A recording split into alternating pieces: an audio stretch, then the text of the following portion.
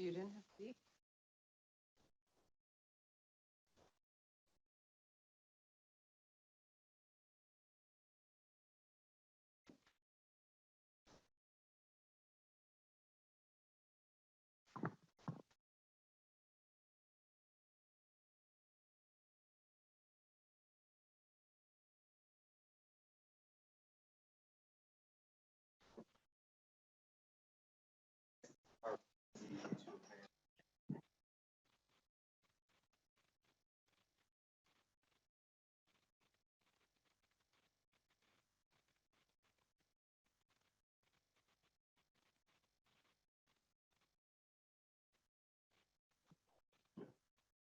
Oh.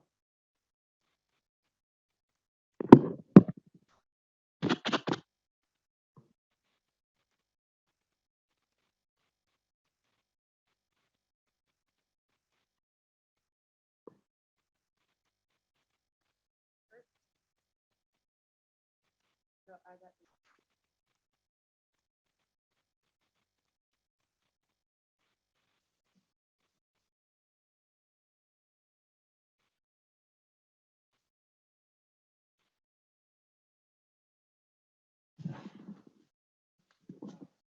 We have a spot for you guys actually in that corner. You can see where it says yeah, round.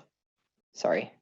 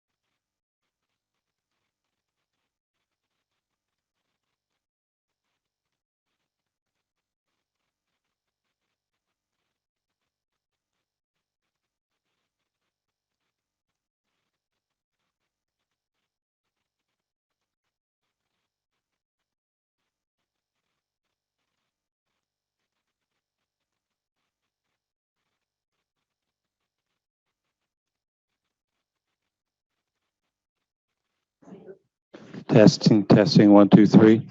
Testing, 1, 2, 3.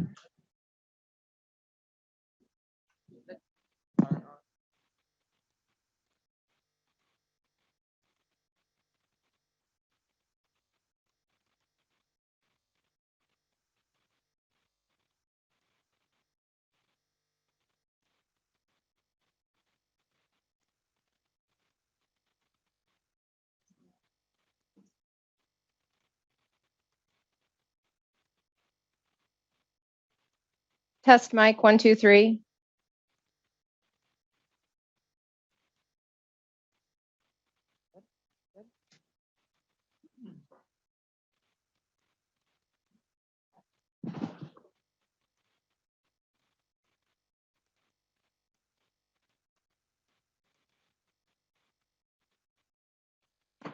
Good evening and welcome to the March 28th, 2022 meeting of the Shawnee City Council. I'm Mayor Michelle Dissler. I'll be chairing this meeting. I'll do a roll call at this time. Councilmember Gillette.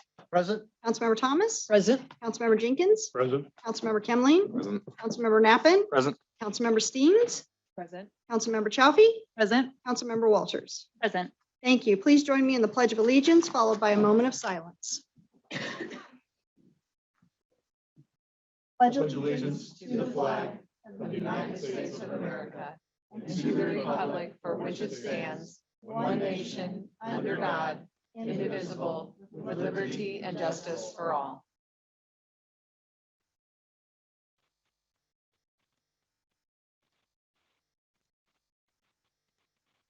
Thank you. Next, I'd like to explain our procedures for public input in an effort to enhance citizens' abilities to present information to the governing body. Anyone interested in addressing the governing body is strongly encouraged to register with City Clerk by noon on the day of the meeting. Information has been posted online about how to sign up. Speakers will be called in the order they registered as provided by the City Clerk. When I call your name, please come forward to the designated microphone. I'll ask you to state your name and address for the record, and then you may offer your comments. So that members of the audience can hear your comments, I would ask you to speak directly into the microphone. By policy, comments are limited to 5 minutes. No person may speak more than once to any, is it once or twice? It says once, more than once to any one agenda item. Only comments related to city business are permitted. Disruptive acts are not permitted. After you're finished, please sign the form on the podium to ensure we have an accurate record of your name and address. Additionally, comments can be submitted to the entire governing body via email at governingbody@cityofshawnee.org. Next item on the agenda is the consent agenda. Does anyone have any items they would like to remove from the consent agenda? Seeing none, I'll accept a motion to approve the consent agenda. Who to approve? Second. Motion's been made, seconded on this item. All those in favor say aye. Aye. Opposed, nay. Motion passes. The next item on the agenda is business from the floor. Did anyone sign up to make any comments?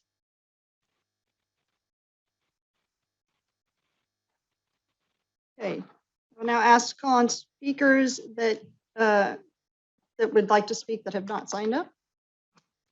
Seeing none, next item on the agenda is mayor's items. We have 3 items this evening. Item number 1 is an update on the Community Engagement Task Force. The Community Engagement Task Force Chair, Ann Spinner, will provide an update. Welcome, Ann. Hi.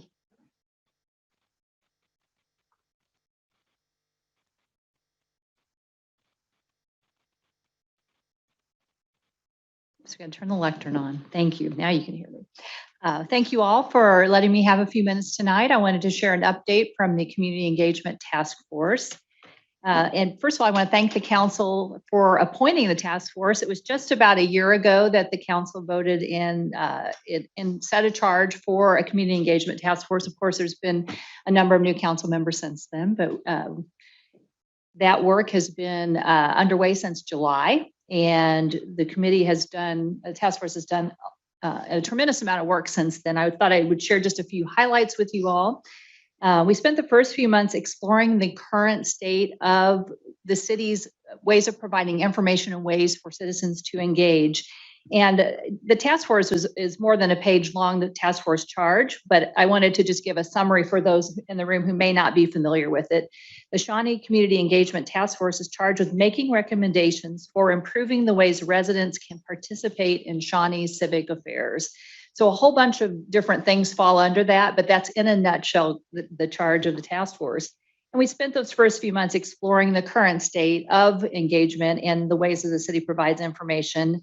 And through that work of the 11 members of the task force, we developed a definition that's been kind of our guiding light as we have done our work.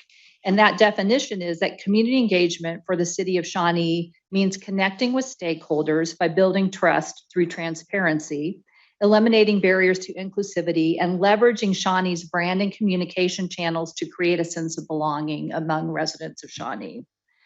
So the last few months, we really have worked on that outreach and gathering ideas from citizens in Shawnee, from people of all different perspectives. We started by inviting city council members to meet with us and share their thoughts and ideas, and we got some wonderful recommendations that I think you'll see in our final report that helped shape our thinking. We also developed 4 sort of working umbrella groups, we call them, of citizens that we really thought we should listen to and reach out to and seek input to as we form recommendations for the city council. And those groups are business community. That's a very large and important segment of Shawnee. And then we had a group that was really residents in neighborhoods, or if you're not in a neighborhood association, it might be neighbors who live in a certain part of town. So just kind of capturing ideas from the residents of Shawnee. We also identified church and nonprofit as a group that we wanted to have some particular outreach to, because they work with so many citizens in Shawnee, and they also are very involved with the city and all its work. And then the underserved or underrepresented Shawnee residents, and that could be any number of things from veterans to disabled to low income to minority groups. It could be a wide variety of groups that may have a harder time interacting with the city for any number of reasons, and we wanted to hear their perspectives. So that's where we've been working the last couple months. And the other important piece of that, so in addition to one-on-one outreaches or small group outreaches or online or virtual feedback sessions, we developed a survey that has been out since late February. And if you are in the audience tonight and you have not taken that survey, please pick up one of these or wave your hand, and my vice chair for the task force, Carla Dyer, can bring one to you. But there's a QR code on there, and it'll bring the survey up on your phone or on your computer. And the survey is open until March 31st. So we encourage everyone who can to take it before then. There is a very nice Shawnee swag package for one lucky person who took that survey if you need an added incentive. And we also have reached out to council members, hoping that you'll share it with your constituents and encourage them to take it as well. We already have had close to 400 people take the survey, which I'm told is one of the larger turnouts from that kind of an outreach to citizens. So we're very pleased with that and hope to see more by the end of the day on the 31st. So I think that's the end of what I'd like to say today. But again, we appreciate any input, and we will be combing through recommendations at our next 3 meetings. So any citizens that would like to come to those sessions and listen to that deliberation are more than welcome, as our council members. Thank you very much. Thank you very much. Okay, so that item is for informational purposes only. Item number 2 is an update on the Public Arts Task Force. The Public Arts Task Force Chair, Deanne Gold-Lancaster, will provide an update. Welcome, Deanne. Thank you, Mayor. So first, thank you for allowing me the opportunity to provide you with an update on the progress our Public Arts Task Force is making toward developing a strategy which will equip our city with a roadmap for possibilities. So the slide you see above, we have completed 2 out of the 6 main key focuses. We have the items that are in progress. We have a lot of ideas around those ideas. We are well positioned to complete the remaining 4 by the end of our 1-year term. And as we meet to discuss what could be in Shawnee, we think ahead to our future. We're particularly focused on leveraging best practices from other cities who have been through this process before. We don't want to reinvent the wheel. We are actively engaging with other organizations to review their strategic plans and what types of information is contained in these strategic plans. And I can tell you that so far of the strategic plans we've reviewed, we picked the right key focuses. So we are set up for success. Last month, I attended an event hosted by the Johnson County Arts Council to discuss the American Rescue Plan Act. And here's what I learned. And I have I brought this document, but if anybody is interested, And seeing this, I will send the soft copy. You can email publicartstaskforce@gmail.com and I'll send it to you. The Johnson County Arts Council is requesting 3.6 million or 2% of the total Johnson County ARP or American Rescue Plan Act funding, which would equate to 1.2 million over 3 years, 2022, 2023, and 2024 to accomplish the following. So this is COVID relief. And as you can imagine, our arts community was impacted by the pandemic. And so there are some things that can be done to help rebuild this. So first, focus is to rebuild arts business infrastructure. And the last time I was here, I talked about the correlation between arts and economic development, replace lost revenue from canceled events, rebuild audiences, venues, arts and cultural spaces. All of these things generate revenue for a community. Build community connections and support community well-being. And then final focus is strengthening support systems for physical and mental health needs. So I know I've talked about just how important the arts are. Many community organizations were at this workshop and we were represented. And I was really excited to meet others and to learn that we're not alone in pursuing a public arts strategy. We're not alone in wondering, we've got all these things and we've got limited funds, and how do we do this without impacting our taxpayers? So I was glad that we were represented, and we owe it to ourselves and future generations to continue to pursue a strategy for public art. I know that this is a one-year appointment, but there are people in our community that are passionate about it, myself included, and we will continue to find a way to implement this strategy. We will focus on doing this without impacting taxpayers, and we can enhance our lives, the lives in our community with art. And if you think about it, it's all around us. And without art, life would be really boring. If you would like to join us in shaping the future of public art in Shawnee, we are having a workshop. So there was a postcard that went out with the community engagement survey. We were one half of that. This coming Sunday, April 3rd, from 2 to 5 p.m. at the Monticello Library at 22435 West 66th Street. Everybody's welcome to attend and participate in this collaborative workshop. Like I mentioned earlier, we have a lot of ideas around the 4 items in progress, but we want more feedback and more input. So if you have ideas and you can't attend, or you have questions, or you would just like to get on our mailing list, please email us at publicartstaskforce@gmail.com. Thank you. I want to add too, because I know the council seems to have a pretty shared interest in tourism in Shawnee. And I came up here to City Hall Saturday afternoon from about 3 to 4, and I probably saw no less than 100 people with that heart. There was actually a line on the sidewalk of people like lined up waiting to take their turn to take pictures with the heart. And I've seen a lot of groups around that's what they're doing. They have a goal. They want to find all 150 or 156, whatever it is, hearts around the Kansas City area. But I just thought the council would be interested in knowing. So I'm hoping that while all of those people were here that I saw, that they took time to stop at the brewery or go to the boutique, over here and shop and spend their tax dollars in Shawnee while they were here. But I was very surprised at the large group of people at just one single heart. So just thought I would share that with the council because I know we want tourism. So, and especially so close to Shawnee Town. Hopefully some of them even visited there. And that item was also for informational purposes only. Item number 3 is to consider bids and award the contract for the community rebranding project. I believe that rebranding our community is imperative, and I'm proud to have initiated this process. Working together with city staff, 9 proposals were received.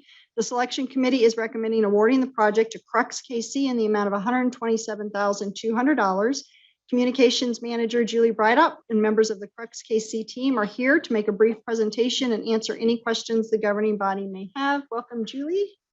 Thank you, Mayor Dissler, and thank you to the governing body for allowing me to do a quick presentation tonight. Again, I'm Julie Brightup, the City Communications Manager, and I promise this will be fast. Just a quick overview. First, I'm going to talk about the background, so how we got to where we are now with our branding. I'm also going to touch on why we need a new brand, how communities can really benefit from a strong brand. Next, we'll look at the project timeline, so where we're at right now today. And then I'll introduce you to our recommended finalist. We have Crux KC folks in the audience as well. And then we'll go over potential next steps. And then, of course, any questions for myself or for anybody from Crux. First of all, just a little bit of a background with our branding. So actually, the most recent branding project was completed back in 2009. So the brand that you see here on your screen is about 13 years old. And that at the time, the city partnered with North Star to do that branding project. And the cost at that time was $92,500. So again, the brand that you see now, you see a lot of other places, right? On our flags, on signs, on a lot of our letterheads that go out, just a variety of places. So why do we need a new brand? That's probably one of the biggest questions that a lot of people have. Brands, I feel like, have strong opinions both ways. People either love it or they hate it, and maybe there's some in the middle. There are a lot of reasons that a strong brand can really benefit a community. These are just a few of them. First, to establish a new strong brand that is a reflection of how our community feels about Shawnee. We feel that it's very important to have a brand and a logo that is driven by what our community thinks now about Shawnee. We've heard a lot of comments from community members, business owners, a variety of people, that maybe our current brand isn't a reflection of where we're at now and where our community is moving in the future. The new brand will also align with the visions from the recently completed strategic and comprehensive plans. As you all know, we've had a lot of opportunity over the past couple years to meet one-on-one with our community and really hear what they think specifically about Imagine Shawnee, also with Achieve Shawnee, with the recently completed comp plan. And we are really looking forward in this process as well to doing as much, if not more, community engagement. We really feel strongly that this brand needs to be a reflection of our community now, all the aspects of it, what they think of our community, and we want to showcase that. The rebranding project will focus the look and feel of our city across all online platforms, direct mail, vehicles, signs, etc. I think, you know, as we were saying earlier, the brand is kind of everywhere. And in 13 years, it has morphed and changed in certain places as well. So we are excited to potentially have the opportunity to get a new brand, really focus it, get a brand and style guide so we're all back on the same page. Everything's very consistent and comprehensive. And then finally, it will give the city a unique and unified brand that is driven by our community. And I don't think I can state this enough. And if you end up speaking with the folks from Crux, they will reiterate this. But we all feel very strongly that we are getting our community input. And we want to know what they think about it. And we want the design and look and feel to be driven by them. So project timeline, this is just a quick look at how we got to where we are tonight. You all approved the new rebranding project in the 2022 budget. At that point, staff started working to develop an RFQ, which we issued in right around the first week of January. That deadline was the end of January, and we had 9 companies that sent in proposals for that. At that point, we formed a rebranding panel, and that consisted of Mayor Disler, City Manager Sunderman, Assistant City Manager Caitlin Gard, Deputy Parks and Recreation Director Tanya Lecure, myself, and then Chamber of Commerce President and CEO Ann Smith Tate. And at the point that we got all the bids in, again, we received them from 9 companies, so we all individually scored them, and then we came together to discuss it. Out of those 9, 4 really rose to the top, and we invited all 4 of those companies to come in person to do in-person final presentations for the panel. We really found that beneficial. We were able to get a better feel for the people that we will potentially be working directly with, who will be helping navigate us through this project, because it's obviously a big project that we haven't done in 13 years. And we really want to have a strong partner to help guide us through and make sure that we really get the best possible brand for our community. So after lengthy discussions from those 4 final presentations, we chose Crux KC out of KCMO, and that is their brand. So the budget that was approved for the community rebranding project was $300,000. Crux's estimated price is just over $127,000. We felt pretty comfortable with that budget and their proposal because that leaves room from the get-go for some of those hard costs that are going to come after a brand is developed. And especially once we get the design approved and then we start with the execution and rollout, which is a whole nother phase of that. So next steps, if you all approve the contract, we are really excited to get started with Crux KC. They are just bringing a lot of energy to the table already. And I say we plan to start the project immediately. We've already been definitely kicking around some ideas for what we can do if this is all approved. And an estimated timeline, just in case anybody was wondering about that for the new brand, is 12 to 15 months. And that really gives us plenty of time to do as much community engagement in person, online, at events, all kinds of things. Also then to really develop that design that's driven by what our community is telling us they want it to look and feel and be. And then of course to make sure that that is approved and then we're able to start the rollout from there. And if anybody has any questions, I'm more than happy to answer. And again, we have folks from Crux who would be happy to answer as well. Mr. Knappett, I do want to add, so I think I was the only one around when the first one came through. So at that time, we did have a stakeholder committee, but we did not have community engagement on the brand of our infamous dead tree. And after I was elected mayor, the number one thing that was said to me, whether I was going to chamber events or the coffees or whatever it was, people were like, when are you going to change the brand? When are you going to change the brand? When I mean, so this has been a conversation for 6 years. And I feel very strongly that a dead tree does not represent us, and especially more so without going through Imagine Shawnee and Achieve Shawnee. And, you know, the number one thing that keeps coming up, what people love about Shawnee is our hometown feel, and our hometown is not a dead tree. So with a third grade font. So I think it is very important that we work and we get the community engagement on this, and we really make it a brand of what is really representative of the city of Shawnee and not a dead tree. Councilmember Knappett? Yeah, I was basically going to say what you just said.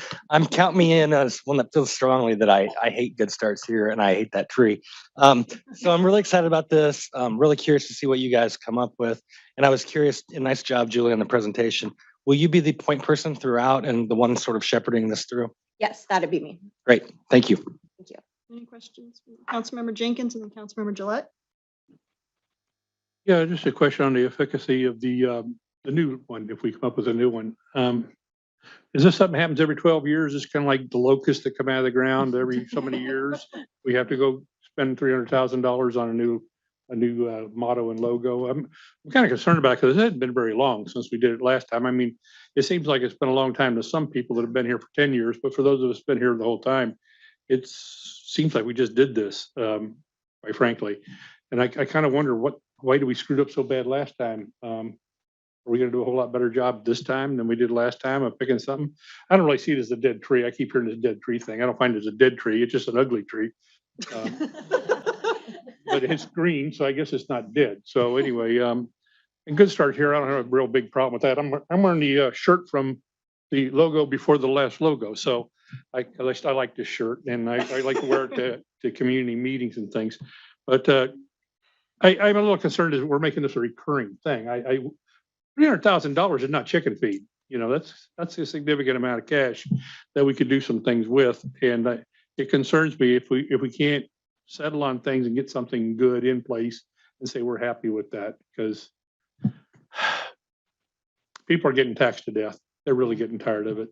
And I know there's a lot of people like me that just got a reappraisal on their house by the Johnson County appraisal office, and mine went up 25% this year after going up 19% last year. I'm like, holy cow, how am I supposed to keep my home if they keep doing this to me? So, you know, taxes are important to me, and the fact that we're going back to our taxpayers and asking them to do this rebranding does cause me some pause to think about, wow, what are we getting back from this $300,000? What do we get from that? And can you really go out here on the street and do the man on the street thing and say, hey, do you know what our brand is? And I I don't think there's one out of 100 that could tell you it's a dead tree or whatever. So I really wonder about the impact of this. Is it really a big impact? Is it not? So there's a lot of questions in my mind. I like the idea, but I don't like the expense. So I'm kind of having to wrestle with this a little bit. Going back and asking the folks for $300,000 to change the logos on our not our fire trucks, but our public works trucks and all that kind of stuff, and our letterhead and my business cards and so on. Is there really a good value in that? So I'm just having to mull this one over. I'm trying to get sold, so we'll see what you guys can do in terms of selling me that this is really a good idea and we really need to do this.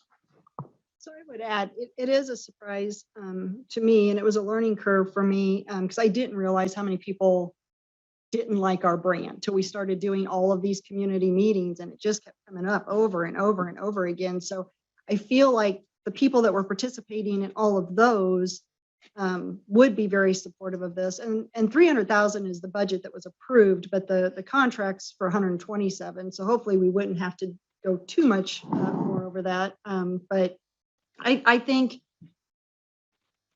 Well, actually, Mayor, it may cost more for the implementation because you have to replace all this stuff that we've already got with a new one. I think that could be part of it too. I think because in our original discussion, if you look back in the minutes, I specifically asked this and was told, no, none of that stuff would change, but it did. I think if we have the font of the new brand or whatever, and all of our vehicles and all of that just say the city of Shawnee without whatever the image is, then even if it did change at 15 years from now, that stuff doesn't have to change. If we just keep that basic to where the font matches the new brand, but we shouldn't have put dead trees on our trucks because that wasn't the agreement when it was passed. Were you here then? Oh, In my discussions, I did talk to the city manager about this a little bit, just had a conversation with him on it. And because everything official was supposed to keep the seal. Well, he stated that we would utilize the stuff we already have up to the point that it was expended, letterhead, stationery and cards and all that kind of stuff. That would reduce the cost somewhat because we would only be ordering new stuff to replace, to backfill expended materials or whatever. I think on the vehicles, that'd be a little bit different story. We'd have to remove those decals and replace them. But it is quite possible that the amount of money that we spend on implementing the new brand may be equal to or greater than the cost of the contract to get it developed. So I don't want to minimize that. I want to make sure we're upfront with what we're talking about here. I have Councilmember Gillette and then Councilmember Thomas. Hey, Julie, thank you for your work on this. I just had two quick process questions. And maybe our folks, your Crux folks can help answer the second half. But the first half of my question was who will make the ultimate final decision on what the logo becomes? Is it the council? Is it the committee? Is it both? How will that go? That's part one. And part two, maybe they have a rollout phase of maybe some preliminary ideas. I just kind of wanted to hear just some general ideas of what they thought, how the process would go over 12 months. Thank you. Sure. Yeah. And we have Crux founder and CEO Malia McRae, who can speak to that second part of it. I'll go ahead and take the first part. So yes, like I was mentioning, it really, really is important to all of us because we know that it's important to all of you that we have a lot of community engagement, and that would include you all. You all are part of our community. We very much so plan to loop you all in from the front end. We want as much buy-in as we can get. We want everybody to be part of the process. We don't want this to be some hidden thing that all of a sudden we reveal and half of you hate it and half of you love it. That's not at all our intention, and that's not a good way to do it. And I've already had preliminary discussions with the folks at Crux about that. We don't want some surprise reveal. So it will ultimately be your decision at the end of it. It was whether to adopt a recommended brand and logo that our committee kind of recommends. But yeah, we don't want to do some surprise reveal. We want you all invested in it. We want you all at the community engagement sessions, at all of the events where we will be doing outreach. We want you to help get your constituents out there. We want you to help. And as far as the second part, I'll let Malia come up and address that. Oh yeah, we'll bring the whole crew up. Yeah, we get Tony. We get the final vote. The other one came before us. Good evening. I'm Malia McRae, founder and CEO of Crux, and this is Becky Schieber, who would be your Chief Marketing Officer. spearheading the whole initiative. And she can speak more directly to the process, but we do have a tried and tested process that we will take you through. So if you want to talk through the timeline, Becky. Yeah, for sure. And I think it was specific to the implementation, right? And so really we work with you collaboratively, as Julie said, to prioritize what are the things that we need first. What are the nice to haves that can kind of go down on the list as budget allows. We work with you to identify vendors, whether those are local here in Shawnee, or maybe there's a more affordable option, outside of the community, and really let you kind of guide us through that. What is the most effective way to get the brand out? But it's going to be collaborative, and it's going to be a process, and it's going to be a process across many months, not all at once. And it's also, I will add, not here's your brand. It was great working with you. See you later, right? We're going to be here to help to implement. You've got, Julie does a great job. I'm a Shawnee resident. I see all of the communications that go out. So, you've already got a really solid foundation for communications, and we are just adding on to that with some of the resources that, frankly, you would pay quite a lot more than the $127,000 if you're bringing in a graphic designer and, all of the things that you need to implement a brand effectively. Can I just touch on Councilmember Jenkins, your comment as well about the tree, and yours as well, Mayor. The brand is so much more than just the logo itself.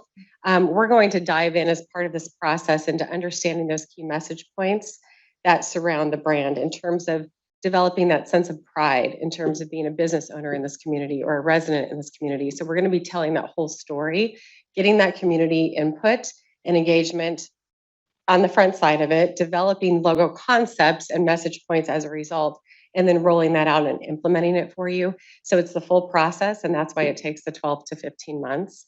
And we're really excited about this endeavor and partnering with you, City Council, as well as your staff to make this happen for you.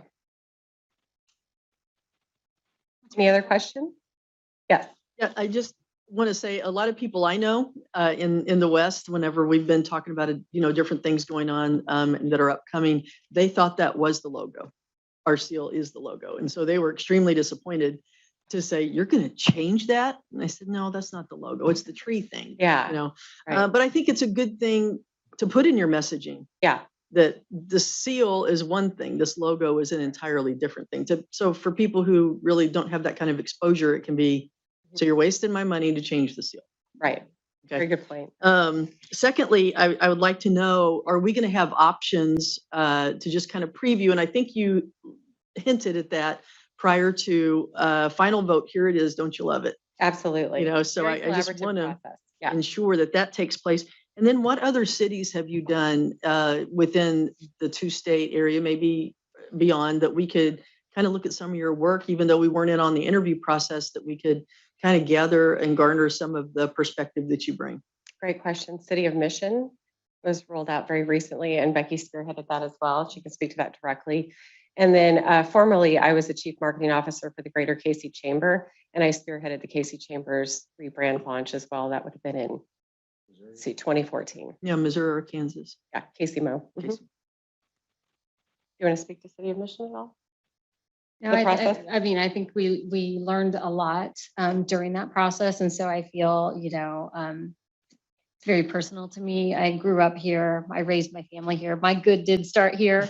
I love that tagline. So, but I also hear what you're talking about the tourism, right? That doesn't cover all of that. So, I think that we learned a lot, and we learned that, nothing gets done, nothing gets decided by one person, and it's not, just council. It is all of the community, and it's community at all levels. And, it's a cross section of the business, like Malia said, business, nonprofit, faith-based, schools. And so we wouldn't feel good about the job that we were doing if we didn't touch on all of those. I mean, that's just not the right way to do it, frankly. So, so that's how we approached it with Mission. And so we have Kansas City, Missouri, and Mission. Do we have maybe one or two others within the area that y'all have been in contact with, or maybe even St. Louis or Wichita, or no? Okay. Not cities, no, but a lot of companies Companies. Okay, very good. and nonprofits. Thank you. And speaking of the tagline, what the feedback we get is good starts here, great goes elsewhere. So that's why good starts here does not work. Right. Shawnee, Okay. because we're the No. best. Yes. Yeah. So, We'll be looking at the tagline as well. Yeah. and you will be scrutinized very, very much. So expect that. Councilmember Kimling. Yeah, I won't defend the current logo either. I don't think it's all that great. I didn't think it was great when I got here. And when I got here, I was upset when I found out how much we paid to get it. And so definitely won't defend it or say that what we have is good. I do share some of the same concerns as Eric. I've been on this for 9 years, and I'll bet if you ask my wife or kids what the logo is, they couldn't tell you. So I don't know if I can justify this kind of expense as someone that sat here for a long time and talked about decreasing taxes in the mill levy. I don't think we're going to find that in one chunk. I think we have to do small things here and there. And I feel like something like this could add up to potential cuts for the citizens in the future, or for us to be able to use on other things such as roads or stormwater drainage. All right, thank you. Any other questions or comments from the council? Okay. Seeing none. Are you done, Julie, with your presentation? The recommended action is consider approving and authorizing the mayor to sign the final contract as approved by the city attorney. Does anyone on the council have any further questions? Councilmember Thomas? Just to Mike and Eric's point about cost, it is a lot. And, I just paid $62 today to fill up my car, which not that long ago, it was 31. So this impacts people. So when we look at a budget of $300,000 and out of this comes 127, how are we going to influence?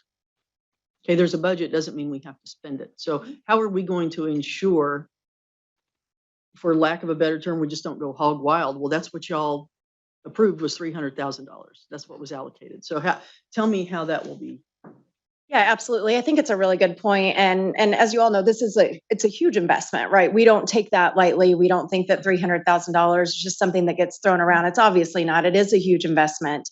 But we do really feel like it's something that's important to our community. It will help with a wide variety of things. But you're right. We don't have to just blow all the money at once because we have it budgeted. So if approved, we would work with Crux KC after the development of the brand and the logo. And then we really would work with them to identify what are our priorities. So what is kind of the biggest bang for your buck? What are those hard costs that physically would have the greatest impact to start? And then we would price that out as we go. There's a lot of things that aren't going to cost that money, that extra money, like we'll reskin the website. So that will be with the look and feel of the new brand, the new colors, all of that. Same with social media. It's a really, it's a pretty easy flip once we get that done. You'll see it also. Another thing that, will be kind of included in that contract and not be extra money would be like any of our graphics that we're using on social media in the city line. Any of that will be with the new look and feel of our new brand and tagline. So there's really a lot of impact that we'll be able to have included in that 127 and in that $127,000 that won't be an extra hard cost. The extra hard cost would be more like Mayor Dissler had mentioned earlier, like the vehicle decals, signage. But again, that's really something that we will work with Crux as we get further down into the project and identify what are our priorities, what do we want to do first, and then we'll do that as the budget allows. Councilmember Knappen? Yeah, quick question. I'm just curious, and I don't know if you have an answer or not, but I assume there's an expected ROI or return on investment on this as well. Is there any way to put an expected ROI on what we're actually going to get for this? Because again, Good Starts Here to me is just so underwhelming that I definitely would like it changed. But you're right, that's expensive. So. It does come to, if you take the full 300,000, not just the 127, but you take the full 300,000 divided by 67,000 residents, we're looking at about $4 per resident to rebrand the city. $4 per resident. So I don't think that's going to impact our taxes or our fire trucks or our streets. And Councilmember Knappen, as you were saying, I don't know that there is a specific dollar amount that you could place on the ROI, but as Malia and Becky were stating, just the community pride that you have around a good brand, because quite honestly, we've backed off of using our brand on a lot of stuff because we knew that you all approved this budget, or I'm sorry, this project.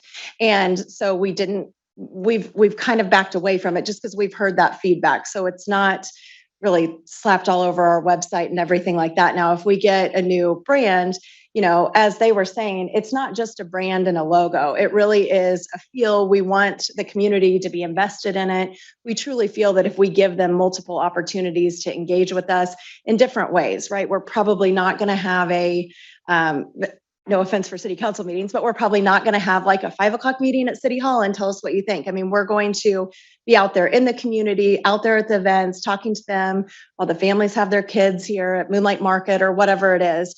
And so we're really trying to reach a wide cross section of our community. So all ages, all different families. We want to hear from the business community. Anne will be just super beneficial in helping us get in touch with, the tourism side, all of our other stakeholders. So as far as a dollar amount, I don't know, but I do think that it will be extremely valuable to have a strong brand that's cohesive throughout our whole entire city, all of the departments. And again, with the Chamber, EDC, and Visit Shawnee, I just think it will really create a united front. It will help us when it comes to recruiting businesses or residents or anything like that. So I don't have a specific dollar amount, but I do think it's a very beneficial project. And I do know, especially for the longtime residents that, show up at the events that I have and things like that, we have a deep, deep, deep pride, Shawnee pride. Those of us that are lifelong residents and stuff like that, and whose families of generations have been here and all of that. And it's important to them because there are some of the feedback that I get that hates the tree. So I know there's that pride, and I think we need to represent that pride. Councilmember Jenkins? A couple things. I don't want to poo-poo the expense and say it's only $4 a resident, because I think that's kind of disingenuous. It's kind of, I think, insulting to our residents a little bit. Because tonight we're going to look at a lot of other things too. We're going to look at the health insurance plan for our employees for next year. There's $500,000 right there that we're going to have in increased expenses we're going to be taking on for that. And the increased expense thing is becoming almost like a rolling thunder or something. We're just continually dealing with additional cost to try to provide good services to our folks. And I think that's our job, is to provide as good a services as possible. We've talked so many times about wants and needs. And there's the needs. We got to fix our roads. We got to have street lights. We got to have all this stuff. But we don't really need to fool with this logo. So that's a want. And maybe it's a want we want bad enough where we want to do it. But I'm saying that's definitely a want. That's not a need to do that. I wonder how this equates to. I've been told that we're working on a new brand for downtown. Is that correct? Are these related in any way, or are we talking about doing a new brand for downtown? I know Ann Smith Tate and her gang are working on that, and they had some great ideas. Is that a separate project which will also require funding? That was driven through the chamber. That's yeah. Is the chamber taking care of that cost on that one, Ann? Okay, so that was coming out of the chamber.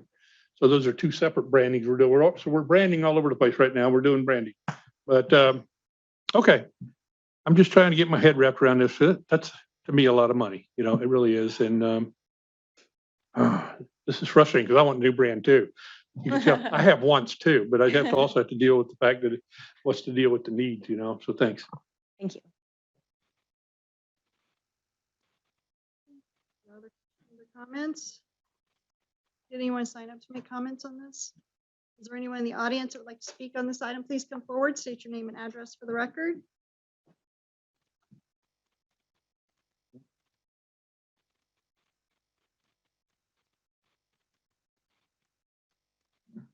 Tracy Thomas, 13022 West 76 Terrace. I served on the council from 1999 to 2004, and I was on the committee that worked on Live, Work, and Grow, which was our previous brand. I will say that Councilman Frank Good loved Good Starts Here because his name was Goode. We had a committee of community stakeholders, and it was mostly driven by trying to help the EDC, the Economic Development Commission, explain where Shawnee was and what it had to do with Greater Kansas City. I also, from my ad agency that I ran for 40 years, was contracted with the Lenexa chamber, and their logo was the rising star on the Kansas City horizon. So that's why when you see the star in Lenexa, that's what it was about. It was branding of a city for purposes of attracting new businesses to come to town. The cost that we spent for Live, Work, and Grow was $200. So we had the people that were responsible for marketing Shawnee agreed on the theme, and then we hired a graphic artist to draw it up for $200. So now we're at, $300,000. I know that we keep talking about transparency and involving the public, but asking people at Moonlight Madness what they think is kind of like a guy in a diner. Everybody has an opinion, but there's a big difference between marketing a city to attract businesses that will increase the businesses that pay taxes so that we can lower taxes for citizens, and just asking someone who lives here in Shawnee. We're kind of captive residents here. We can't afford to move anywhere else in southern Johnson County at the cost of housing right now. But it just seems like an extreme expense when, as Councilman Jenkins said, we have hard needs. So thank you. Anyone else that would like to speak to this item? Seeing none, I will accept a motion.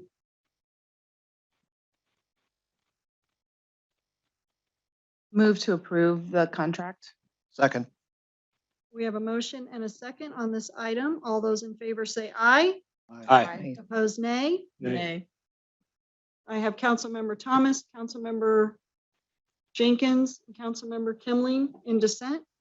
Motion passes. Next item on the agenda is public items. Item number 1 is to conduct a public hearing to consider adopting a resolution stating the city's intent to issue private activity revenue bonds for BK properties located in the southwest corner of 43rd Street and Clare Road. The bonds are to finance the cost of acquiring, constructing, equipping, and furnishing approximately 257,615 square foot industrial warehouse facility located at the southwest corner of 43rd Street and Clare Road. Property will be exempt from ad valorem taxes for 10 years, but the company will enter into a payment in lieu of tax agreement, continue to pay personal property taxes and any special assessments or fees. A resolution is required. I'll accept a motion to conduct a public hearing. Move to conduct a public hearing. Second. Motion's been made, seconded on this item. All those in favor say aye. Aye. Opposed, nay. Motion passes. We are now in a public hearing. This is a formal public hearing required by law. Does anyone on the council have any questions? Anyone sign up to make comments? Is there anyone in the audience that would like to speak to this item? I'll accept a motion. Hearing no public comment, I'd move to conclude the public hearing. Second. Motion's been made, seconded on this item. All those in favor say aye. Aye. Opposed, nay. Motion passes. The public hearing is closed.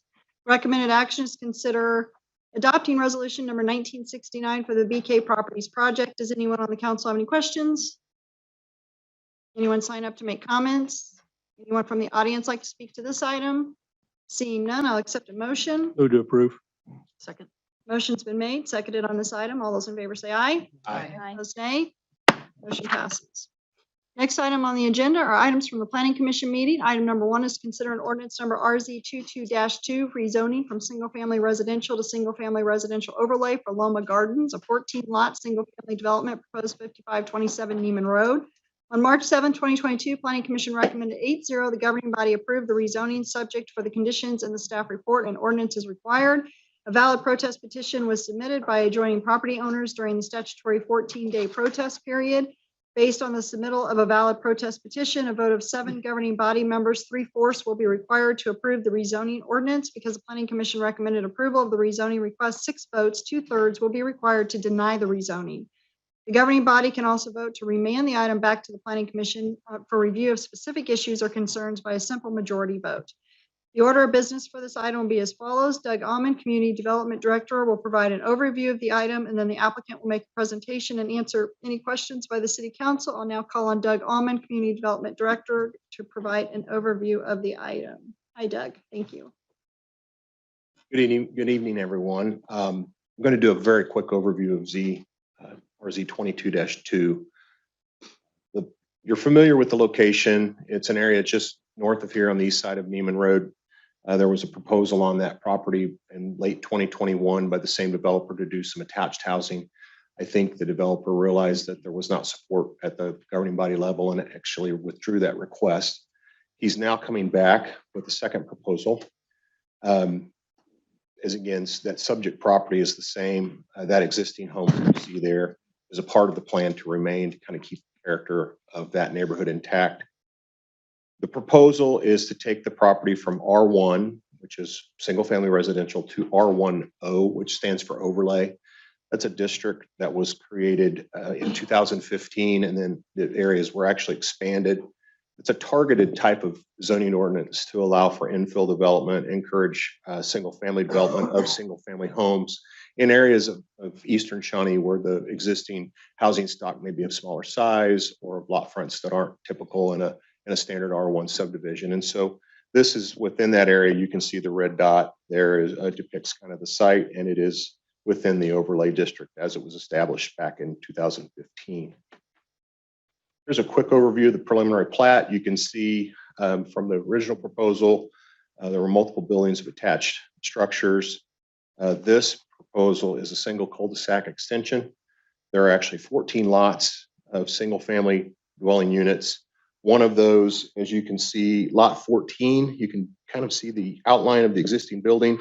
The garage that's related to that existing home will actually be demolished, but the intent of the developer is, because of the character of that house, is to leave that house on lot 14 as it exists. And from that, part of that discussion at the planning commission level was one slight deviation in those front setbacks of 20 feet to allow that existing house to remain rather than tear it down and start over from new. Interesting aspect of the R1 overlay district is that, unlike a single family zone, straight R1, the applicant's required to provide architectural elevations so that staff, plan commission, and the city council can review what those buildings are actually going to look like. So there's multiple elevations that home builders will have to choose from. The idea was to come up with a single story bungalow, cottage style type design. As you saw from the previous preliminary plat, there are some larger lots on the east side of the subdivision that might afford a larger home.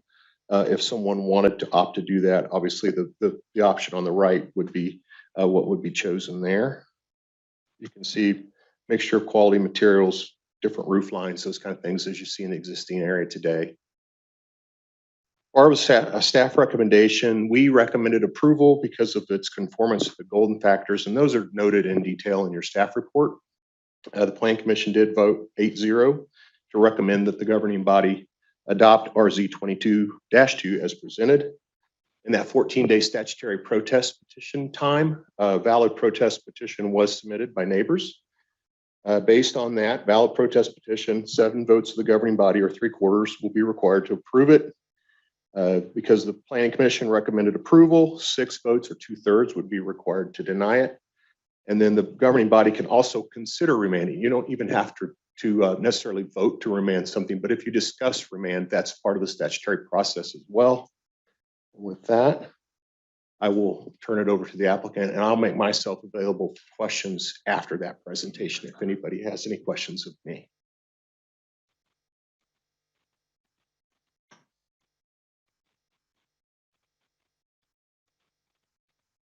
Hello, Kevin Tubasing, 5,000 Haskin, Shawnee. So what I thought we'd start, because obviously there's history on this project, right, with the property. And so part of the process of when you have to come back on a property is to take the feedback that was provided in the first meeting and, bring it back into why we did what we did. So we just pulled some comments out of the November meeting. Councilmember Jenkins, this was my deepest concern is the character of the neighborhood, and perhaps possibly is somewhat the density of the project. That's going in bordering on 10 units per acre. One of the protest petition leaders, Mina Davison, and you'll see her throughout the presentation, is her comment was 5 units per acre would be more than reasonable. Councilmember Thomas, you mentioned that folks are looking for one level or a home with a master on the main level. And Ms. Blake, who represented the Citizens Interest Group, I'm sorry I capitalized that, but I'm not sure if it's capitalized or not, is the streets of our neighborhood are filled with single family homes. This was a huge plus for us when we were looking for a place to buy. Also, Ms. Blake, we wouldn't mind seeing a few duplexes or a few houses. And then again, Ms. Davison, the proposal is in a single family neighborhood that has had the benefit of what owners bring to the table: 1, longevity, and 2, long-term prime in their property, both of which lead to commitment to a neighborhood and the community. And again, Ms. Davison, single family absolutely remains an option here. There is no doubt the density can be increased from present, but a multifamily complex is not the answer. So we heard you, and we designed the next phase, as we call it, of the existing subdivision. If you're all wondering where Loma Gardens come from, Loma Gardens is the subdivision to our east that we'll be just building the second phase of. And this is what we had in mind. So a little bit of history. Many of you know this, but many of you were not on the council, of course, during the days of Neiman Now. Many of you are probably happy about that, probably, in some ways. But Neiman Now actually was a great improvement to our city. You know, as much as it took a little while to get there, it really was. It opened up a lot of development, the ability to create attraction in downtown. And let's face it, at the end of the day, we spent $33 million. I call that number moves around a lot. 33, 38, I'm not sure, to do it. But one thing to remember, of course, is that Neiman Now did not stop at 57th or 56th Terrace. Neiman Now moved, went all the way to 55th Street, and we did that on purpose because the intention was to develop up to that point and to open up that area for development, specifically this 3.1 acres. So I think it's just important, at least as a taxpayer myself here in Shawnee, and I think a lot of other taxpayers feel that that investment to go with the 55th Street should be captured. Just touching on golden factors, don't want to beat you down on this because I know you've all got it in your reports, but we are fully in adherence to the applicable golden factors, Kansas law, and Shawnee ordinance. So I thought it was again because Mina and her neighbor represent themselves as kind of the leaders of the protest petition in the neighborhood. And so I thought it was important to use her presentation from November to point out the 4 reasons why in the comprehensive plan she felt that the plan did not actually meet the comprehensive plan at the time. One was the fit character of the neighborhood, specifically the character significantly impacted a density of the area multifamily in a single family neighborhood. So we aligned the density with the existing. The character of the neighborhood, of course, is defined by the one of the homes that we're keeping, since it was built before anything else around it. So by definition, maintaining the character of the neighborhood, and everything we have is single family detached lots. Zoning by nearby uses. So again, we use identical. Our use is identical to the neighbors and aligned to the structure which was admitted by the city council just a few years ago with the overlay district. Stability of the property to current zoning classification. Again, using her words, R1 single family development of some kind should be an option. That's directly from her quote there on the left. R1 overlay is a type of R1, of course, and is with a different criteria intended for infill neighborhoods because of the flexibility of infill development being needed. And then the extent to which the removal of the restriction would detrimentally affect the properties, again, our use is identical to the existing neighborhood. So it has no conflict there. So in addition to concerns that were expressed in November, just feedback we've gotten along the way, we wanted to hit these 3 points. So we have not maximized the land. And this is something that everybody always wants to bring up about, the developers come in and they always maximize the land. They always, build to the maximum extent, et cetera, et cetera. And I think it's very important to understand that we did not build the 22 homes that the R1 overlay district would have allowed us to. We did not punch through to 56th Street as our own ordinances and our own guidelines within the city of Shawnee say we should have. Okay, we extend all dead end streets. That's the way we do things in Shawnee. But it wasn't what the neighborhood wanted.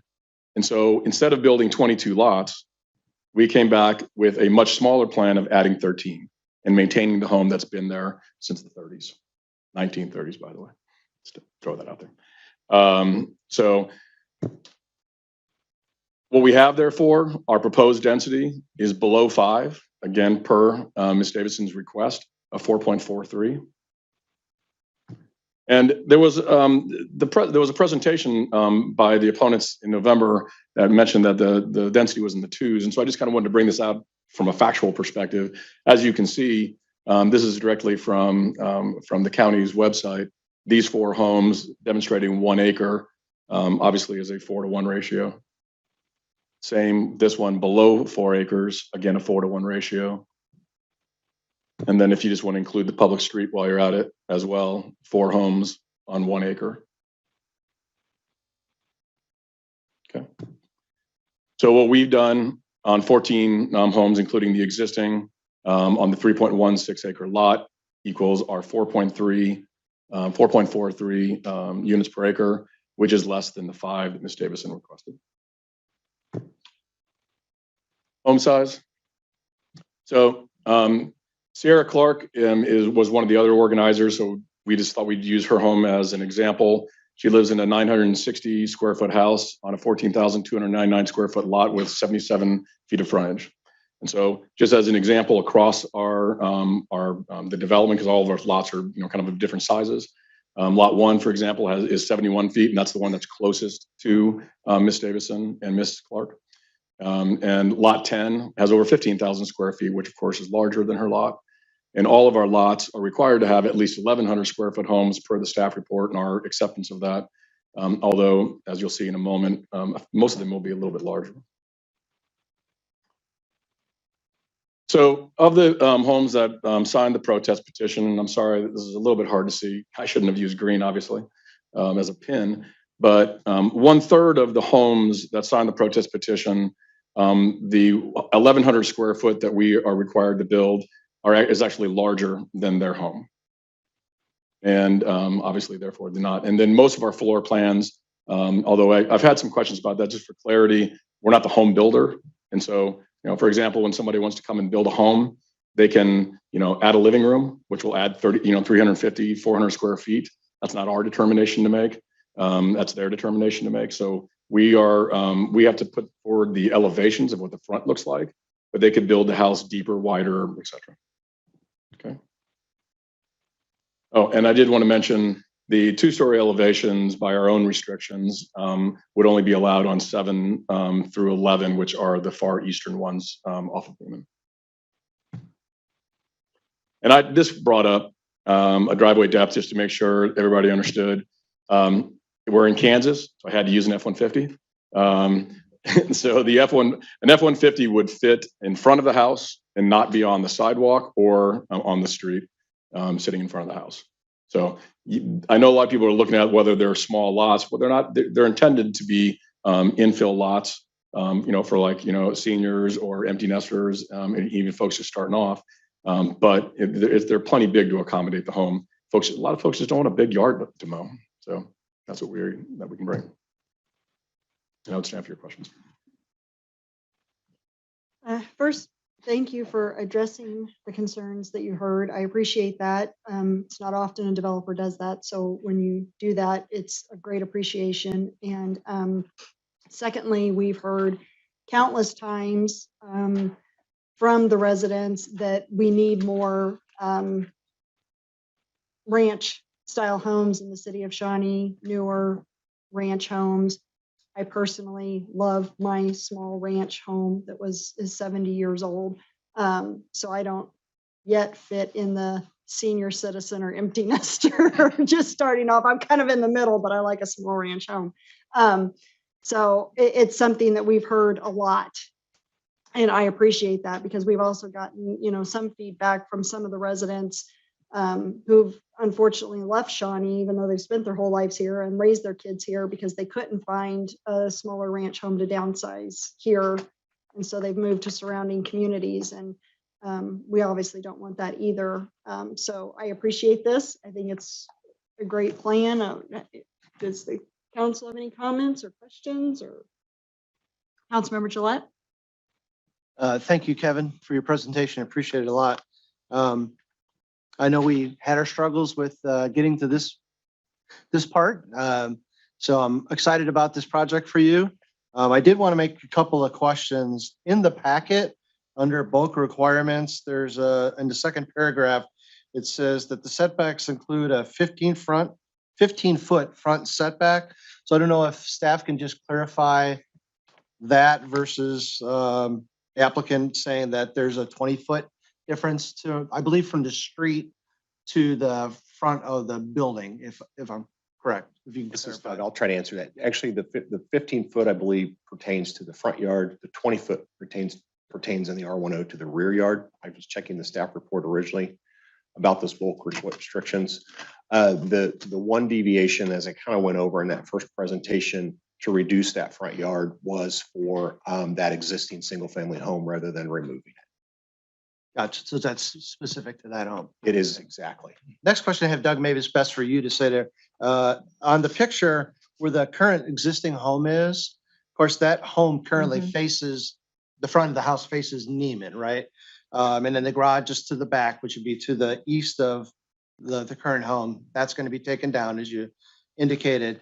So that house will be remanded facing the new street that would come through. Is that the plan? I would let Kevin probably formally tell you his plan, but it's my understanding, because there is an open space area adjacent to Neiman there, that they're going to reorient how cars will access that house with a new driveway. But Kevin can probably give you even better detail on that plan. So we haven't designed that yet, to be honest, but more likely than not, we'll attach a garage to the south end of the home. So the driveway will come off the new street and will come in front of the home. And then you'll just turn left into the garage. Whether it's attached or detached, we don't know the answer to that yet. Gotcha. And one last question regarding that home, though it's labeled Lot A, which would be to the west, adjacent to Neiman, Neiman. That the houses to the direct north of, north of this property, what's the setback of that home? So my question is if we put a home in between the existing home and then towards the street, is it going to line up? Tract A is a detention pond. It's a dry detention pond. I'm talking about on the corner of 55th and Neiman would be the next home, if I have that correct. There's actually two homes on that corner So there. will they line up with this home, or will they be far closer to the street? That was kind of my question. So let me go back to a map for my own sake, if you don't mind. I think so the home, the lot one, and I apologize, on that plot plan there on the bottom right, you're asking if like the west side of the home would align to the home that would be to its rear. I don't know if I have an answer To to the that north question. or to the south? Yeah. So I would say the answer is yes, it has to be. If you look at the home, I don't know how to enlarge that, but if you look at this home right here on the monitor, if this is the front of that house, when we set back from Neiman, we would have to be roughly in alignment with that, yes. It's relatively close. Yes. Yeah, I mean, Doug, you can probably get more specific. So in a lot-to-lot situation, you would have that 5-foot setback for that lot that abuts Neiman, but because it's a corner lot, it has a front setback and a front setback. We'll push that house further to the east. And one next question is, in your description of the homes, you're showing a listing of one-level homes, but carports. Is that, what's the thought process of carport versus garages for? I'll let Kevin address that. I think these are concepts because I think you're gonna have builders do this. Yeah, do you want to load, or can you load the that PDF? May have Caitlin do it.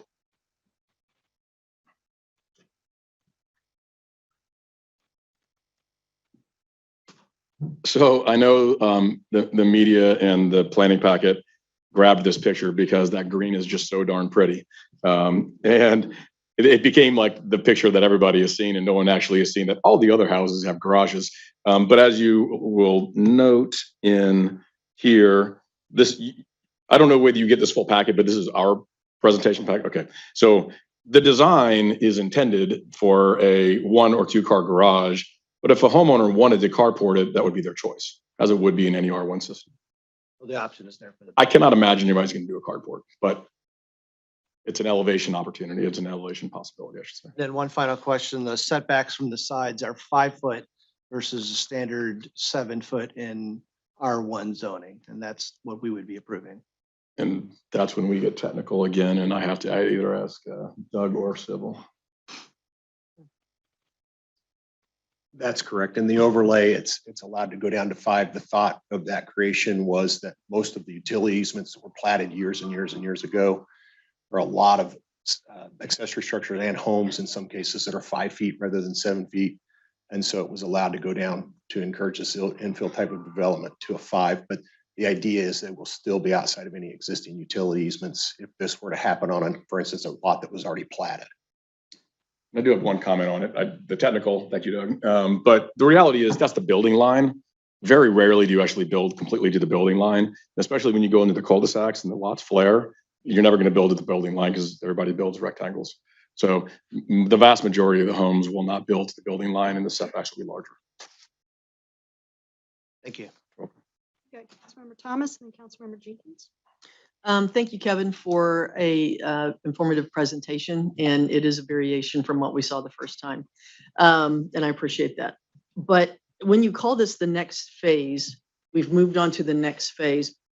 What is the first phase? Are we going to have the same thing presented to us again at some point? If this isn't the next phase, can you?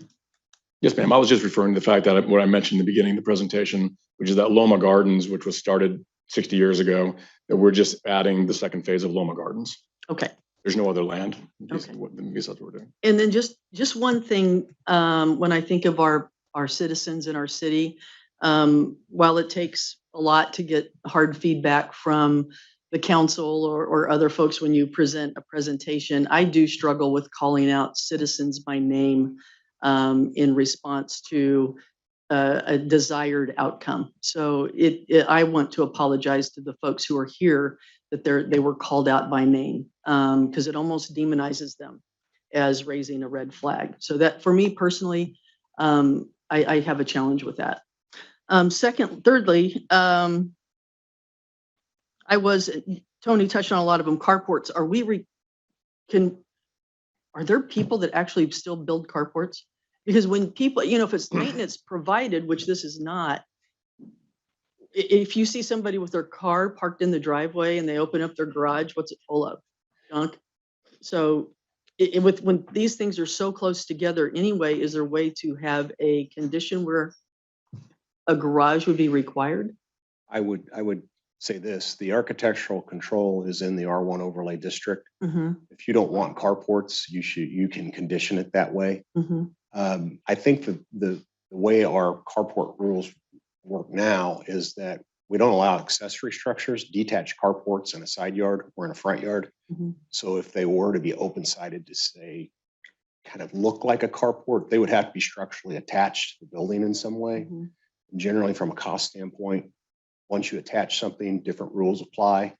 And I can think of very few instances where someone has done an attached addition that is a carport.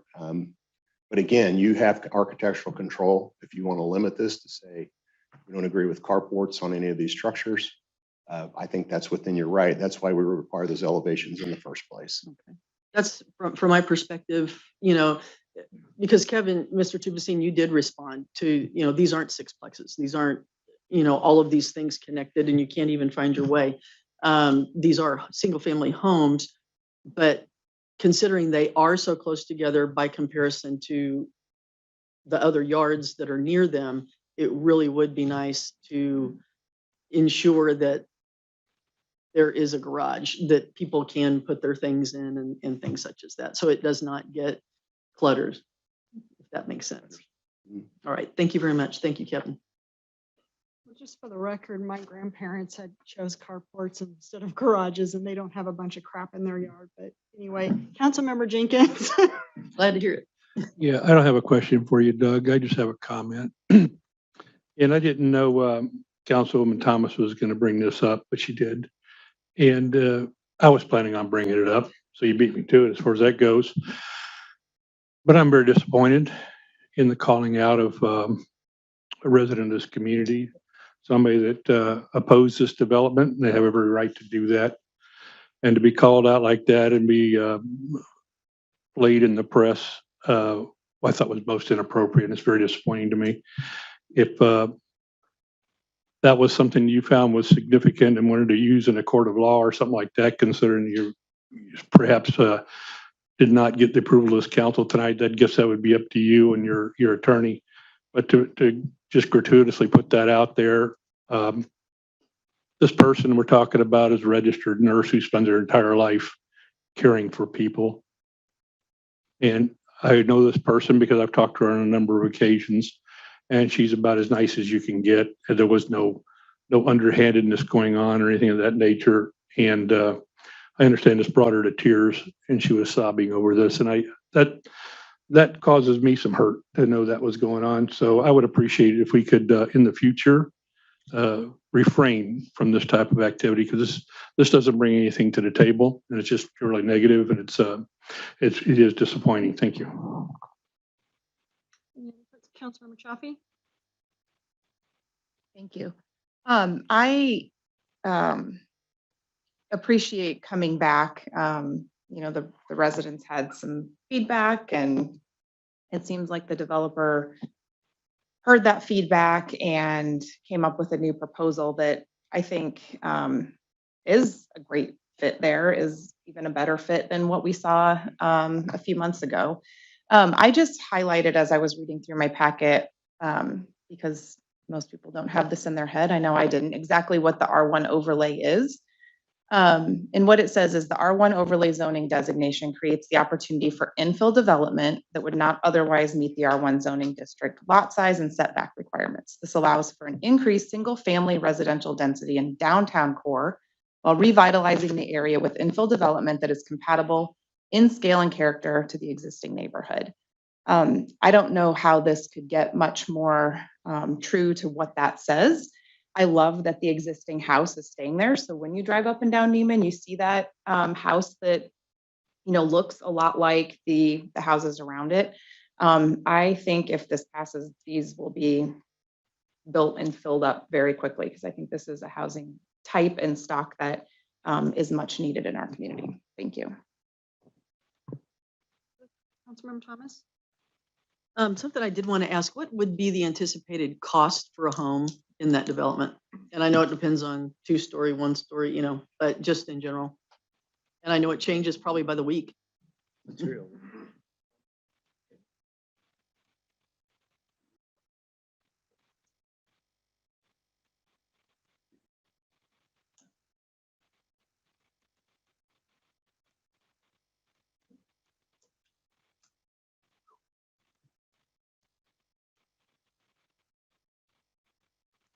Well, and people I've talked to, they're looking for houses in the 300 range that are reasonable, and some of the square footages, respond to that. But I didn't ask the question I meant to, but thank you.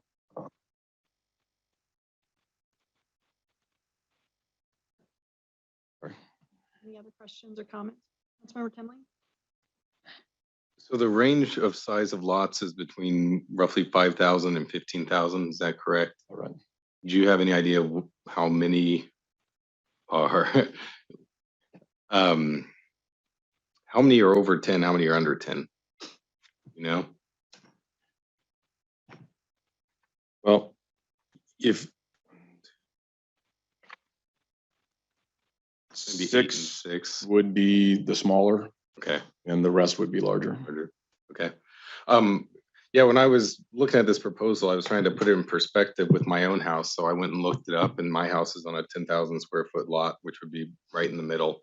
And my square footage is right around 1,100. So to me, this sounds like what my neighborhood looks like is what you're talking about here when I went to, just for comparison's sake.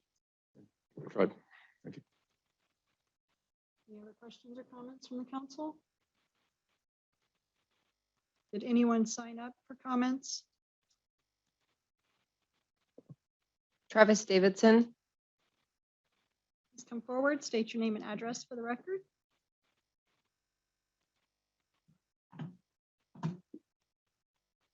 Good evening, everyone. My name is Travis Davidson, and I live at 5504 Neiman Road. I wanted to share some of my concerns and a neighboring resident who was not able to make it to this evening. First off, the planning overview statement states the staff reviewed expected traffic impacts from Loma Gardens proposal. Us residents would like to see the data to support this and the mechanical traffic counts. The proposed number of new homes and the resulting traffic impacts would undoubtedly create additional congestion.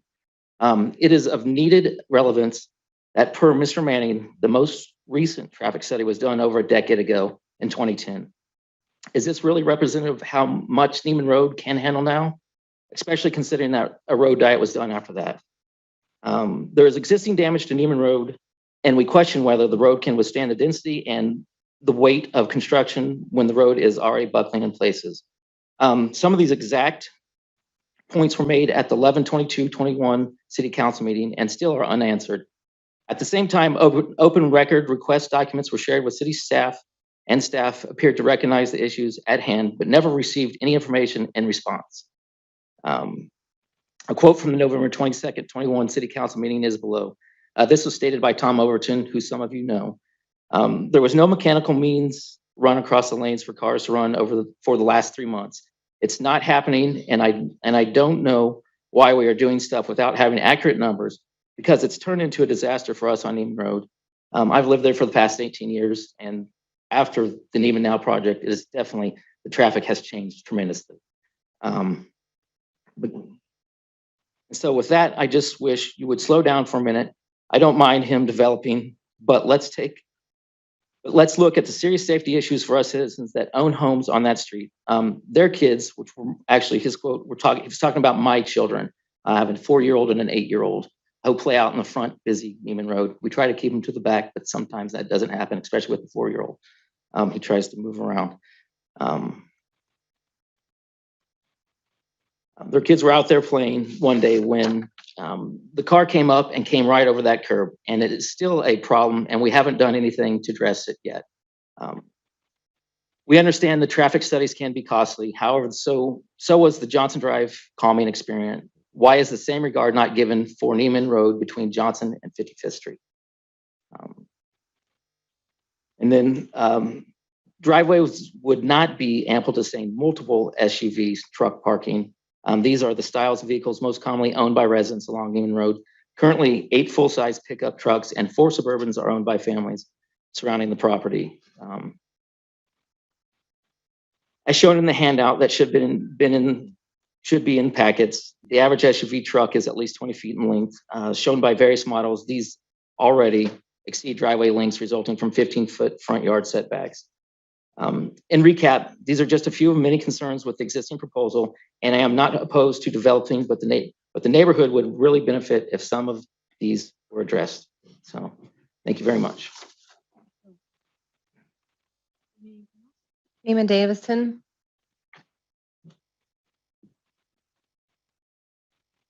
State your name and address for the record. Hi, my name is Mina Davidson. I live at 5504 Neiman Road. I appreciate the comments made from the council, and so I'll just make this quick. We just wanted to address some hearsay regarding our family's intent in regards to personal conversations we had with the developer and then the petition submitted. I feel like it was attempted to make the situation appear as an if-then, when these actions were actually really independent of one another. Both of our families are only interested in maintaining appropriate zoning for this area of Shawnee and for our neighborhood. We communicated to the developer that we were supportive of him and of him developing, but that us and other residents felt very strongly about maintaining R1 zoning. In doing so, we expressed our own interest in possibly purchasing larger lots. This was only to show that these would be marketable, and if achieved, these would have overrode the overlay zoning, creating lower density throughout the development to the appeal of us and other neighboring residents. Unfortunately, after discussion, the developer was not interested in tailoring Loma Gardens to an R1 layout, and the dialogue moved back to what is best for our neighborhood, which we and 21 other families expressed via a petition. Neighboring homes had communicated their concerns, asked for ours, and discussions were had regarding the best way to communicate these out. Given that we had familiarity with the petition process, this was the avenue taken to show the vast majority of landowners with opposing views. In no way was the intent meant to be in response to other discussions or to devalue the petition process. And we just ask that today's focus remain on what zoning fits best among our existing neighborhoods. Thank you, guys. Thank you. Sierra Knight has a presentation.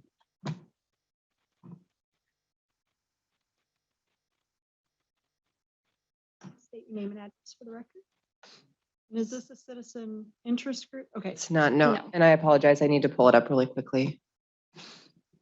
Just a couple slides. My name's Sierra Knight and I live at 5518 Neiman Road. Apologies, I didn't have it up already. Oh, that's okay. Don't start your time till she finds it.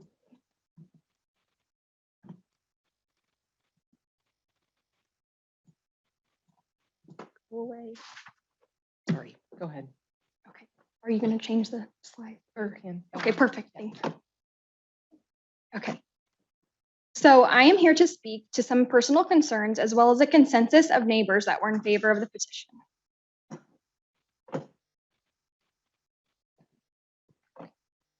Regarding the overlay zoning and how it blends in with the existing neighborhood, it ties directly into 2 points of the golden criteria.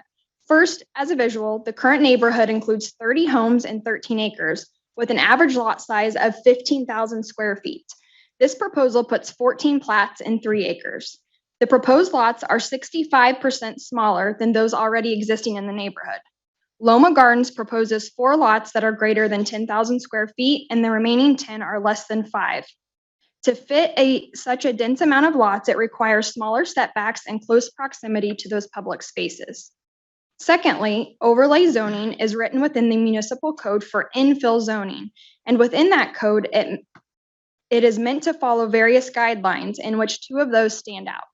1, to be used on lots that could not otherwise meet the R1 standards, and 2, compatible in design with the existing surrounding neighborhood.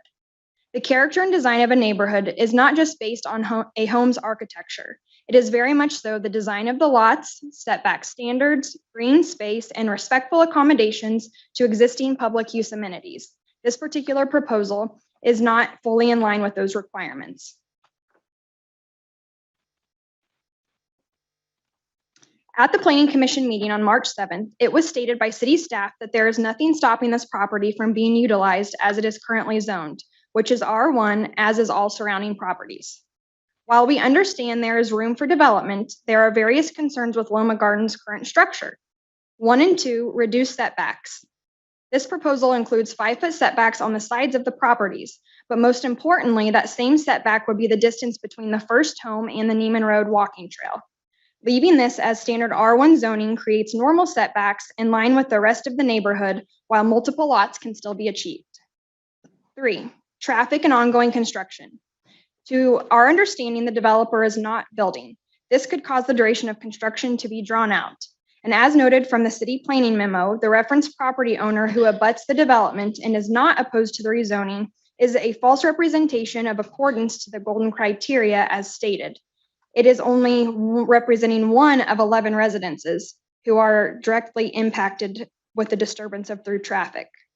Last November at the city council meeting, traffic in this area was discussed extensively and the concerns have still not been addressed. There are already traffic congestions near 55th and Neiman Road, and with the proposed amount of homes, it could worsen. So what do neighbors want? To stick with the standard R1 and for setbacks aiding neighborhood conformity, HOA guidelines, and traffic study or answers on the impacts of traffic. In green space, as this is cited in the municipal code for overlay zoning within 10 or more homes. These photos relationally show the close proximity of this proposal to existing public use spaces. As shown, the existing home that will remain sets over 60 feet off of Neiman Road.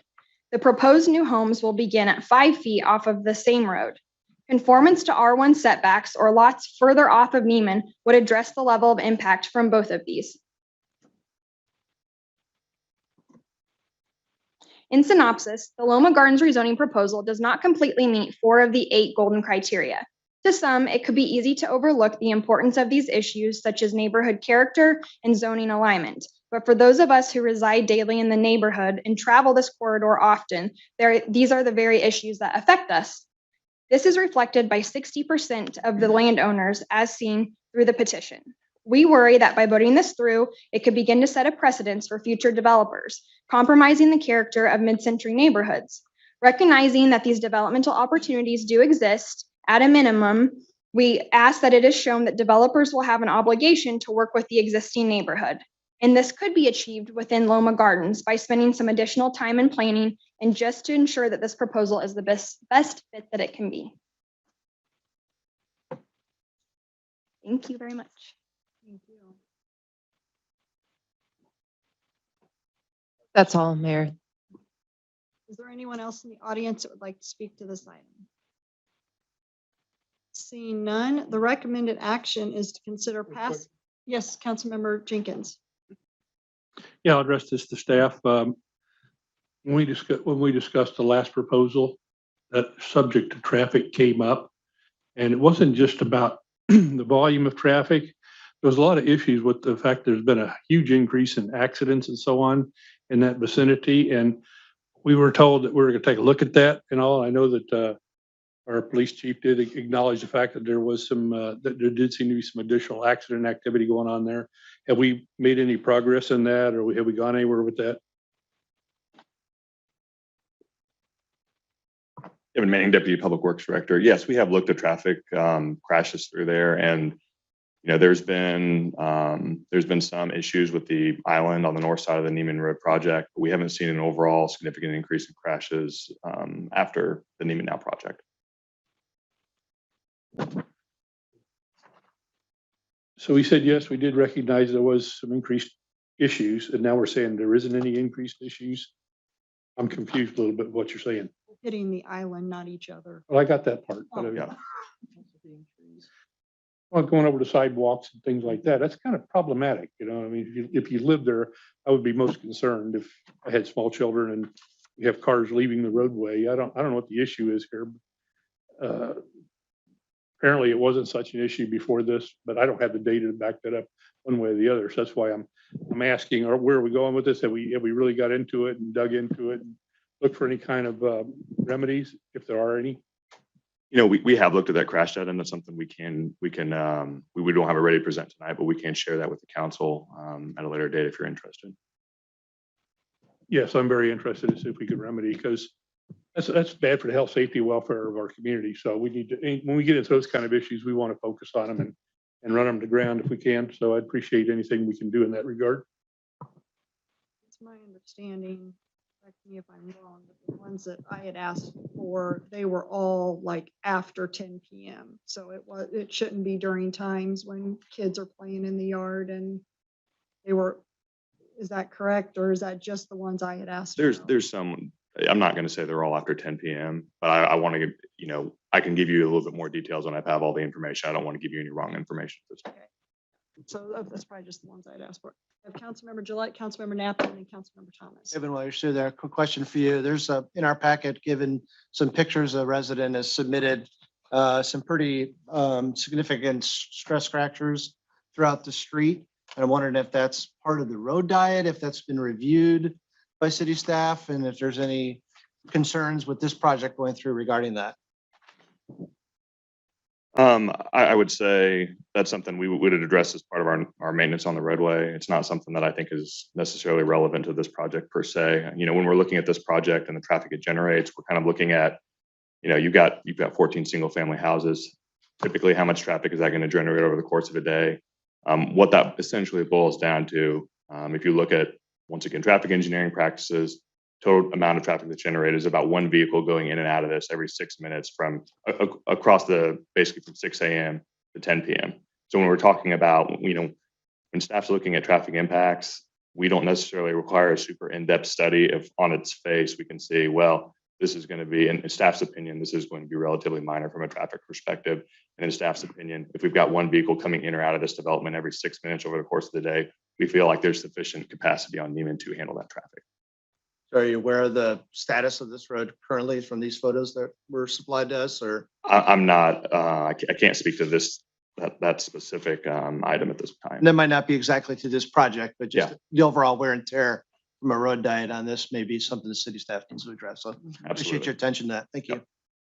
Councilmember Nappan? Well, on that point, can I just ask for context? Did somebody just submit photos, Caitlin? Because they're very low quality. I can't tell, and there's no context of what we're looking at. They're actually physical photos that were submitted in a photo book, asked to photocopy and give copies to you all. The individual walked in today and asked for that. And it's what? The street right where he's gonna build? Neiman Road, I believe. Up and down Neiman Road. Okay. I was also curious, Kevin, will this new section be a part of the current HOA? Okay, to Mr. Tube Singh. No, I Will don't. they have I'm not their sure own the HOA existing or- OBA actually exists, so we'd be creating our new HOA, which would have all the things you would normally see in HOA. Not allowed to have junk, not allowed to have RVs in the driveway for extended periods of time, et cetera, et cetera. It'd be all the things that you might all live with, that would control. That's something always- you'll establish? Yeah, absolutely. It's actually one of the requirements, by the way. We would do it anyway. Okay, thank you. And that's exactly why I asked. Thanks. Councilmember Thomas? Yeah, I know when we talk about accidents and, hazards and that type of thing, I think was it you, Mr. Davidson? That, when I was walking, there's trees laying down because somebody plowed through. When we talk about, well, I don't know what the problem is, I think you're going from a 2-lane street going one direction, and then all of a sudden at an intersection, whoops, that lane goes away. So people are plowing through on the sidewalks, and it makes no difference to me if it's 10 o'clock at night or 10 o'clock in the morning. If someone's walking after they get off at work at night, that's a bad deal for that person. So I think if it's a problem at 10 at night, we need to address it. If it's at 10 o'clock in the morning, we need to address it. But am I correct in that? We can't do that because it has to be on record. Yeah, so you can't. Sorry But about that. when several of the ones that I had asked about, it was impaired driving. So unfortunately, nobody's safe on the street when somebody's driving impaired. So whether there was 1 lane, 2 lanes, when somebody's driving impaired, we're all in danger. I'm sorry. It's happened Please over, state your name and address. Travis Davidson, 5504 Neiman Road. It's happened a minimum of 4 times. It might have happened more. They've ran over the trees there, and now the city never has replaced them because they've been hit too many times. So, and cars have been in the yard twice from that. So you're welcome. Was that in the daytime or evening? One, mainly in the evening. Okay.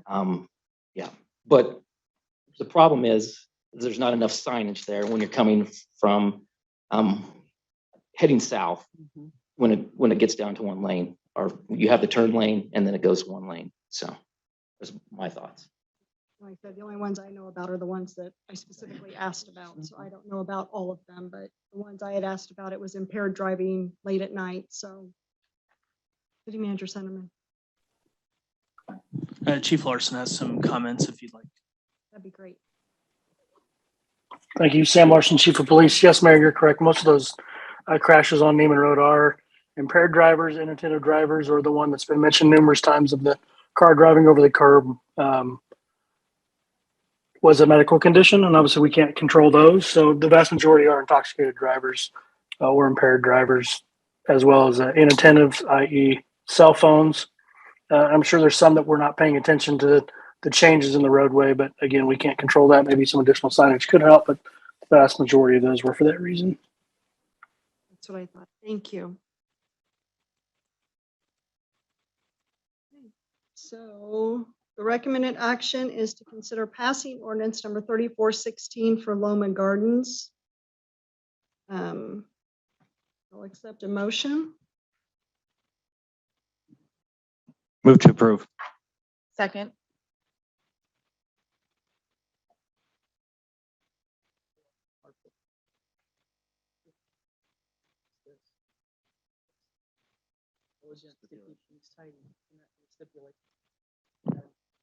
Can we do that with a particular thing, or do we have to do it in the R1 overlay zoning overall, or can we attach that specification to a specific project? This is an ordinance for this specific property, so you can condition this approval in this ordinance in that way. It wouldn't require anything necessarily changed to the overlay district itself. That zoning and carports may be appropriate in some locations. So this would be specific to this particular development. I'll move to approve with the special condition that there'll be attached garages as part of the stipulation. Second. Motion has been made and seconded on this item. I will do a roll call vote. Councilmember Gillette, Aye. Councilmember Thomas, Aye. Councilmember Jenkins, Aye. Councilmember Kinley, Aye. Councilmember Nappen, Aye. Councilmember Steens, Aye. Councilmember Chaffee, Aye. Councilmember Walters. Aye. And I vote aye. Motion passes. Thank you. Item number 2 is consider ordinance number PUD 22-2 rezoning from agricultural to planned unit development mixed residential for Indian Creek Reserve Townhomes, a 60-unit townhome development located in the 6700 block of Hedge Lane Terrace. On March 7, 2022, the Planning Commission recommended 5-3 that the governing body approve the rezoning subject to the conditions in the staff report and ordinance is required. The order of business for this item will be as follows. Doug Allman, Community Development Director, will provide an overview of the item, and then the applicant will make a presentation and answer any questions by the City Council. I will now call on Doug Allman, the Community Development Director, to provide an overview of this item. Thank you again, Mayor. I will again provide a brief overview of this item, just as we did the last one. This is rezoning. It's a little different because it is a planned unit development. So in this case, PUD 22-2 is looking at both rezoning and the preliminary development plan. Location, this is off of 67th and Hedge Lane Terrace on the south side of 67th, west side of Hedge Lane. Subject property, as you see there, is treed. It is about 13 acres in size, and it has been vacant for several decades. Mr. Allen, this is Kurt Nappen. Quick question. You said we're rezoning and the preliminary development, and then will it come back again? So the way our ordinance is set up, you have overview of the PUD, land unit development, that includes the zoning and the plan. The plan is then tied to that zoning. A final development plan is then required with the final plat. The way our code is set up, the final plat and plan is reviewed and approved by the Planning Commission.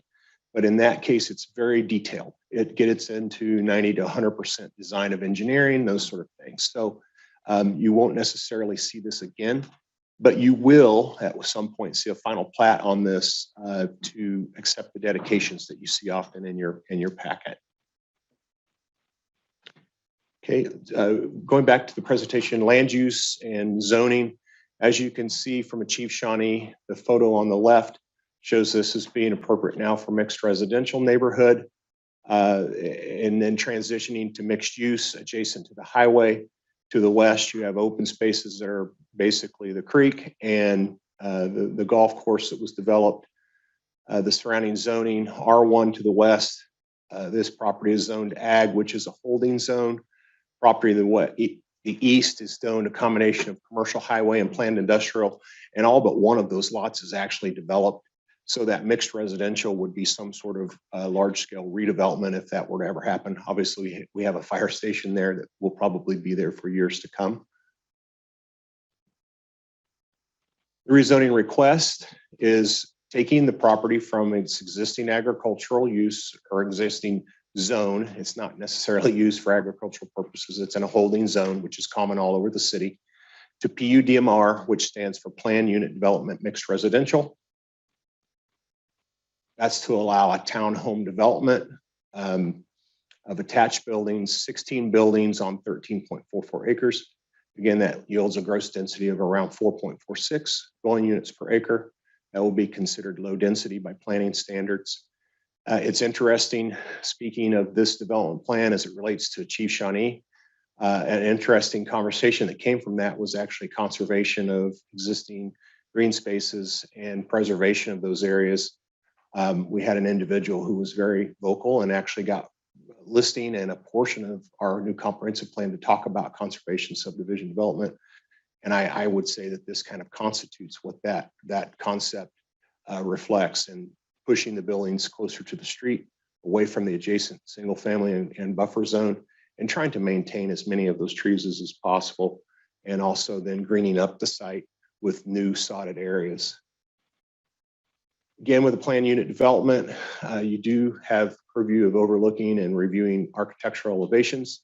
These are townhomes in design. You can see the garage structure on all of the units, cement stucco on 4 sides with masonry. I would compare these kind of in size and stature to those that have been built in Willow Ridge over on the east side of K7 along Silver Hill. I think that's probably the closest comparable I can think of. In terms of staff recommendation, we do recommend approval because of the conformance to golden factors, as is noted in your staff report. Planning Commission did vote 5-3 and recommended the governing body approve that's a typo on my part, PUD 22-2 as presented. In this case, the surrounding property is more than 200 feet from any adjacent residence, so a protest petition was not presented by anybody who lives within 200 feet.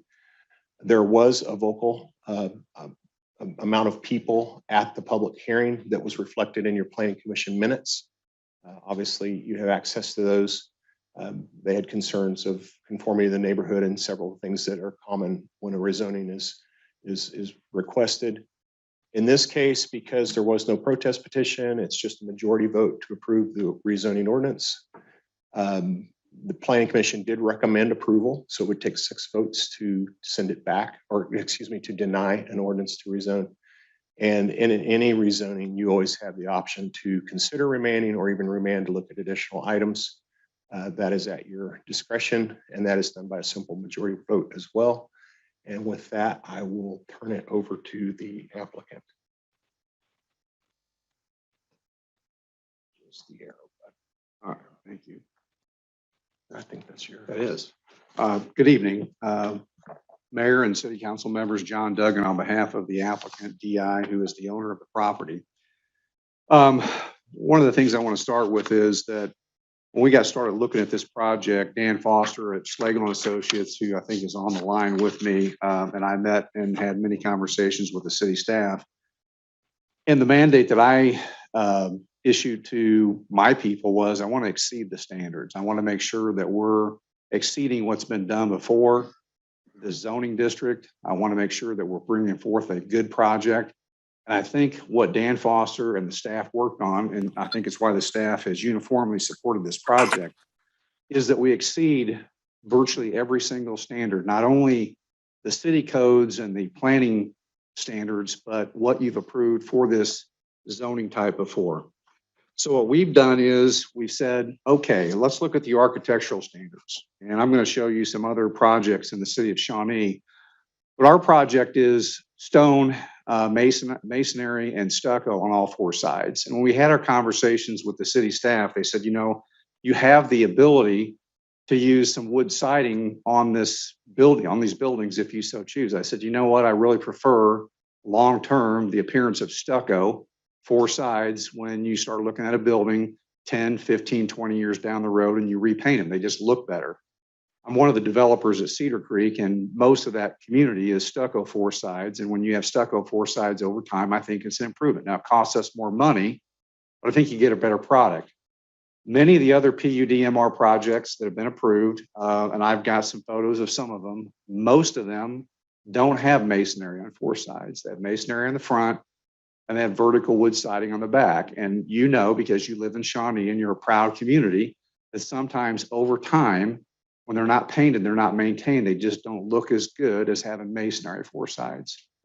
Parking, we exceed the minimum parking requirements really by a factor of 1.5. 120 is required. We have 184.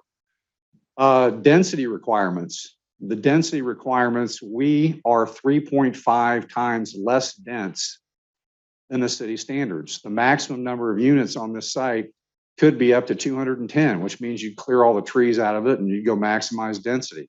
We have 60. So we're really less than 3.5 times under the density requirements. 56% of the site is being maintained for green space, open space, and preservation of trees. And that is something that's significant. I think it actually adds value to the project over the long run, but it also adds value to the surrounding community. Those trees are, in most cases, 40 to 45 feet tall because they are 30 to 40 to 50 years old. And when I show you some site distance analysis, you're going to see that some of the property owners that have objected to this across the two fairways won't even see these buildings except for the rooftops because of the tree preservation. And that tree preservation is about 80 feet wide, and it will be protected by the city throughout the construction process. Because as you know, we have to have a bright orange fence that's about 4 feet tall, pinned all the way along that tree preservation line, which will be enforced by the city via penalizing us if we violate it or the contractors violate it. As it relates to other approved projects, we can tell you that we have a greater buffer to the R1 residents that adjoin this than any other project in town. And many of the other PUD MR projects butt up directly to the R1 housing, Willow Ridge, Monticello Farms, Prairie Pines. I'll show you some photographs. Really, I could go on down the list of all of them. They're all very close. Here's Willow Ridge. That's what the buildings look like from the street. They are stucco on the front. They don't have any stone. This is the side of the building, and this is actually taken a photograph from the adjoining R1 property owner's yard. You will see that the only thing that separates those townhomes from the R1 are a row of pine trees that are about 12 feet to 15 feet on center. These pine trees are mature and they've grown up, and they do create a nice barrier, but nothing like an 80-foot wide forest of 45-foot tall trees. That's the backyard of the R1 single family that backs up to Willow Ridge. They back up and you see those utility cabinets. That is that row of pine trees. They back up directly. Here's Monticello Farms. Again, if you just look at that, you can see the utility cabinets constitute the backyard. R1 on the right, fourplexes on the left. Those yards butt up to each other. If those people look out their back window or their deck, they're staring at a fourplex. Further on Monticello Farms, this is 64th Street. Those fourplex buildings back up directly across the street to the front yards of single family residential. Prairie Pines, again, single family residential yard is right next to a fourplex. No buffer, no screening, no nothing. Those lot lines adjoin each other. Those are the utility cabinets. Our area in particular, the Greens of Chapel Creek townhomes. And this is the intersection of 67th Street and Gleason Road. And as you can see, I'm going to try to get the cursor. These are single family residential homes here where the cursor is. These are single family residential homes. This is, that is PUD MR right there. Those are the Greens of Chapel Creek townhomes. They're about 150 feet from those single family residential homes across 67th Street with no tree preservation, no barriers, no nothing. And they're looking at fourplexes. If you look at the Greens of Shawnee, the larger garden style apartments that are at the intersection of Hedge Lane and 67th Street, and that's where I'm trying to get the cursor. These are those units there. Here are the single family residential houses that look at that garden style apartment complex. They are about 500 feet away from that garden style. They are about 485 feet away from the buildings to be built. The big difference is there's an 80-foot forest that separates them and two golf fairways. Here, they're looking straight across at the buildings, and that's what they look like. No tree barriers, no nothing. They're looking straight across at PUMDR. This is the neighborhood where we plan to build. As you can tell from the staff report, again, I mentioned the parking. They analyzed it very detailed. We exceed all parking requirements. The staff analyzed the traffic, and the staff's conclusion on page 15 of their report was that this project causes no incremental traffic concerns. There are some existing traffic concerns on 67th Street. that probably will need to be addressed. But there's no connection between this project and the existing problems. This project currently generates no traffic. The incremental traffic generated by this project, according to staff, is not going to move the needle on what may exist and may need to be addressed. But what this project does do is it generates about $130,000 in excise taxes and some other fees that hopefully might be able to be used to begin to address existing issues. But the staff's conclusion was no traffic issues resulting from this project. As I mentioned, the project generates excise taxes that if there is a desire by the city to begin to address what may already exist, there is some money coming into the city, perhaps to help deal with that because 67th Street is a major street. The project does not generate any stormwater concerns because we have created such an open space preservation with the trees and the green space. We're not even required to detain on this site. We are required to do BMPs so that we can capture the water that runs off the street and runs off the yard so that if there's any oil from tires or somebody's car leaks oil on a street or there's salt from the street from the city putting salt on it, that goes into a treatment BMP to hold that there to dissipate those chemicals in the BMP. But there's no requirement that we do any detention because we're not creating any increased stormwater traffic on the downward stream as analyzed by the city staff in their conclusions. The golden factors, and I really want to go through these and talk about it because there's been some concerns raised, and I think that the golden factors give me maybe an opportunity to address some of the concerns raised by some of the surrounding property owners. The first golden factor is existing zoning classifications in the general area. As I've indicated, there's townhomes and garden style apartments across 67th Street to the northwest at the intersection of Gleason Road and 67th Street. And there's planned PUDMR to the south of this project. And this project is the perfect transition between the commercial car lot, fire station, and commercial zoning that abuts K7 and the single family residential, which is about 500 feet away from here. This is a great transition because it preserves the trees and it creates a townhome project as a transition from commercial into R1. The sightline analysis, which is in your papers, and this is a little bit difficult to see, but we provided these in large components to the staff. If you look at the scale at the bottom, what you can see is that directly across from these townhomes in this area here, if I can get the cursor to work, right here is Schedule 1. And if you look at that and you're looking out, you can see the tree topography, and you can see that from the existing houses, as they look across there, based upon the tree cover, and that's the trees were assumed to be 30 to 35 feet tall. And let me tell you, that's conservative. They're probably closer to 45 feet tall, as you can drive by and look at the street lights out there, and they're about 30 feet tall. And these trees are probably 15 feet taller. But at a 30 to 35 foot tree height, if you look at the sightline analysis, at most what they will see are the rooftops of these units. They won't look at the backs of them. The same thing is true with regard to the second one, which is down further south, which is this area. Oops.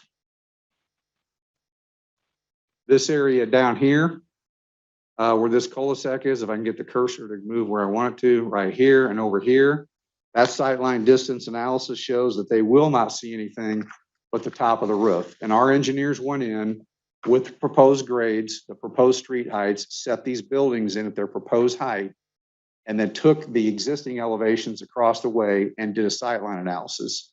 An 80-foot wide tree cover is a tremendous asset that we can have to create additional buffering that hasn't been required or created in any other PUDMR. The next golden factor is the characteristics of the neighborhood, or excuse me, the suitability of the property uses permitted under the existing zoning classification. It's ag, it's a holding zone, as indicated by the staff. The character of the neighborhood, the staff, we've highlighted this point because the design and approximately 56% of the site remains a combination of forested open space and native grassy vegetation. and landscape green space. The staff deems this to be very suitable given the PUD MR to the north, to the northwest, likely to the south, and the commercial across the way. Again, this project is the perfect transition between that commercial on K7 and the single-family residence. The staff also noted densities. The density of the cul-de-sac that is across the golf course is 3.1 units per acre, single-family residential. The density for this project is 4.5 units per acre. 1.4 units per acre more dense for a PUD-MR. As staff pointed out, that's extremely low density. Low density by all modern standards for planning for both product types. But to think about a multifamily project that is only 4.5 units per acre, barely a 1 unit per acre more than single family residential, is extremely low density. The length of time the subject property has remained, well, this is an interesting factor because one of the persons that argued against the approval at the Planning Commission indicated that they thought this was always going to be green space, that it would never be developed. I can tell you that there's been a for sale sign on this property for 2 decades. It was previously planned for commercial. There was no one that ever expressed any interest in developing this as a commercial site. To conclude that this was always planned to be green space, even though it was master plan commercial and there's been a for sale sign on it, would lead to the conclusion that nobody ever really thought it was not going to be developed. It would be developed at some point. It's probably not going to be commercial in the long-term future, but it most likely will be a multifamily project like this, which is a perfect transition. And talking about other issues that concern the city and budgetary constraints, this project actually creates a significant property tax benefit to the city right now that it's obtaining zero benefit from. And it is obtaining that by virtue of probably one of the highest quality townhome projects that ever been submitted to the city. The golden factors of relative to public health and safety, 60 townhomes is a fraction of the density that could be achieved here. The city has announced that it wants to have a multifaceted variety of housing opportunities for people. This creates a different housing opportunity than what's presently available because it is a high-end, high-quality multifamily townhome project. The other golden factors, the extent to which the removal or restriction would detrimentally affect nearby properties, according to the staff, and we agree wholeheartedly. It's not going to impact them with the proximity of already multifamily projects around this site. With regard to the comprehensive plan, we agree with the staff. This is a perfect fit vis-a-vis the city's comprehensive plan. And lastly, obviously, the staff has recommended approval based upon their analysis, and we agree with them based upon the good work that we did with them in coming up with a project that exceeded all city requirements in every facet. I'm happy to answer any questions if there are any. Council have any questions? Councilmember Thomas? I find your presentation extremely interesting. When we've seen so many different multifamily projects and we're told frequently that, well, to make it profitable, it's just got to be jam-packed and like anthills and how are you doing this? Because it's obviously not jam-packed with anthills. Well, let me just say this. I think there's a market segment that will pay more for better. And that's what we plan to do. That was my next question. Will these town or duplexes, fourplexes, are they for purchase or rental? I've been told by the staff we can't talk about that because it's an inappropriate inquiry, but I'm happy to do that if not the first time. Yeah. I would say right now the plan is for rental, but we always want to have the option to sell if we want to. And the reason being is that what we're finding throughout the metro, from Lee Summit to Cedar Creek to Shawnee to Overland Park, is there are so many people that are willing to pay $2,500 to $3,000 a month to rent high quality residential product, granite countertops, all the bells and whistles, stucco four sides. They want trees in their backyard that they can look at when they go out in the evening. People are willing to pay more for better. And that's our theory, and it's working in other parts of the metro area. And what are your amenities besides the green space? Well, the amenities are open spaces and gathering areas that we've conferred on with the city staff. And one of the things that we, again, to offer a better product is that they're just, what we're finding is not a huge demand for swimming pools and those kind of amenities, which drive up significantly the cost of operating that facility. So people really are looking for high quality home office, granite countertops, stucco four sides, walkability for dogs, but they don't necessarily want swimming pools. So we've got gazebos, gathering areas, grilling areas, and walking trails, which we think is the perfect fit for the market. And I want to say in your presentation, you mentioned that staff made you aware that you could do less expensive materials on the exterior. Thank you for sticking with a plan that does exceed a lower expectation. Staff wasn't urging me to do that. Mhm. They just wanted me to know that that Sure. was an option. And we said, we think that we really weren't moving in a market where pay more for better. Thank you. Thank you. Councilmember Jenkins and Councilmember Gillette. Yeah, and looking at this, I looked at it, talked to our community development director today about it. I think Jim Magazine would be really thrilled with this. He's a gentleman that's come before this body a number of times, preaching the desirability and the wonders of conservation subdivisions.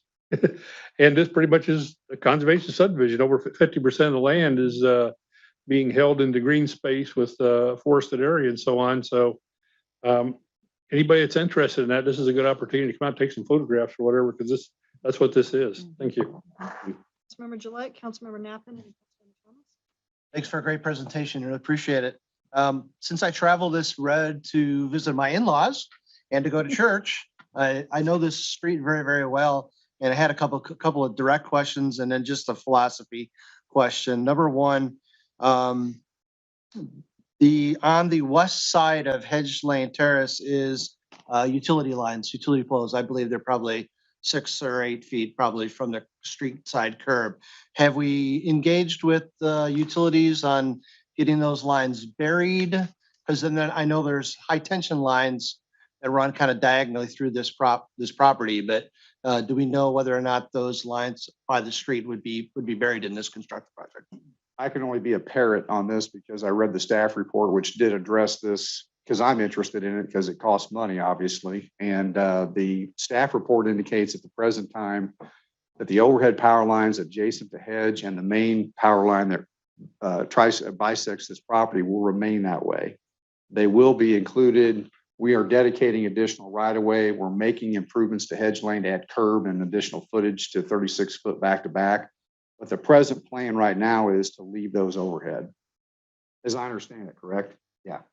Well, I'd encourage staff to go back to our energy companies and see if we can get those buried. I know that's not an easy ask to staff, but I ask with a smile on my face. So appreciate that. And again, because I go down Shawnee Mission Parkway, which turns into 67th Street, and then make a left on Hedge Lane Terrace going south, I'm aware that we're probably putting about 380 apartments worth of traffic that's going to have to access that particular corner to get on K7. I know you can go southbound currently off of 75th Street, but not now. So that traffic is going to increase.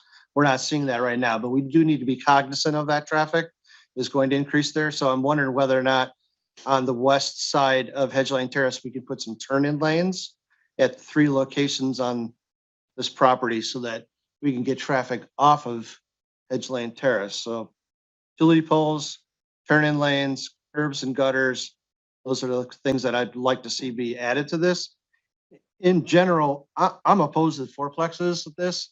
You know, this is some pretty high value homes in the west part of Shawnee. And I know some individuals have moved from my neighborhood to that area. They're pretty proud of that area. It's a growing area. You know, I'd prefer that to be some 1-story twin homes or 3-plexes at best, and owner occupied. I mean, rentals. Every time we turn around and sit here, It's apartments and rentals. And I think as I'm aging, I would aspire to not do so much yard work. This would be a great property to be able to do a step down, 1-story, kind of like what you see over in Town and Country. And I know those properties sell like hotcakes. So I have mixed emotions about this project.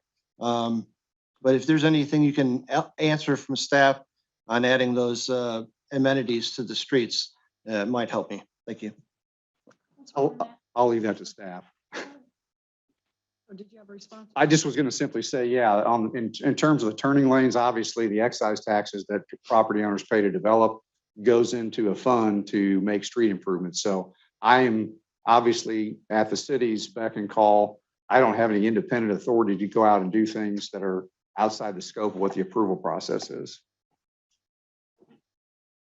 Councilmember Napa. Well, yeah, actually, I'll defer until after the residents speak as well. Councilmember Thomas and Councilmember Stein. Just two more things, and I missed it. Just for sake of folks that may be here that weren't at the planning commission meeting, what were the issues? I mean, it's unusual to have a 5-3 vote from the planning commission. So what were those concerns? Visibility of the units, which we tried to address vis-a-vis the sightline analysis that we did. Traffic on 67th Street, which has already been raised, and I think is a pre-existing condition that this project doesn't necessarily incrementally add much to, according to the staff, or subtract from, other than we pay excise taxes, which maybe can be used to help solve some of those issues. So it was visibility of the project, traffic, stormwater runoff, flooding of the golf course and the creek down below, which the city staff answered at the planning commission hearing and said it was always intended that that creek would flood outside of its boundaries during a 100-year flood event. And this project actually doesn't add any incremental increase to that.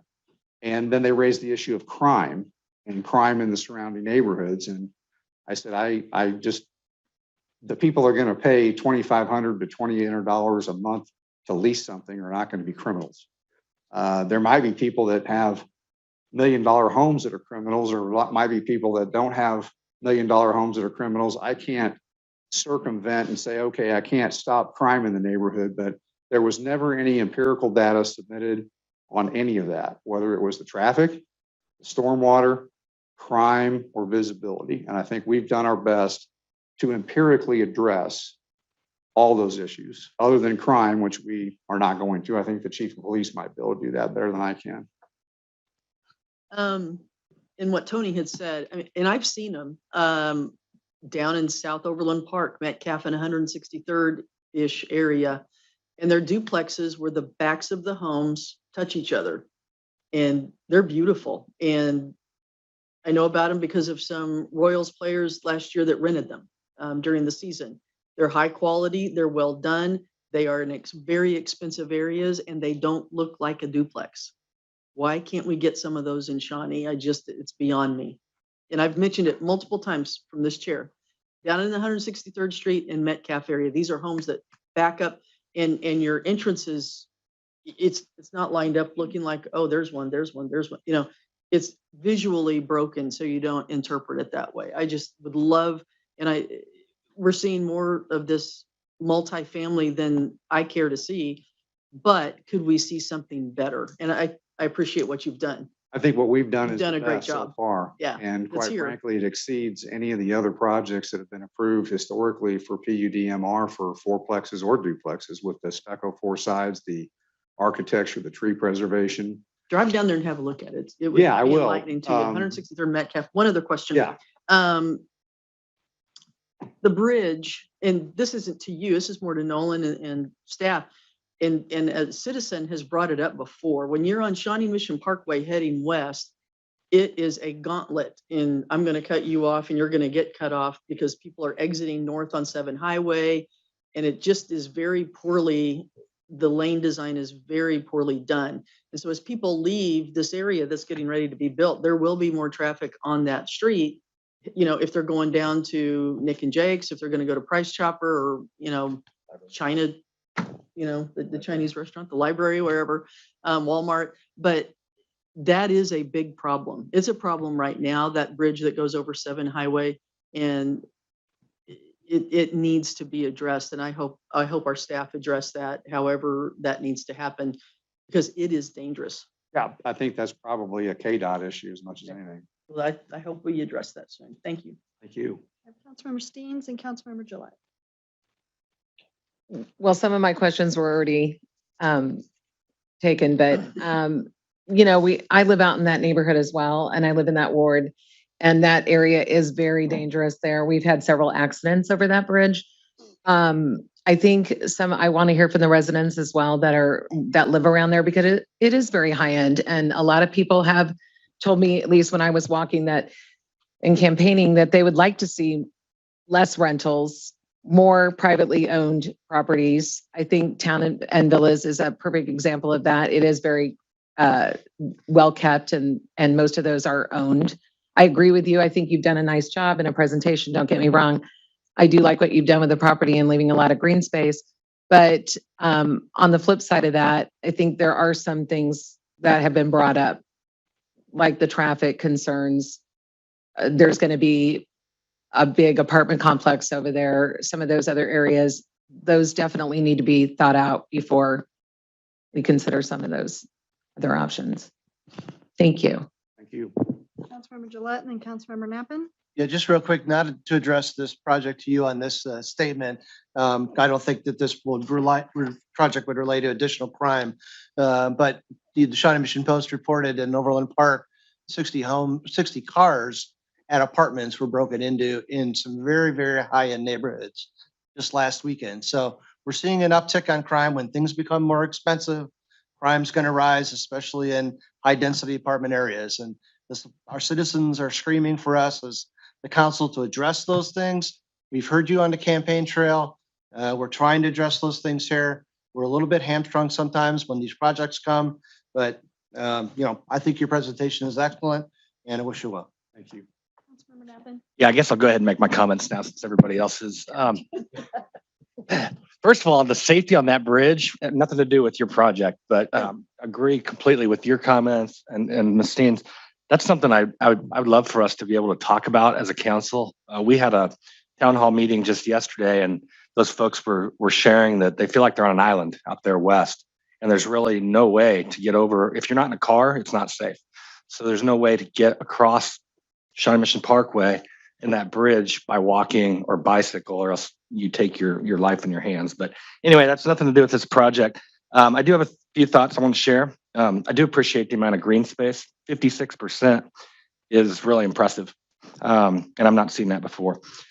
This project obviously complies with the comprehensive plan, and it makes sense in terms of moving from commercial, the used car lot, and then mixed use, and then eventually the single family homes. So it's an appropriate transition from the highway for sure. I also appreciate that it's relatively low density. I do have some concerns of note. I do think a 5-3 vote from the Planning Commission is unusual. And so they obviously had some issues there that may need to be worked out. And of note, two were missing from attendance. That's a separate issue that maybe we could talk about. Most folks are really good about attendance, but I don't think they always have 100% attendance. And in this case, 2 people were not there to vote. Didn't really appreciate the applicant letter in terms of the tone. I felt like it was fairly threatening to the council. That was signed by Mr. Dugan and basically threatened a lawsuit if we didn't approve it here tonight. So I don't know. That's not going to affect my vote here tonight, but certainly not positively influenced by that. By the tone of the letter, I didn't really understand. And then lastly, and I don't know if some residents may bring it up, but there are some concerns, I think, possibly a further traffic study. You said that this generates no traffic, but it will. 67th is a very traveled, and you're saying this won't contribute to it at all, and it will. We also have, like she said, another apartment complex going in out there. And so I don't know if all of those concerns have been worked out. And we didn't have a professional study done, but I know at least one resident conducted his own, and I found it to be surprising, the number of cars. So I think that is a real issue. The flooding of the golf course, it's in a floodplain, but it floods all the time apparently, and not surprising. It's in a floodplain, but I don't see how this doesn't at least add somewhat to that. It seems like something needs to be figured out regarding the golf course as well. So that's somewhat of a concern for me. So I mean, I'd consider remanding back to the planning commission to work on a couple of these items, but those are my thoughts. Thank you. If I may.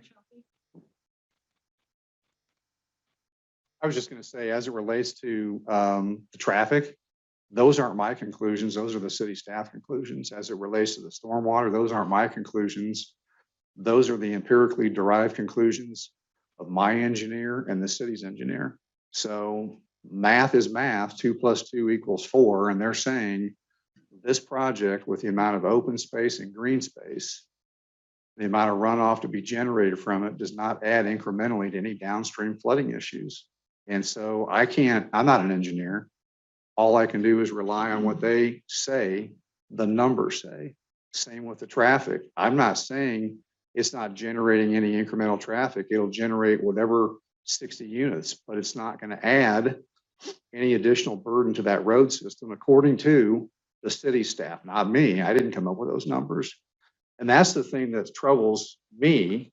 And that's, the letter was not intended to be threatening. I just want there to be an objective standard for making decisions. If the city staff's numbers say 2 + 2 = 4, then we can't come to the council because somebody doesn't want my development and say it actually equals 7. It's just not fair to me, and it's not fair to everybody else that comes before the council. What we want, all we care for, is an objective standard. And that objective standard, determined by the city staff, who's charged with coming up with these numbers, says we're not flooding and we're not adding traffic problems.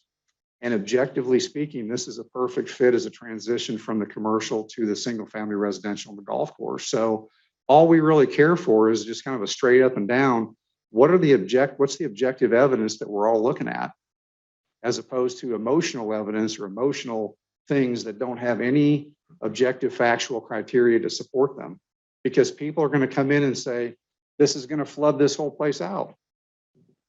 Well, if all the engineers that studied it are saying, no, it's not, and nobody provides any contrary calculations or evidence, how could somebody come to the conclusion it's going to flood it out? That's all I care about. That's all I really wanted. That's why we came and said, we're not coming in here with a low quality minimum standard deal. We want to be way up on all the standards: architecture, masonry, green space, forestry, sight lines, the whole 9 yards, because we want an objective evaluation of our project. Does it meet or exceed all the other projects that have been approved in the city standards? And it does, according to the staff and everybody that looked at it. That's all we really care about. Thank you.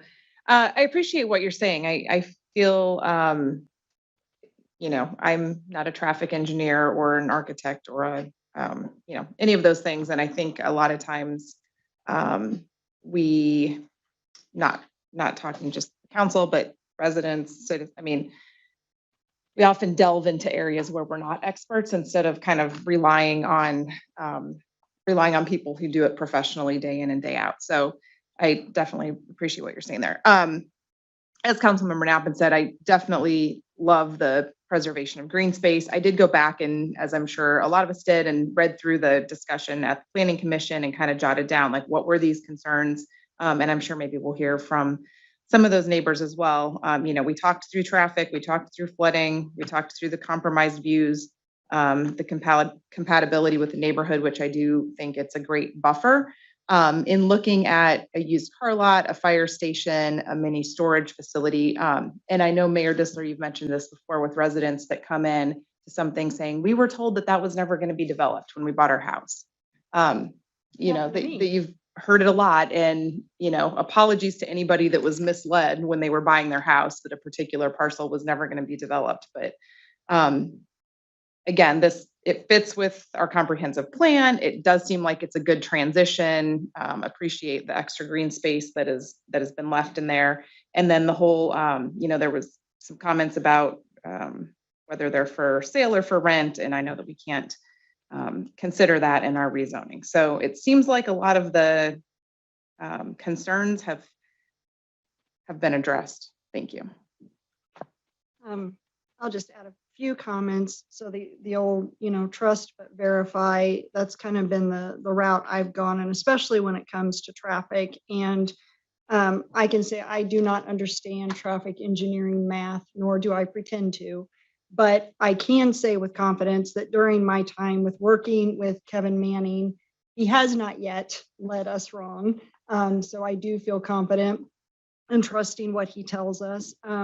There have been different times, different situations where, because I don't understand the math on the paper, I will physically go sit and park my car because I'm a visual person and do my own car count during 7 to 8 in the morning and 5 to 6 in the evening, because that's what works in my mind.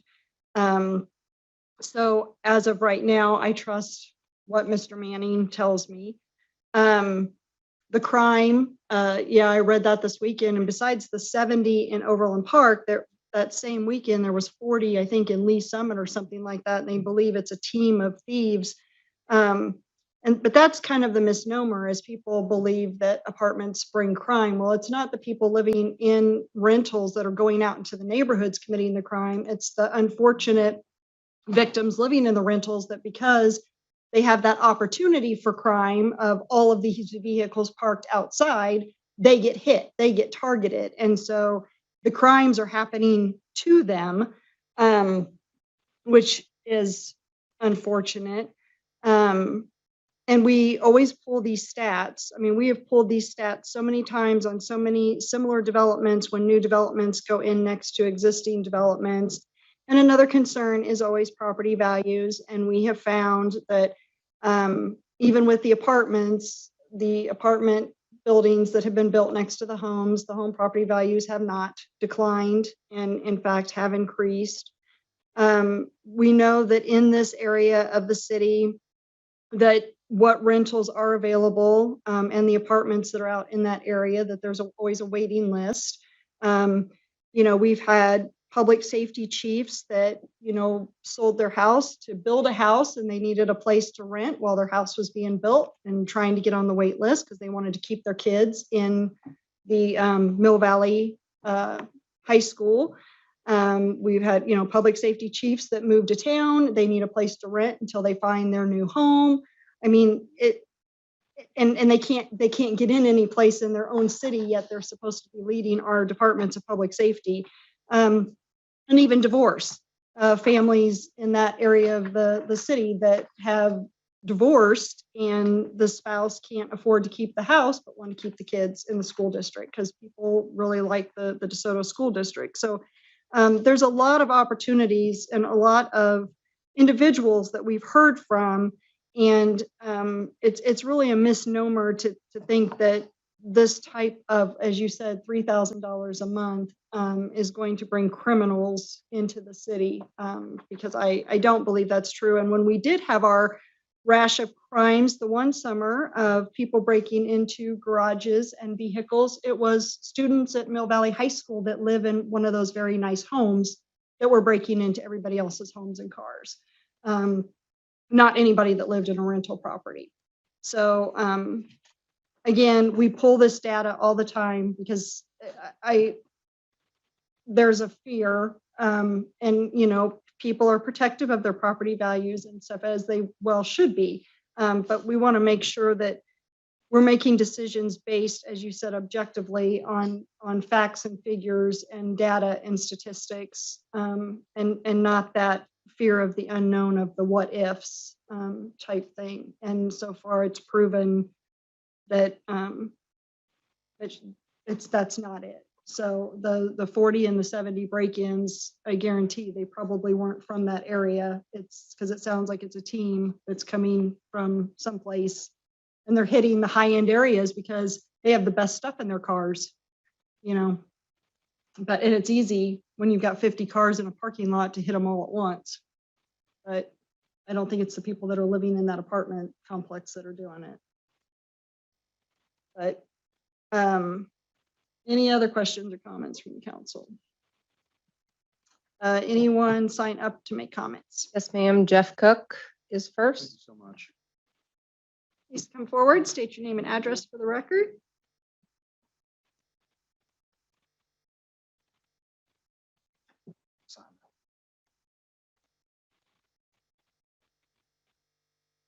I am Jeff Cook, 6707 Meadowlark Lane, Shawnee. Mayor Disler and members of the city council, appreciate you allowing me to speak tonight. I've got a lot of stuff on here, so I'm going to go super fast. So I don't take a whole lot of your time, but there's a lot of things on here that I want to address because it's not quite as cut and dry as what Mr. Duggan just presented. So I'm one of the homeowners out at the Greens of Chapel Creek. I've been a resident of Shawnee for 50 years. I grew up here. I went to school here. I built a home at Seven Hills Farms at 71st and Plum in 1991.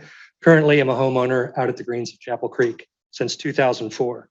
I'm a Shawnee guy through and through. Always have been, always will be.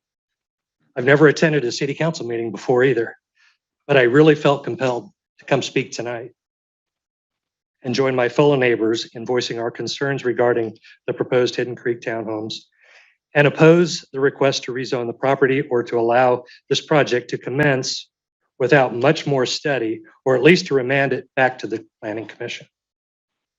I mainly felt compelled to speak after reading the Planning Commission staff report and after reading the letter that Kurt mentioned from the developer, John Duggan, that he wrote to the city council, and the tone and the tenor of that letter. I'll address that a little bit more in detail here in just a minute.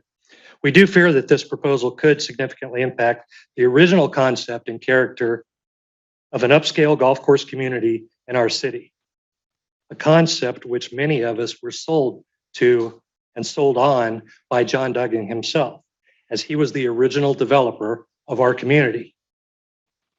Just want to make sure that you guys know that because that's very pertinent to this conversation. And I'll also talk a little bit more about that in a minute. Many of us were sold on that concept, and we invested in upwards of over $500,000 in our homes based on that idea and that concept that was sold to us. I've been a charter member of the Shawnee Golf and Country Club since the day it opened back in 2001. I purchased one of the original 5 model homes at the Greens of Chapel Creek when they were being built in our subdivision. The original plan was for all of the holes on the golf course on the south side of 67th Street, which is known as the Greens of Chapel Creek subdivision, would be an upscale golf course community. In fact, it was billed as the only upscale golf course community in the entire city of Shawnee. Over time, the idea of an upscale golf course community and housing development within the golf course, surrounded by green space and wooded areas, has somewhat eroded and continually eroded year after year after year. Now, getting to the letter that Mr. Duggan wrote to you, city council members. In it, he attempts to refute every concern that us homeowners brought up in the Planning Commission meeting on March 7th. I was not able to attend the meeting, but I did submit written testimony that was read during the meeting, and I appreciate that. In his letter, in numerous places, he referred to our homeowner concerns as inaccurate, irrelevant, and have no basis in fact. In essence, he was saying we didn't know what we were talking about. Well, we live there. We're there every single day. I guarantee you, we know what we're talking about. Since he was the original developer of our community, some of those speaking at the Planning Commission meeting a couple weeks ago, and also who will be speaking here tonight, bought their home from him or were at least sold on the idea of this golf course upscale community from the company that was his company. As phase 1 was nearing completion and phase 2 of the subdivision was kicking in, Mr. Duggan went bankrupt and the subdivision was turned over to the bank. I think it's pertinent that we know that. Along with it went many unfulfilled promises, many unmet expectations, many commitments that were never completed, including sidewalks that were left undone, landscaping that was left undone, common areas, a neighborhood pool that was never built, signage, islands and cul-de-sacs, just to name a few things that were never completed while Mr. Duggan was the developer. And then later, a new developer came in and completed them. Now, instead of being empathetic to the concerns of this very same homeowners that trusted him in the first place with our money, now he degrades our comments, dismisses our concerns, but he's asking all of you to trust him and not listen to any of us. So here's a couple of our concerns. We know that there's been existing studies done on traffic and existing studies done on sewer and water drainage. But I'm here to tell you that I don't believe those studies are up to date or accurate or really reflect what's currently going on out there anymore. My home's located just off of 67th and Hedge Lane intersection on the golf course, but I have a perfect view of the 67th Street and Hedge Lane intersection. So as Kurt pointed out a little while ago, I was the homeowner that did my own traffic study because I was pretty sure that what the staff report was saying that the traffic wasn't all that bad out there and this wasn't going to really add to that.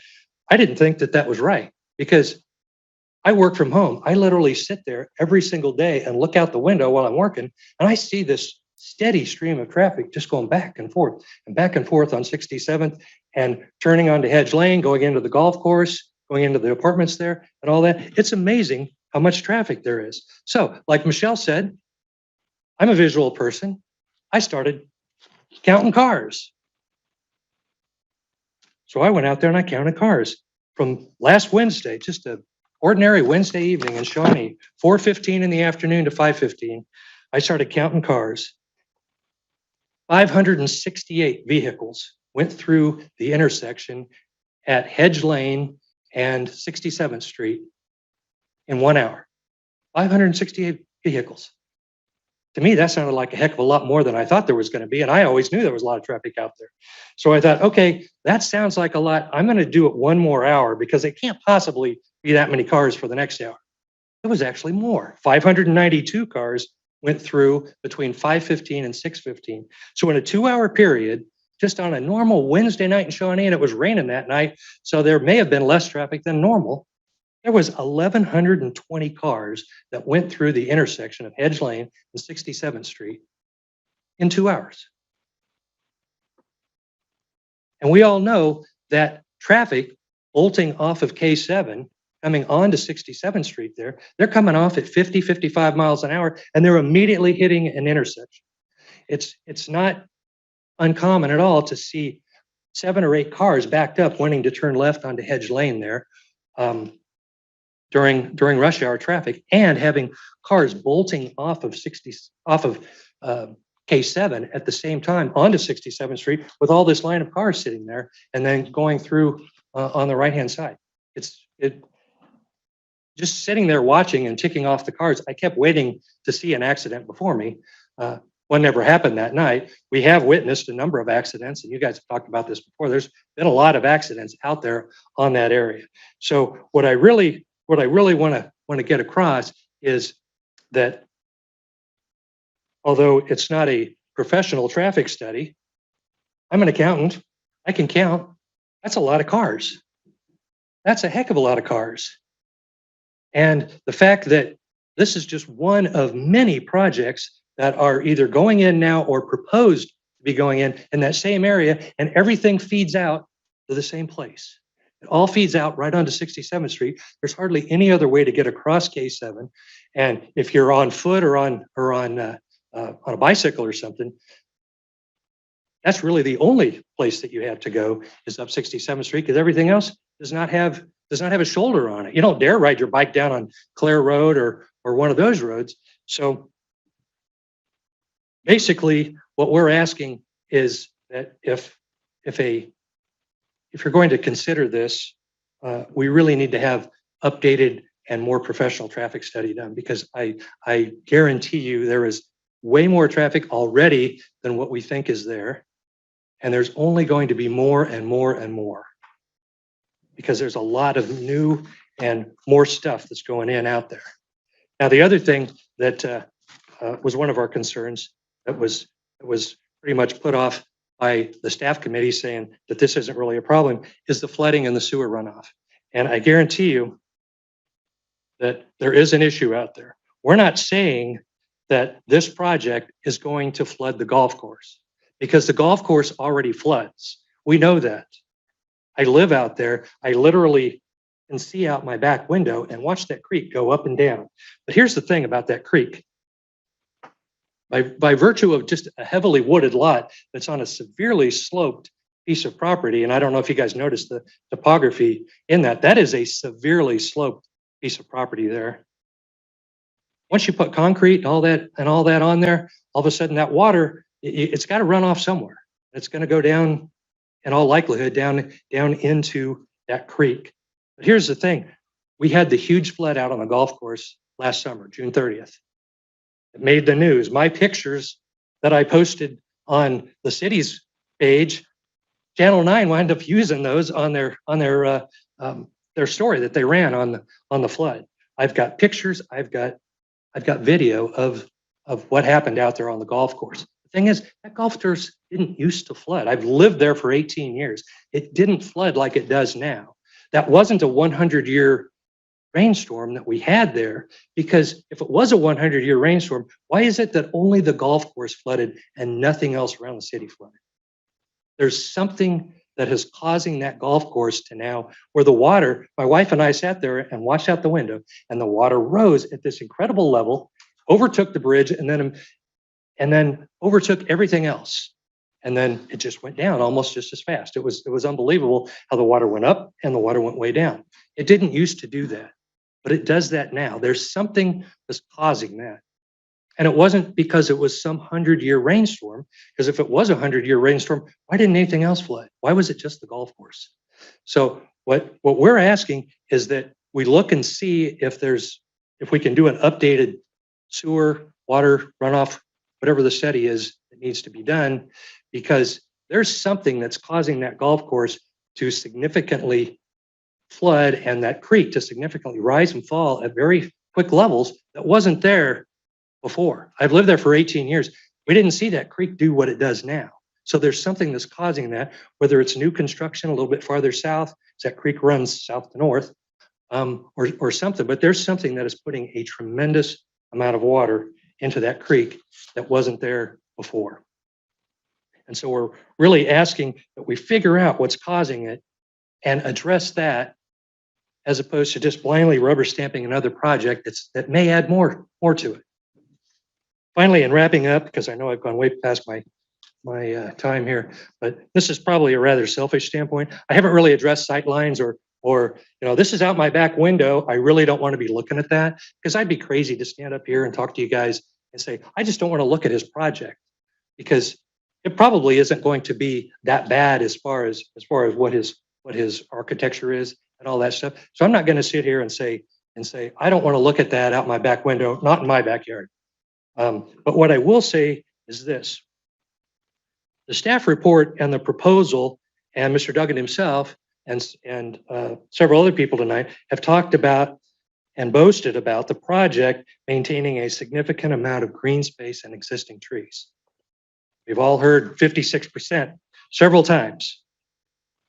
But if you look at the schematic, I don't know if you can put that schematic up there or not, there's a big chunk of that property that the property has a huge diagonal section in it. You can see the big, huge diagonal section in it, and then the big section down at the bottom there that's all the green space.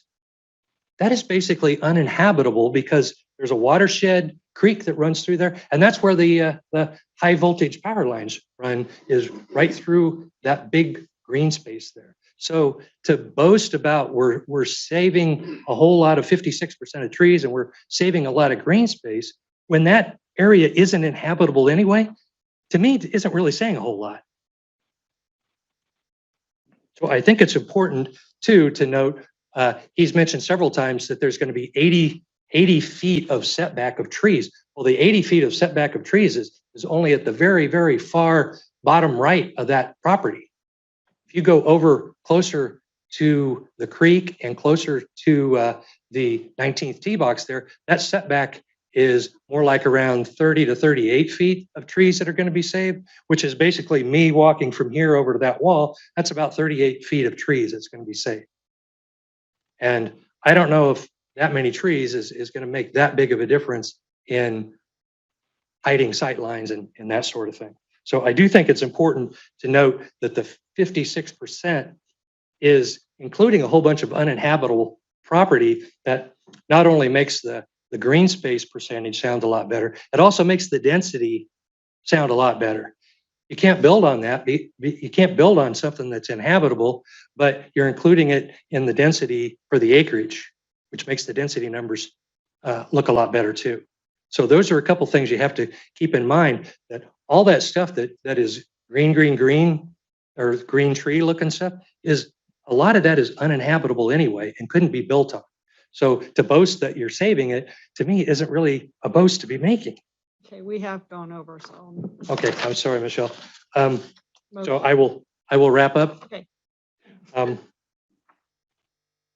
So basically, for all the aforementioned reasons, we do oppose the rezoning of the property and these multifamily dwellings. We respectfully ask the city council to please consider our request to either have a continuance of this item or to remand it back to the Planning Commission, and to at least have some impact studies for both the traffic and the sewer, and maybe the broader sense, restudying traffic and sewer, given all the significant increases in density that we know is going to be occurring out there in the near future. So as Joni Mitchell says, you don't know what you got till it's gone. They paved paradise, put up a parking lot. Well, and they also say you can't fight City Hall. Well, we're not here trying to fight City Hall. We're asking you guys to fight for us. Thank you for your consideration. Can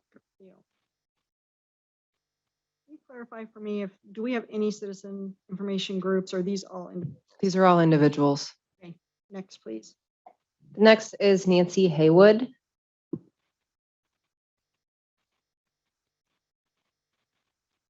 State your name and address for the record. And just for information, everybody gets 5 minutes. Anything more than 5 minutes, we'll have to have a motion to continue. I apologize. I thought that was a citizen information group.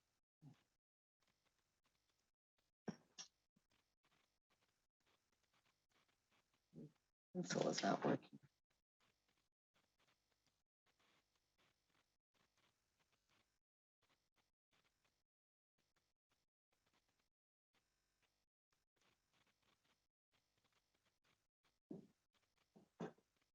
Hi, my name is Nancy Haywood. I actually live right next to Jeff Cook, and my address is 6703 Meadowlark Lane. I'm adamantly opposed to this development. I think the traffic will be horrendous. It will create a bottleneck of people getting on and off K7. And also, as Jeff pointed out, Duggan was our developer. And I know for a fact, people were livid with how he left our development. And I think this needs to be talked about. In fact, he knows a lot of people personally in our development. And you would have thought that he would have come and talked to the homeowners. Like I noticed the other developer, he had a conversation with the residents. We have not heard from him, and he personally knows where we live. He knows many people. I never met him. I've never seen him, but that's just my take on the whole situation. And I know he did leave our development in bad shape, like Jeff says. And also, when you talk about Shawnee's motto, good starts here, I'm asking the council to listen to the residents, not just the developers who are here to make money. They want to put these multifamilies in small areas, and it decreases our quality of life. There's something to be said for the residents that are here. And people want to live in a community where the city council and they care about the existing citizens. I know we need housing, but to put multifamily, squeeze it in or change the rezoning is a bad mistake. And I'm asking everyone to please go out to that intersection and do what Jeff did and sit there for an hour and watch all the traffic. I don't care what the traffic studies show. We know what we see. I have a line of sight exactly like Jeff. I can see everything that's going on. And until you guys do that, I don't think you have any, you can effectively vote on this proposal. So thank you. How many more do we have on this one? One more has signed up, but I believe there are others who'd like to speak as well. Okay, so we'll ask for new information. So if somebody's already covered what your concern is, do you have anything new or different to add than what's already been shared? Brad Nielsen is next. Okay. State your name and address for the record. My name's Brad Nielsen. I live at 6615 McCormick Drive, Shawnee, Kansas. I've lived in Shawnee for 28 years. First 7 is when we had our 2 children, lived in Northwest Woods at 69th and Flum. Then I moved right across the Mill Valley near Tony Gillette, lived there for 20 years. And now during the pandemic, we didn't have anything to do the 4th of July weekend, so we went out for a trip. And there was a new 8th plat being built at the very end of 67th Street. You can't go any further west on Shawnee Mission Parkway, 67th, than we are. We were the first people that moved into the 8th plat, an 8th plat that was signed by the developer applicant in this case. We've lived there for 2 years now, and we just love it.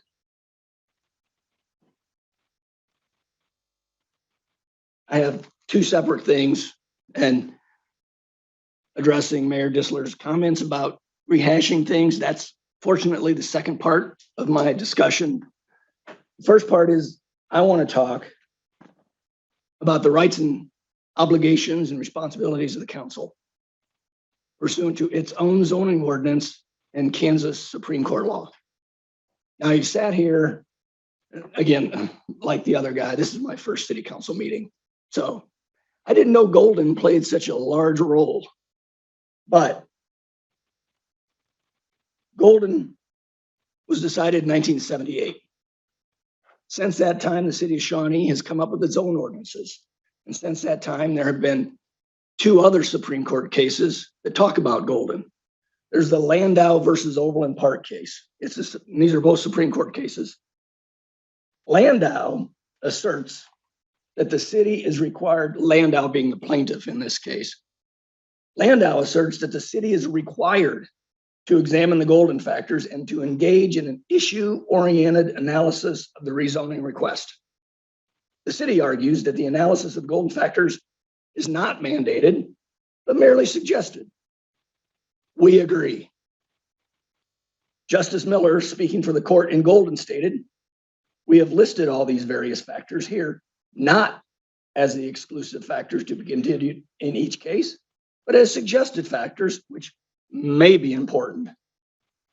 Other factors may and no doubt will be of importance in the individual cases." Importantly, the Landau decision affirmed by the Supreme Court considered just 2 of the Golden factors.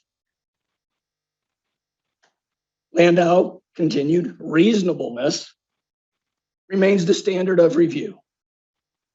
There is a presumption that the zoning authority acted reasonably. You're the zoning authority. It's presumed that you acted reasonably. The landowner, applicant in this case, has the burden of proving reasonableness by a preponderance of the evidence. An action is unreasonable when it is so arbitrary that it can be said to be taken with regard to the benefit or harm to the community at large, including all interested parties. And everybody else now getting up are interested parties. And it was so wide of the mark that its unreasonableness lies outside the realm of fair debate. That's a very heavy burden for the applicant to make in this case. All these principles were affirmed in Johnson County versus Olathe in 1998. There, the rezoning was denied even though it complied with the comprehensive plan. Our standard of review is reasonableness. Elected officials are closer to the electorate than the courts, and consequently are more reflective of the community's perception of its image. So that's what the Kansas Supreme Court has stated. Golden is not mandated. Golden is merely suggestion. And your ordinances say the same thing. First, however, is the authorizing ordinance for the governing body to talk about rezoning. And I'm just going to take a few words out of section 17.92.010.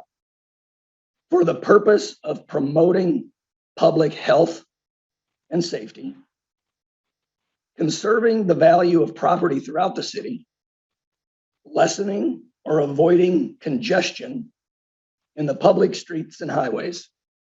Those are all things you've heard about or will hear about tonight. Provided that in all amendatory ordinances adopted under the authority of this chapter, due allowance shall be made for the existing conditions and the conservation of property values. And then we go to the ordinance talking about Golden, section 17.92.030, part D. The Planning Commission, in action by the governing body, in its consideration and making recommendations, shall, quote, to the extent deemed relevant, consider the following factors. Quote, these factors are suggestions or guidelines and not exclusive. Other factors may be equally or more important depending on the particular application. So it's up to you, acting reasonably, to consider what is deemed relevant. What of these 8 or 10 factors are relevant? The Kansas Supreme Court said in Landau, it's reasonable just to consider 2. It's their burden to prove that you acted so far wide of the mark that it isn't even considered fair debate. Talked about character of the neighborhood. We were the first home there. There's about 30 new homes being built there. Right time, I'll need a motion to extend the time. To extend 5 minutes. Second. No, thank you. Motion has been made and seconded. All in favor, say aye. Aye. Thank you very Nay. much. Motion passes. And then the Beaver Farms is another subdivision further west, and they're touting estate size lots. So that's the neighborhood we're talking about. Not only the existing Chapel Creek homes, but the new homes being built. Staff cavalierly notes construction of 60 new townhomes in 16 buildings will not affect the general character of the existing single-family neighborhood found around the property. The applicant states, well, I want objective stuff. I don't want the subjective, emotional things that the neighborhood has to say.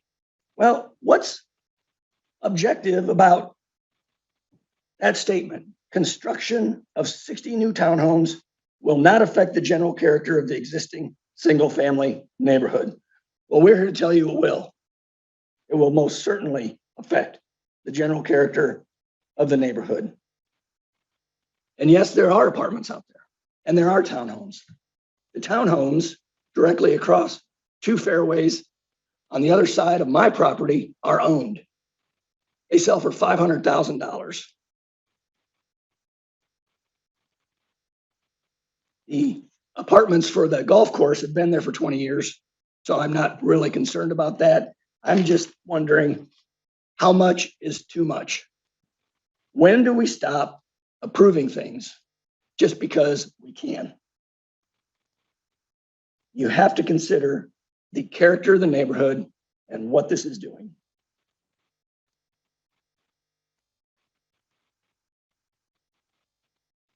Staff says it's okay, so I guess throughout all of their report, the applicant would just have this council be a rubber stamp. Well, the staff reports this, the staff reports this, the staff reports this. So you have to do that. You're not a rubber stamp. You are closer to the electorate than anybody else. And we're the electorate.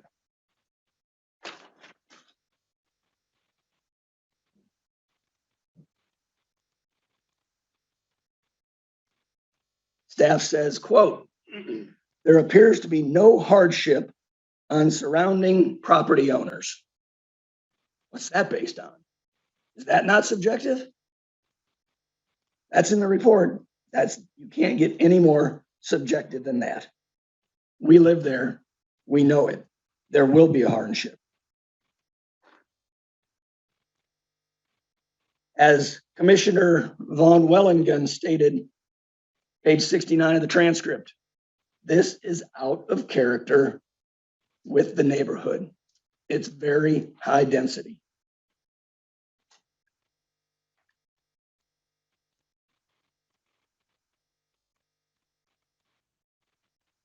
Acting Chairperson Peterson commented that I don't want to approve something that could affect neighboring property. She concluded that it's possible to flood. Page 18 of the staff report. And in the presentation, the applicant said that's the staff's recommendation. That's the staff's conclusion. Well, look at it. It says the applicant submitted a stormwater management study stating there are no known downstream flooding concerns. Not staff, his own report.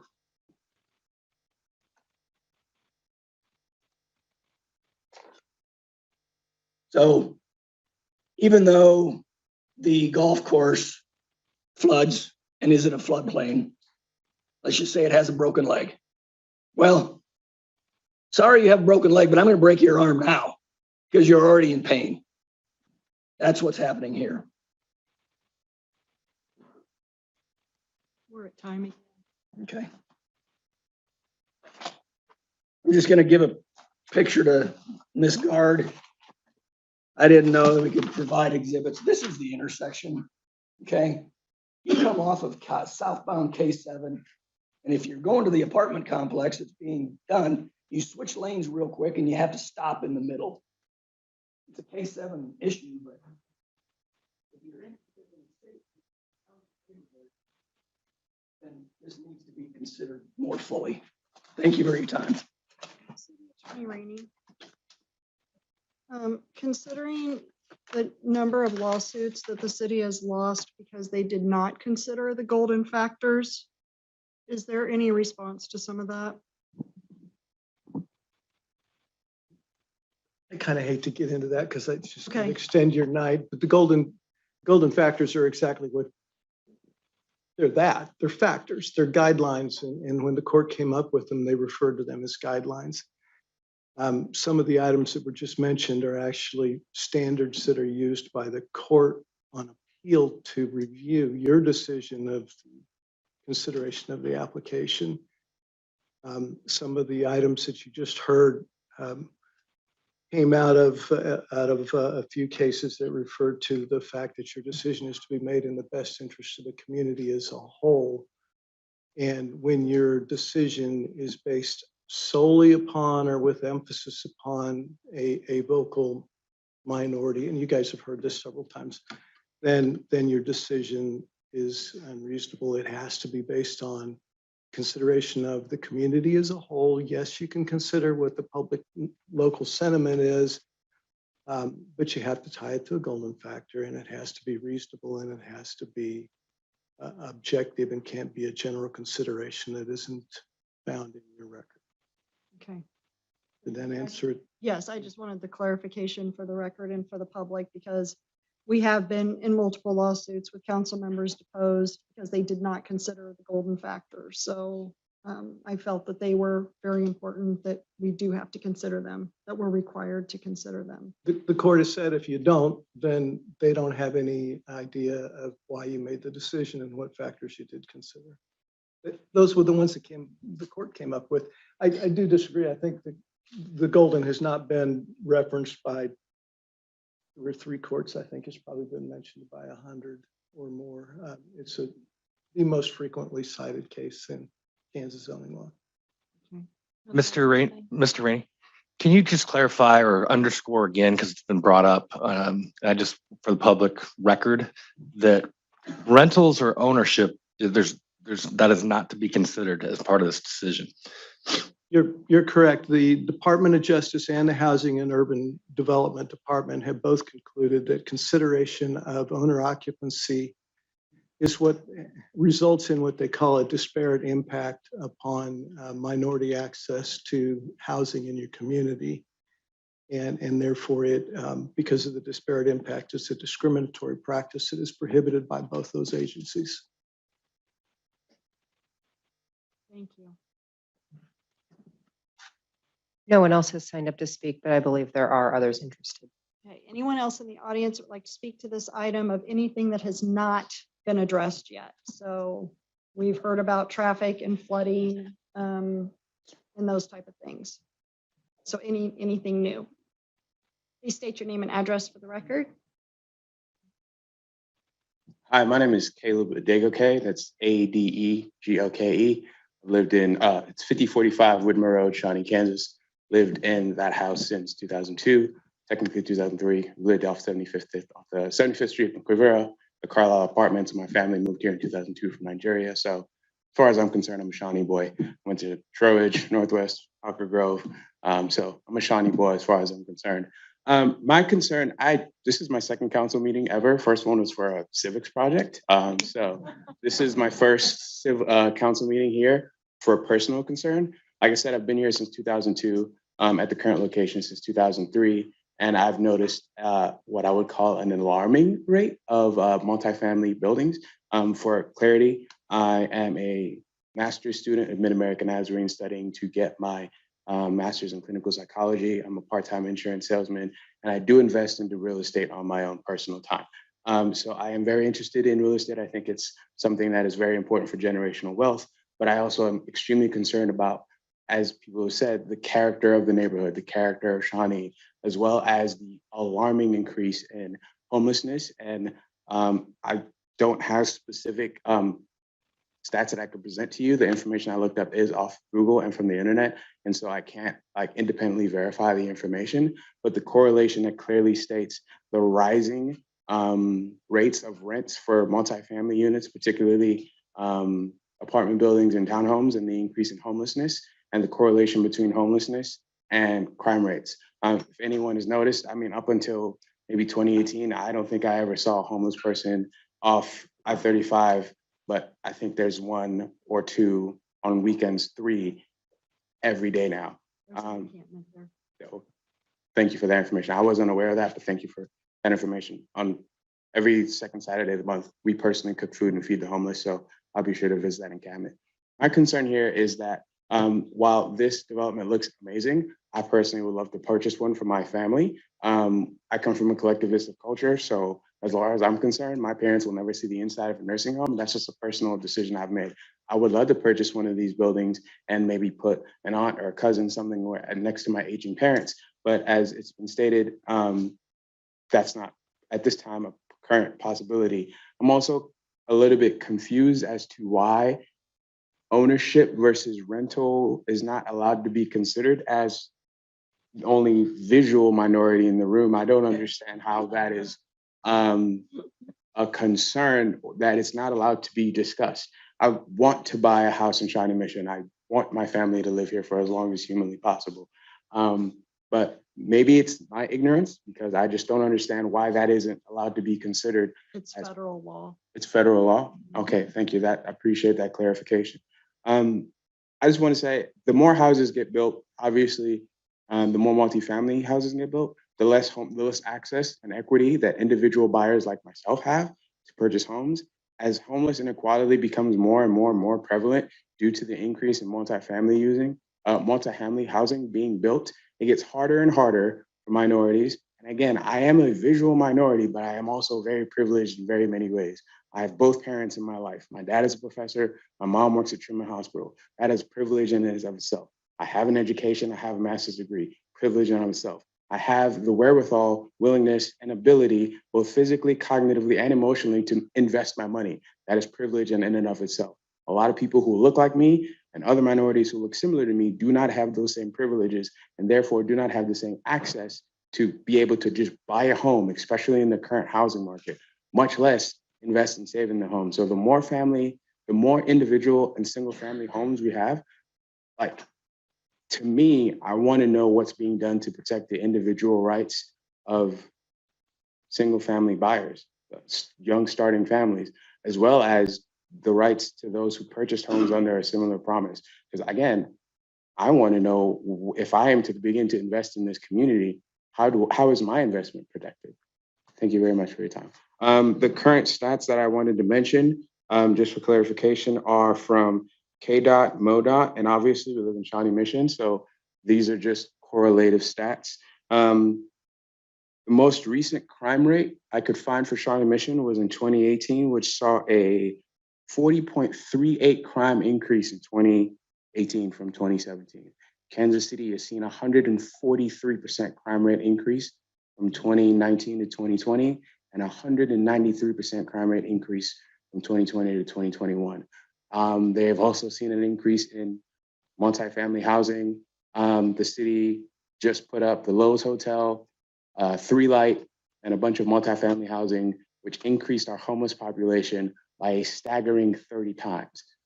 I am a people person. Me and math don't like each other very much, but it looks pretty much to me like 2 + 2 = 2 in that situation. I'll rest my case for this today. And if you do want the exact numbers, I haven't seen a monthly report recently, but we do have online our monthly reports of our crime stats. And it's normally like 2%, not 40 or 193 or anything like that, but it'll show you by each type of category. So, rape, murder, robbery, all of that, and it'll break it down for you, and you can see month by month what our exact crime stats are on the website. Thank you very much. I appreciate You're very welcome. Please state your name and address for the record.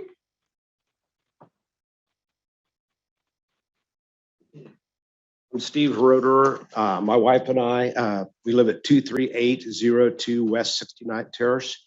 We built our home in the Greens of Chapel Creek back in 2002. We were the first home out in the Greens of Chapel Creek. And one thing I would like to address all of you is, it sounds to me like there's a good chance this might be approved this evening. And if it is, we've talked about stormwater issues coming down the hill. We've talked about the traffic. It's a mess. But the one thing I want to talk about is the preservation of all these trees, because that's very important to all of us here at Greens of Chapel Creek.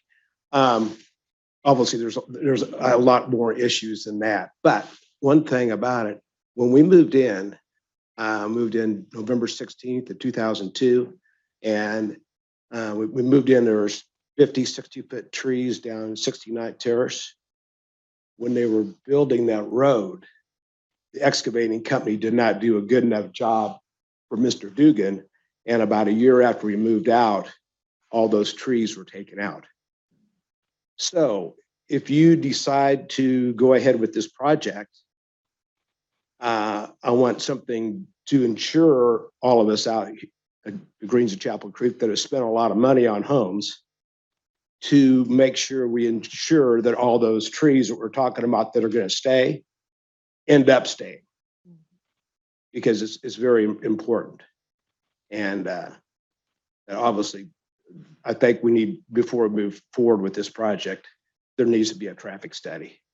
I mean, Jeff is correct. I mean, the traffic out there is a mess. And I'm surprised. Matter of fact, I was worried the other day. I was coming home at 4:30 in the afternoon. I saw 4 kids from the apartment complex going back east, walking over the bridge. And my God, they got first, all the people coming off the 7 highway, they're coming off 55 miles an hour, they got to cross that road. Then they got to get on the bridge and walk. We're on an island out there. We need some help. And you've all heard that the other day. I'm from a lot of our neighbors that were at that meeting. But anyway, the preservation of the trees, if you decide to go forward with this, we need to have someone out there to make sure that's going to happen. Thank you for your time. Thank you. Doug, is he still here?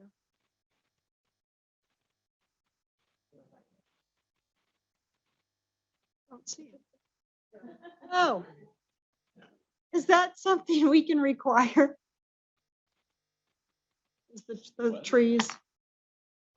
So I have Reagan Long on the line. She's been listening. We have enacted stream corridor protection areas.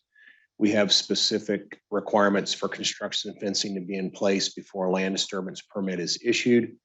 We also look at the drip line of those trees and get as far away from those canopies to make sure that the trees that are safe don't die later. So we have pretty stringent requirements in place for those trees. And that's the beauty of this being next to a creek. It's not something that they can clear cut and say, oops, we actually identify these areas ahead of time. Okay. And our inspectors make sure those construction fences are up before trees are removed. And that's something that's standard on any project. I think you guys know that although it doesn't apply to residential, there's been a push since our comprehensive plan was adopted to preserve trees. And we've actually got a tree preservation ordinance now because of that. So there are some assurances there too, although this is residential, not commercial. The reason for bringing that up is that if this had been developed, say 20 years ago as commercial, the storm system might have been enclosed and the entire site might have been clear cut. And I remember having a conversation with the former owner, Mr. Waters, and literally as a staff member talked him into keeping those trees because he did not know what was going to go there, because I saw them as an asset to the city. And that's why they're there today. And I wanted to point that out. Thank you, Doug, for making sure. Any other new additional comments that we have not heard yet? Okay, seeing none. Any additional council comments? Councilmember Jenkins? Yeah, I think it's important we discuss it a little bit because now we've heard, both sides make their presentation. So it's important that we hash it out a little further at this point. I have some concerns that have come up in my mind concerning the primary thrust of the citizens' comments, and that is with the traffic and the floodplain. Most of you here know that I spent 30 years with floodplains in FEMA, and that's something that's near and dear to my heart, and I'm pretty concerned about that always. But I'm also concerned about this traffic situation. I think the Michelle Dissler method of analytics on traffic sometimes can be pretty effective out there, counting the number of cars going by. And it's not just the ones that we're dealing with now. And I know this subdivision has nothing to do with the ones that are already there, obviously. But then we have in the background, we've got potential for more development to be occurring out there as well. And okay, we got a problem here. I think we got a problem at this point that has to be resolved. And I guess one of the questions would be, well, should that impact this developer, or is this something we should say it needs to be fixed before we start moving forward and considering additional development for this area? And I just find myself starting to sway in that direction that, public safety is a big deal for me. And I think maybe we need to do some serious analysis of that and not just looking at this subdivision, or this project, but looking at kind of forecasting what's there, not necessarily on the table right now, but what is already getting ready to be put on the table. So we can analyze it all together and say, okay, what needs to be done here before we move something forward, before we start making decisions that are permanent. So I guess I'm leaning toward maybe remanding this back to the Planning Commission to entertain that kind of information being provided so they could analyze that thoroughly before we want to move forward with anything, making any decisions on this. Because once you make those mistakes, you can't go back and do you hit your computer and go with the delete arrow and just get rid of that. It's there now, and it becomes a reality, and there's people involved, they live there, and you got a real issue. So I'd rather solve problems before the problem is created than the other way around. So my recommendation would be we send it back to the Planning Commission to have them hear the analysis and the results of that analysis, so that we go into this thing with our eyes wide open and good information and make good decisions. Councilmember Steens? Well, Eric, you said exactly what I was thinking during this whole time. I think we need to remand it back to the planning commission as well. There are a lot of things that need to be reconsidered. I mean, I am concerned with the only 5-3 vote and 2 people were missing. I think those things need to, the traffic concern is huge, and that has been brought up many times out in that area. I think, like you said, we can all sit here and talk about it all night long, but if we just go ahead with something and then later it's a big problem, and I don't want more accidents. I don't want people out there with nowhere to go. I want those things to be looked at now and not later. Oh, gee, I wish we would have looked at that and did something about it then. So I think there needs to be a lot more consideration and some studies done myself in that direction. So I would agree. I think we need to remand it back to the planning commission. In addition to the traffic study, can we get the stats from Chief on the number of accidents that have been there like the last 10 years? Is that, I think we can go back 10 years, can't we, in our computer data? I know we can't go back too far because we used to do everything manually. Kevin Manning, Deputy Public Works Director. Regarding some of the traffic conversations we've had tonight, I just want to clarify if the governing body does choose to remand, to just give us a pretty defined scope, because we can do some additional study at the intersection of Hedge Lane Terrace and 67th Street. But to Councilmember Jenkins' point, if we're looking at a area-wide study, that is not something that is a short or easy. That's going to be a much larger project and something we'd have to work on a scope on and bring back to the governing body. And that's not going to be something that's going to be ready in 2 weeks. So I just wanted to clarify that so everyone was aware whatever the governing body chooses to do. Okay. And will that include our existing history of accidents in that area? Because you see 3, but in your mind it seems like 30. So like, can we know how many accidents and what caused them? Sure. We once again, we can provide as much information as the governing body desires. I can talk a little bit about that tonight, but if you want, once again, if you want a broader area other than Hedge Lane and 67th Street, just let us know and we'll make sure that it gets addressed. I have Councilmember Chafee, Councilmember Walters, Councilmember Thomas, and Councilmember Gillette. Councilmember Chafee. Thank you. Kevin, this one's probably for you as well. In a perfect world, if you could snap your fingers and 67th Street looked and functioned exactly how you and your professional expertise think it should look and function, keeping in mind the developments that are currently there, the neighborhoods that are currently there, this proposed development, I don't drive out there all that often. I mean, I certainly have, but it's not someplace that I'm driving even every week. So, the applicant mentioned some of that excise money that could be used for potential road improvements. Let's just say you had a magic wand and you could do whatever you needed to do to 67th Street to make traffic not be an issue. What would that be? What could we do, or what might be a long-term goal of 67th Street to not have traffic be an issue? Sure. I think one of the main challenges that was brought up tonight, I think is really the issue is the weaving. When I say the weaving, I'm talking about the distance between the southbound K7 ramp onto 67th Street. And if you have someone that wants to go south on Hedge Lane Terrace, they have to get over basically in the left lane. And they also have basically westbound traffic that they're conflicting with. Just like, it's not really dissimilar to what you deal with when you're on a Cloverleaf interchange. Come around the Clover, you come up and there's that short weaving segment between the off ramp where you have to get over, and then you have other people wanting to get over on the other Cloverleaf ramp. That's similar to what we have out here. There's no necessarily magic bullet to make that go away.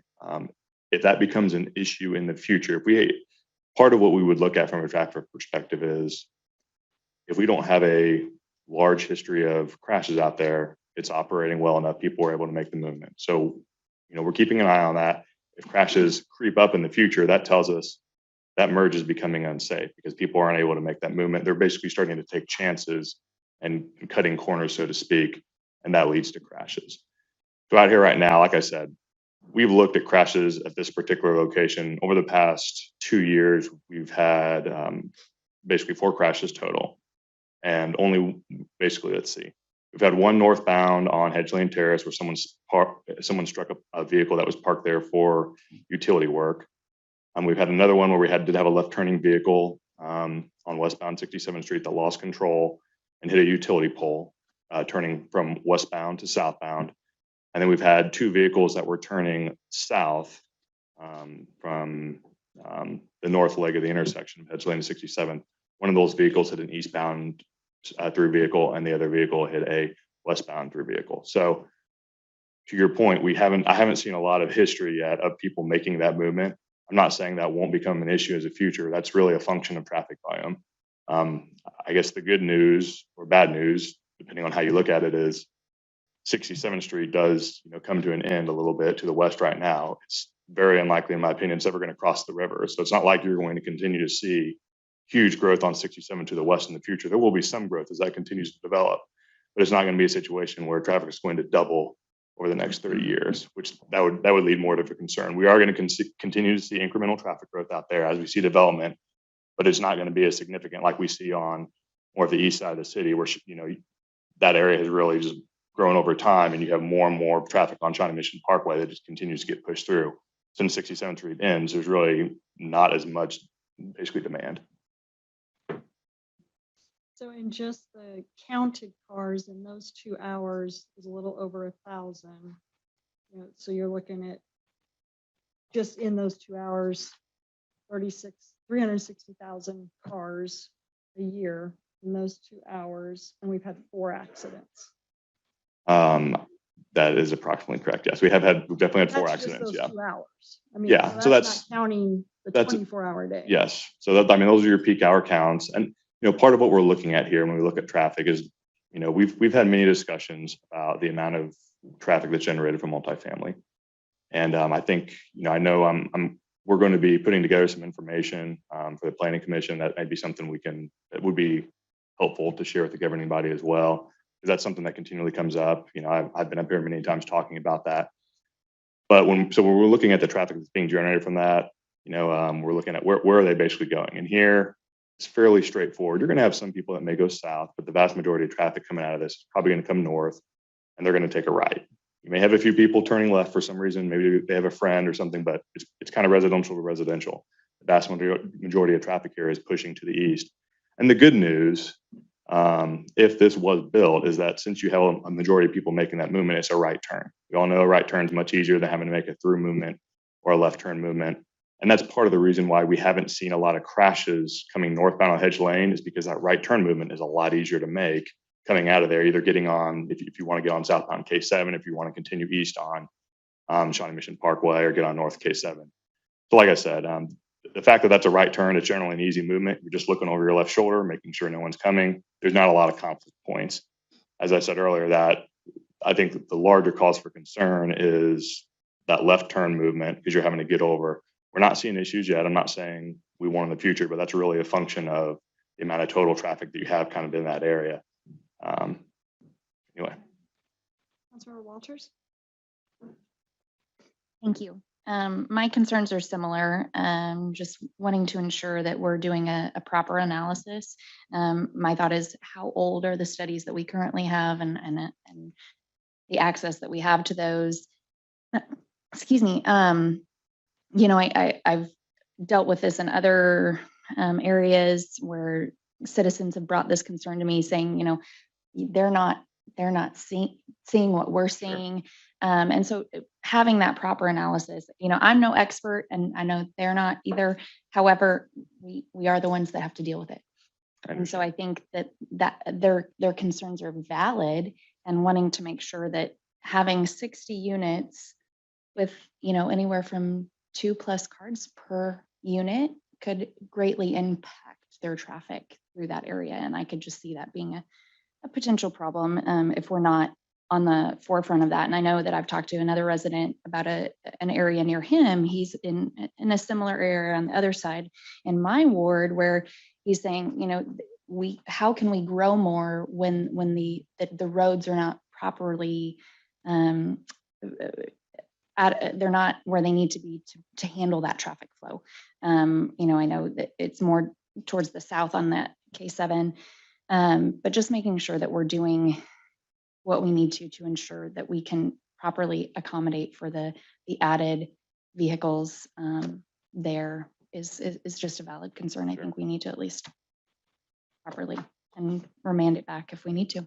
Like I said, if the governing body chooses to remand, we can work with the developer on either a local scope. If it's a more broader scope, that, in my opinion, that may be outside the scope of this one development. That's something we'd have to have some internal discussions. If we're doing like an entire kind of the southwest quadrant of 67th Street and Hedge Lane, what potential travel demand are we going to be looking like in the future? Like I said, that's just a little larger. So I just want to make sure everyone's aware of that.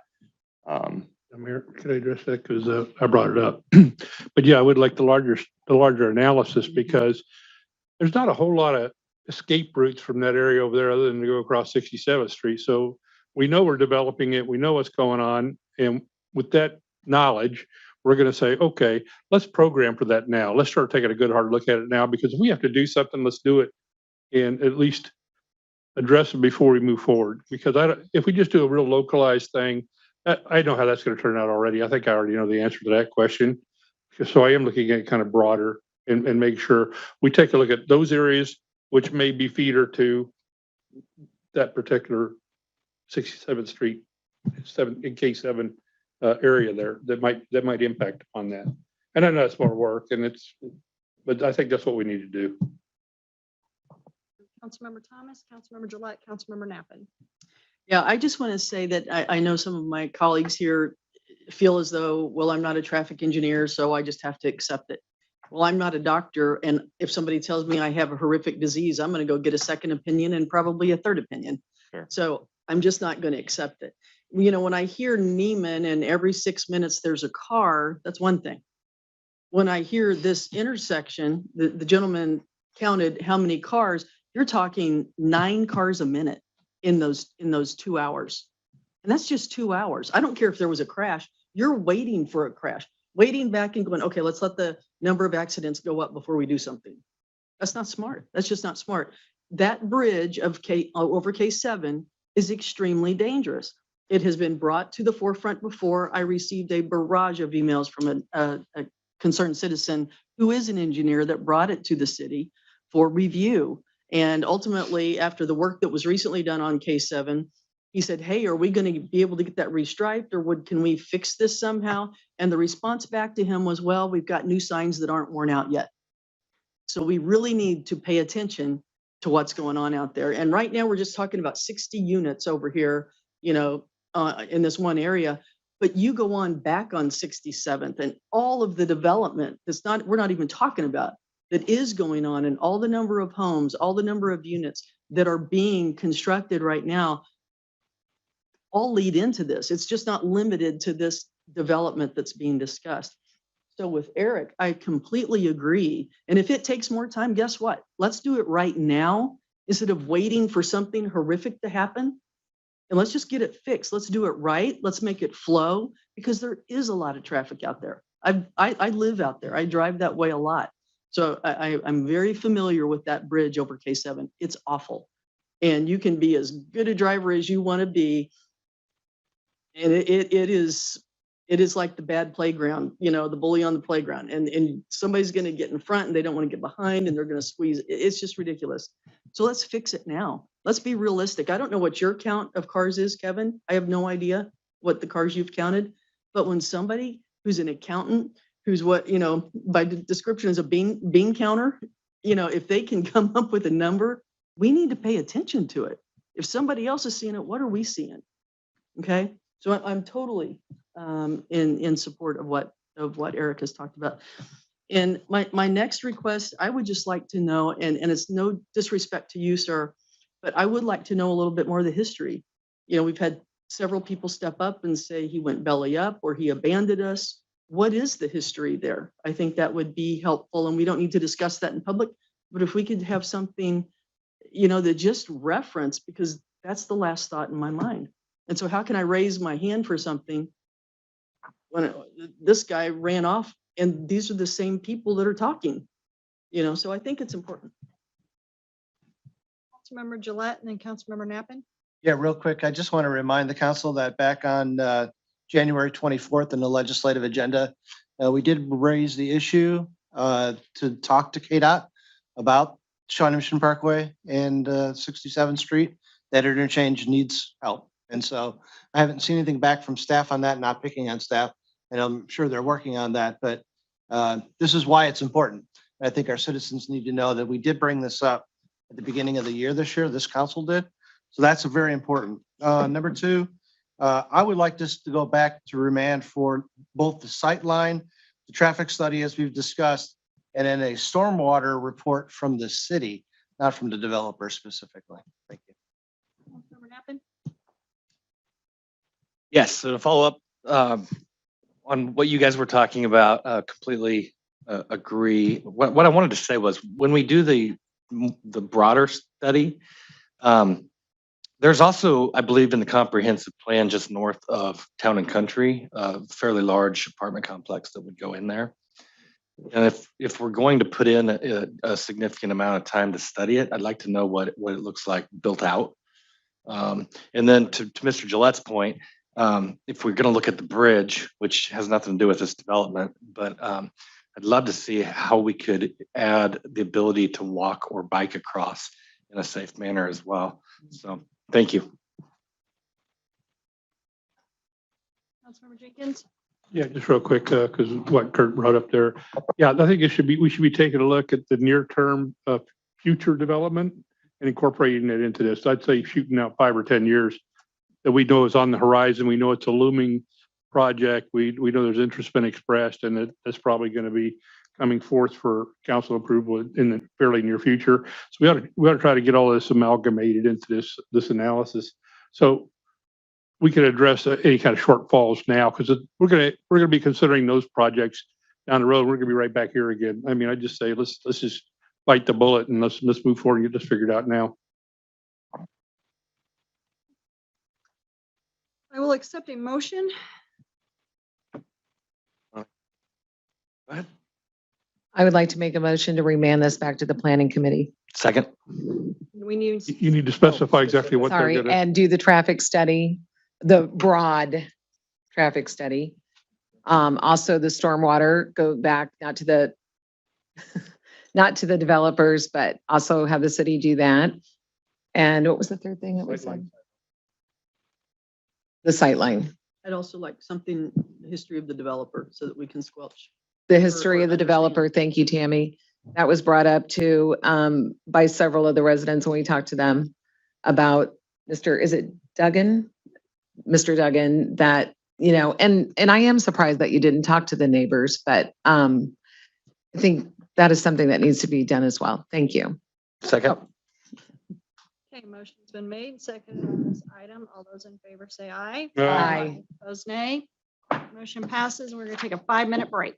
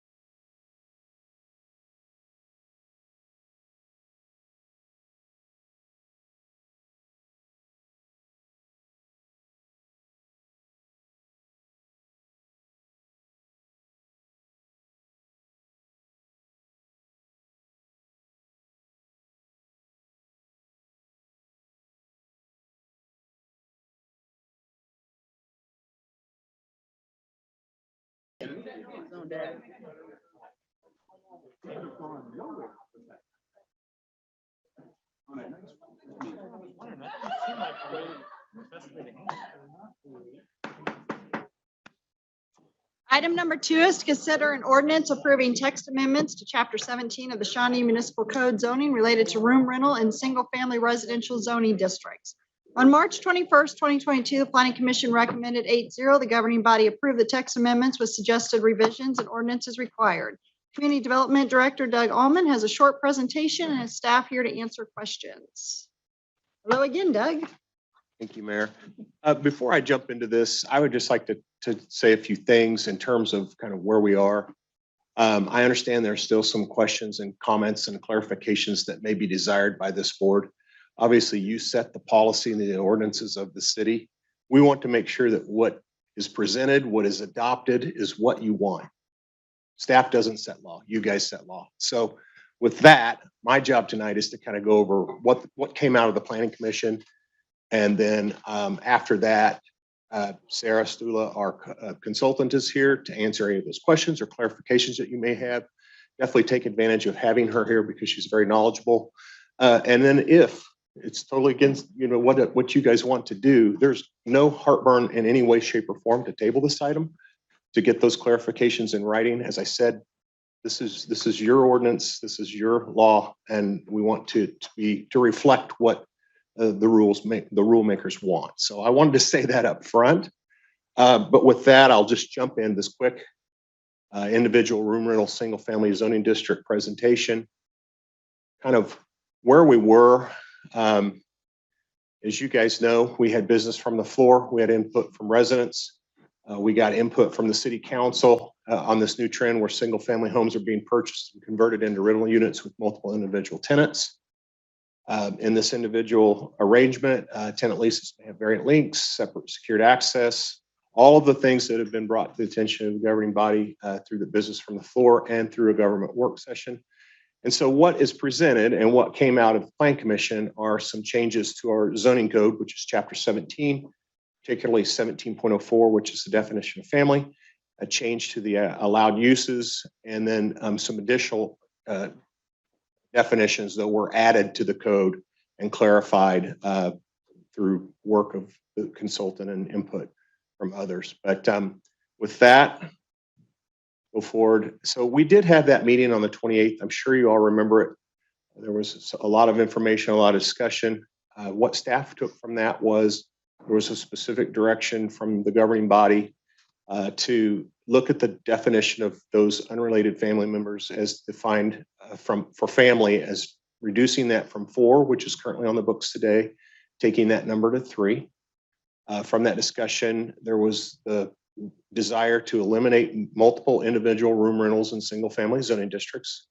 And then lastly, there was some discussion by at least 2 of the people on the governing body about not wanting to take away that ability for a family or a homeowner to rent to one outside border, which is still allowed and wasn't stricken from the code. So again, this is what came from Plan Commission. If the mark has been missed, that is the reason Sarah is here tonight. There's no push to adopt this in any way, but what happened was the family definition was amended for all residential districts. And you can read that there, 17.04120, definition of family. A group of 1 or more related persons living together. B, a group of not more than 3, reducing it from 4, unrelated persons living together as a single housekeeping unit, noting that housekeeping unit is stressed. Or C, a mixed group of related and unrelated persons living together as a single housekeeping unit who together constitute no more than a cumulative total of 3 persons. And then there are some related person meaning definitions below that. Number 2 did clarify and add those other definitions for shared group home. That was an attempt to define the use that was wanted to be disallowed in single family districts. If that is not the proper term, or if we want some other term, there's no marriage of staff or anyone to that term in particular. And that definition is a group of 4 or more unrelated persons living together in a dwelling unit, except where it is a group home. It defines it separately from those legally allowed group homes. I know there was some concern about this taking those out of the mix, and this absolutely is independent of that. And then there's a clarification of single housekeeping unit. Could just stop here for just a second. This is where there's a little bit of confusion came in for me, I know. When shared home group, is that what we're gonna call these buildings? I kind of doubt it. I mean, I'm just trying to clarify where we're, because then we go on to say a group of 4 or more, we just said 3 up above that, and I'm like, okay, I'm confused. I'm hearing that there's confusion, and as I said at the very start, this is your code. If you guys think of, Why would we say 4 here after we just said 3? because it specifically disallows that use. It specifically disallows that Allows use. 3, it disallows 4. Right? Correct. And that is Councilmember Jenkins. So what I probably should do is just complete kind of the ordinance as it's presented and then have Sarah come up for clarification. Yeah, maybe definitions toward the end might have been safer. And then the single housekeeping unit, there was always the talk about transiency. I think the neighbors, especially in the original subdivision example, were concerned about transiency. And so that was further defined to non-transient persons that occupy a dwelling with common kitchen facilities and shares household activities and responsibilities, so that there's a familial relationship there rather than people who are independent of one another living in a single family home. And then lastly, that middle section, shared group home, which can be changed. This is just an alphabetical representative of a zoning matrix that's very long. This is the alphabetical residential districts. And as you can see, that shared home group is a blank space in that matrix, so it's specifically not allowed in our zoning code if this were to be adopted. Now, that being said, there's been some discussion about adding a single line that whatever we end up defining it as, putting a clarification of individual sentences within our single family zoning districts. I think that is fine. Clarification again, and this is, yeah, we're basically saying it's prohibited by this matrix. We're not saying it in any kind of language or anything. We're just saying in this matrix. That's correct. And so the alternative, or what I would recommend, not alternative, but the addition would be some more language in our R1 text, our PSF text, our DU text. We have clarification statements in all of our zoning sections. Matter of fact, we list out that one transient border is allowed, and that's where that's found. It's not found in the I matrix. think that might be a good way to approach it, because I think somewhere along the way, instead of just saying reference a table or a matrix or something, there should be some very clear cut. It's prohibited. It's a prohibited use in R1 districts. I mean, interrupt. I had a feeling that might be brought up, so Sarah is willing and able to talk about that.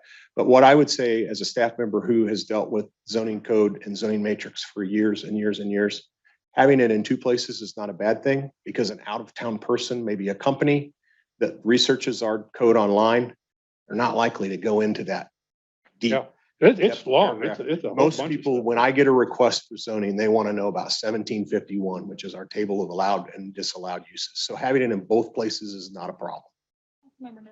Doug, I just want to thank you for your comments up front and for your flexibility in working on this. I think you've felt the urgency and tried to get this done. And frankly, we got some feedback at the very end of the day here that I really haven't had a chance to fully absorb exactly what some folks are asking be included. But I appreciate your willingness to do it. And you know, if we need to wait a little bit, that's fine. Let's get it right to everybody's point here and have something that everybody can feel good about. But again, I appreciate your work on it and your flexibility. I work, and all staff work for you all and for the residents. So Councilmember Walters. yeah, that's it. Let me see the next slide. Yeah, it's a summary of everything I basically just said. You're fine. I would introduce Sarah Stula. She's our consultant who's had a lot of work on this and knows the law and has the research background way better than I do. So I'll turn it over. Thanks, Doug. It's good to see you all again. I'm Sarah Stula. I'm the attorney who's been helping on this, and I'm happy to answer questions that you may have. It sounds like one that Councilmember Kemling mentioned, I wanted to maybe clarify that first, we do change the definition of family. So that's the reduction from 4 to 3 that you see there. And of course, families are required in single family residential districts. So that's where that definition comes in and becomes relevant. But also, we went ahead and defined shared home group, which not married to the title. If you want to give it a different kind of caption to describe that, that's just fine. I'll take whatever lead you give on that. But we also expressly prohibit it. So for unrelated persons, there's a cap of 3 in a family, but then shared home groups specifically would be prohibited in residential districts. That's kind of the number differential there. I'm happy to take questions, but I also wanted to direct you to one point where we need your policy input, especially, and that would be under the definition of family. I added a subsection C about when there's a situation with unrelated and related people that are living also together under the same roof. The former, or I guess rather the current definition doesn't address that scenario. It's a bit ambiguous.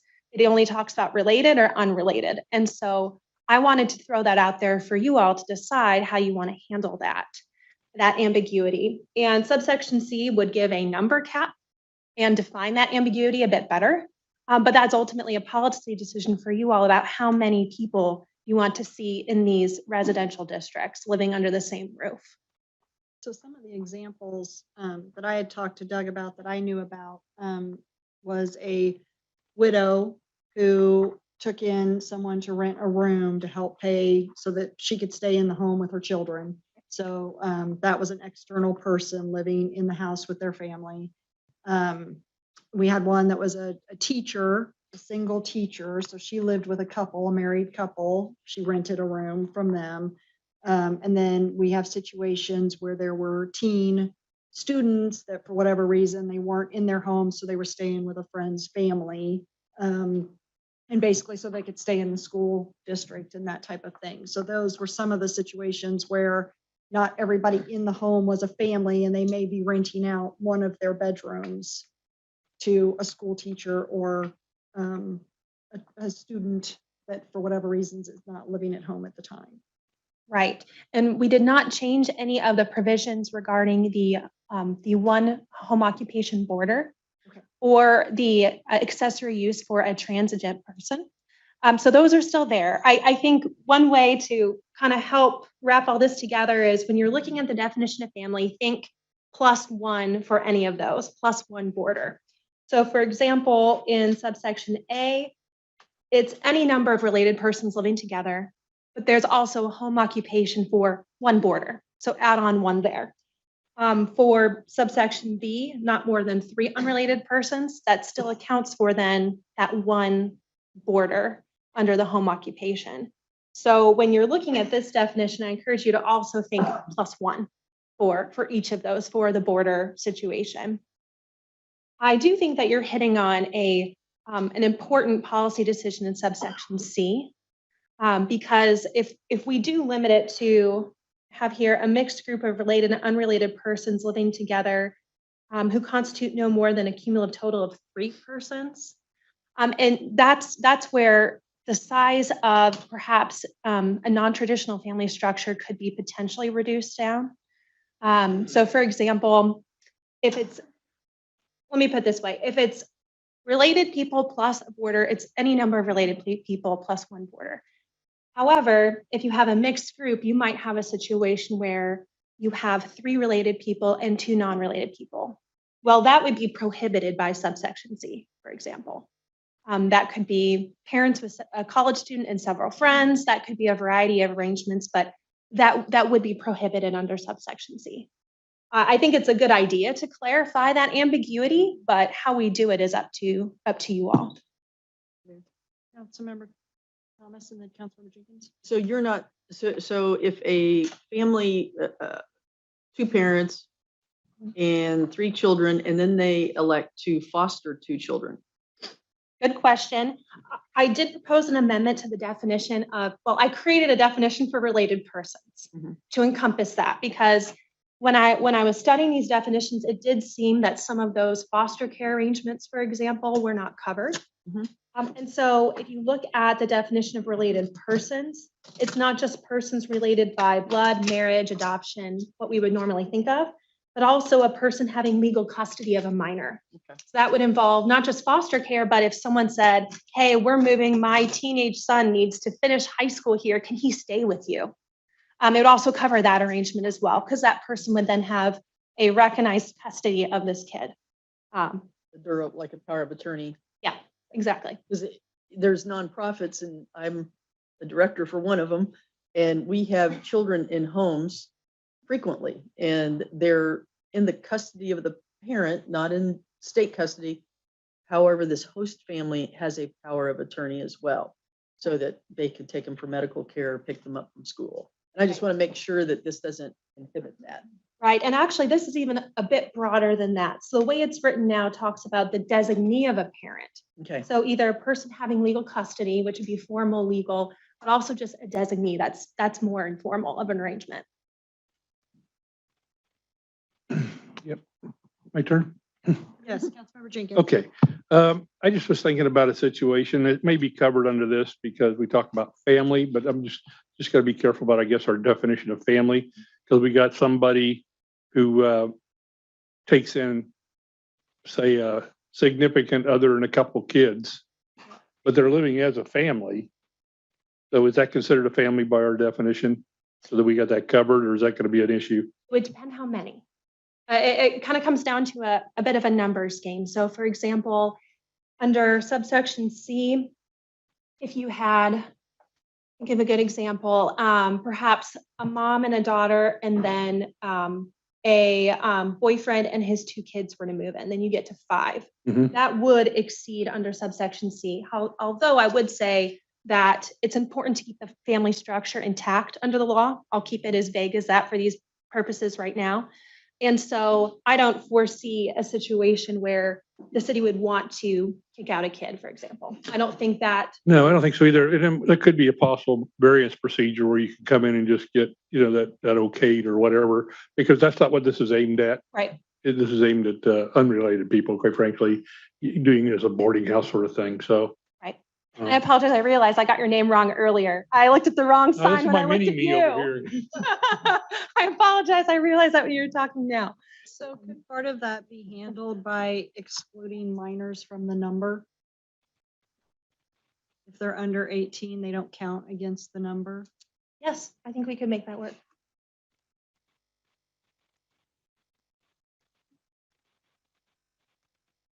Yeah, but they wouldn't legally be like to rent a place by themselves. They would have to be there with a parent. So I'm saying if you have a parent and 2 children, like the example that Eric just gave, you're considered a minor under the age of 18.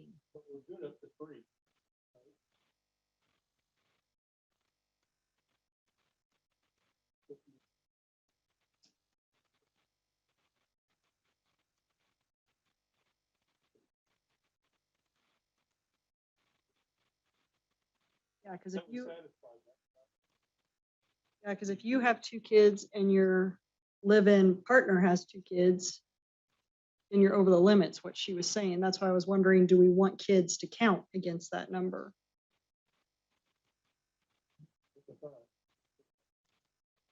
You're considered a kid under the age of 18. You can't, so it's not like you could rent if you're under 18.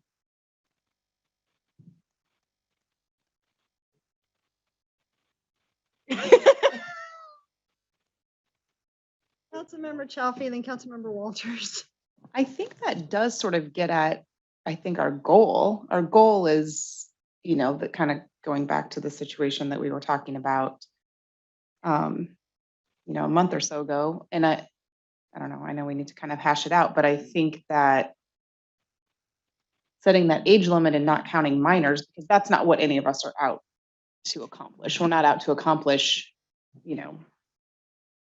a mom and her kids, the significant other moving in with his or her kids, that somehow, I don't foresee that anybody would even think that they need to come to City Hall and get a, variance for that. So I don't think that's our goal. So if we can write it in such a way that that doesn't have to be a variance, that would be ideal. That makes sense. We're basically still under the parents, because what does the health insurance now cover for college students up to age 26? So if they're still under their parents' what do you call it, responsibility or parents?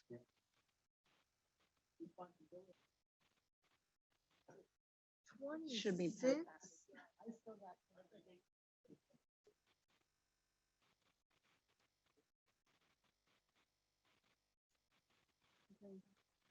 The distinction of adult versus minor, I think could be helpful in the shared home situation. For example, right now, the shared home group is defined as 4 or more unrelated persons, but I think we could put adult persons, for example, there.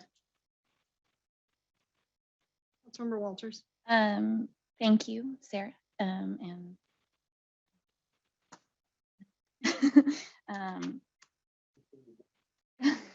You said 18. Yes. Adult, yeah. You can vote. You can get in the military. So I suppose there's a distinction between 18 versus 17 and under. Few things. I think we're working on it, trying to clearly define all those terms, and working through what each of those mean. One of those, and even when Doug was restating some of it, he even said shared group home, where it's listed as shared home group. And so that is something I'm really troubled by. I was talking to one of the neighbors who couldn't be here today, and she was concerned that that is very confusing language to use in regards to especially group homes that are legally allowed, and we have no ability to do anything for those. And we wouldn't want that confusion there. And so to distinguish that using different terminology, I think would be ideal. So taking out shared home group and calling it something else. I've heard a few different recommendations. Co-living is an option. But wanting clear definition there, because we know that this is something that's a growing demand, and other businesses will be looking to do this. And so, and then also having that spelled out clearly, not only in the matrix or, in the grid here, but also wherever he mentioned putting it in R1 text, I guess. If we need to do that, I think that's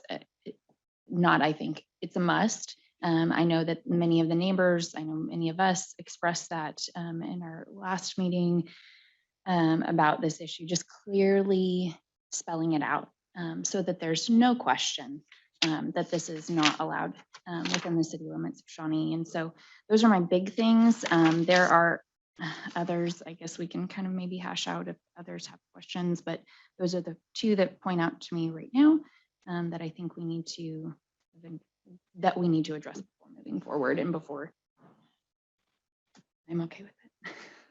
Thanks. Any more questions, comments? Councilmember Thomas and Councilmember Gillette? I like your statement regarding co-living, and just let's call it co-living and remove the shared home group or shared group home or whatever confusing jargon it is, and make it readily available in the documents. Because if this is a trend and we're going to prohibit this co-living in the city of Shawnee, it doesn't need to be found down on line 480, number Z, letter Z. It needs to be here and here and here and here, and just a reminder constantly. Because I know how hard it is, because I get calls of people trying to find different things, on the website or whatever, and they can't find it. I can't find it. Is it in the camping section? Maybe it is. I'm not sure. But let's just make it clear. Just, we talk about gray areas and this and that. Let's do away with gray, and let's just bullet it so that it's very, very clear what we're talking about. And Shawnee prohibits co-living, and we're doing this and this and this. That's what I'd like to say. Lawyer employment. What? We don't want it to be the Lawyer Employment Act. No. Councilmember Gillette and Councilmember Nappan. We'll do quote Kathy Peterson at the Planning Commission. Why don't we just face this head on and quit dancing around it? So I'll do that very thing. In number 2, in your clarifications, I think everything else, Sarah and staff and Doug, thank you for letting us ferret this out.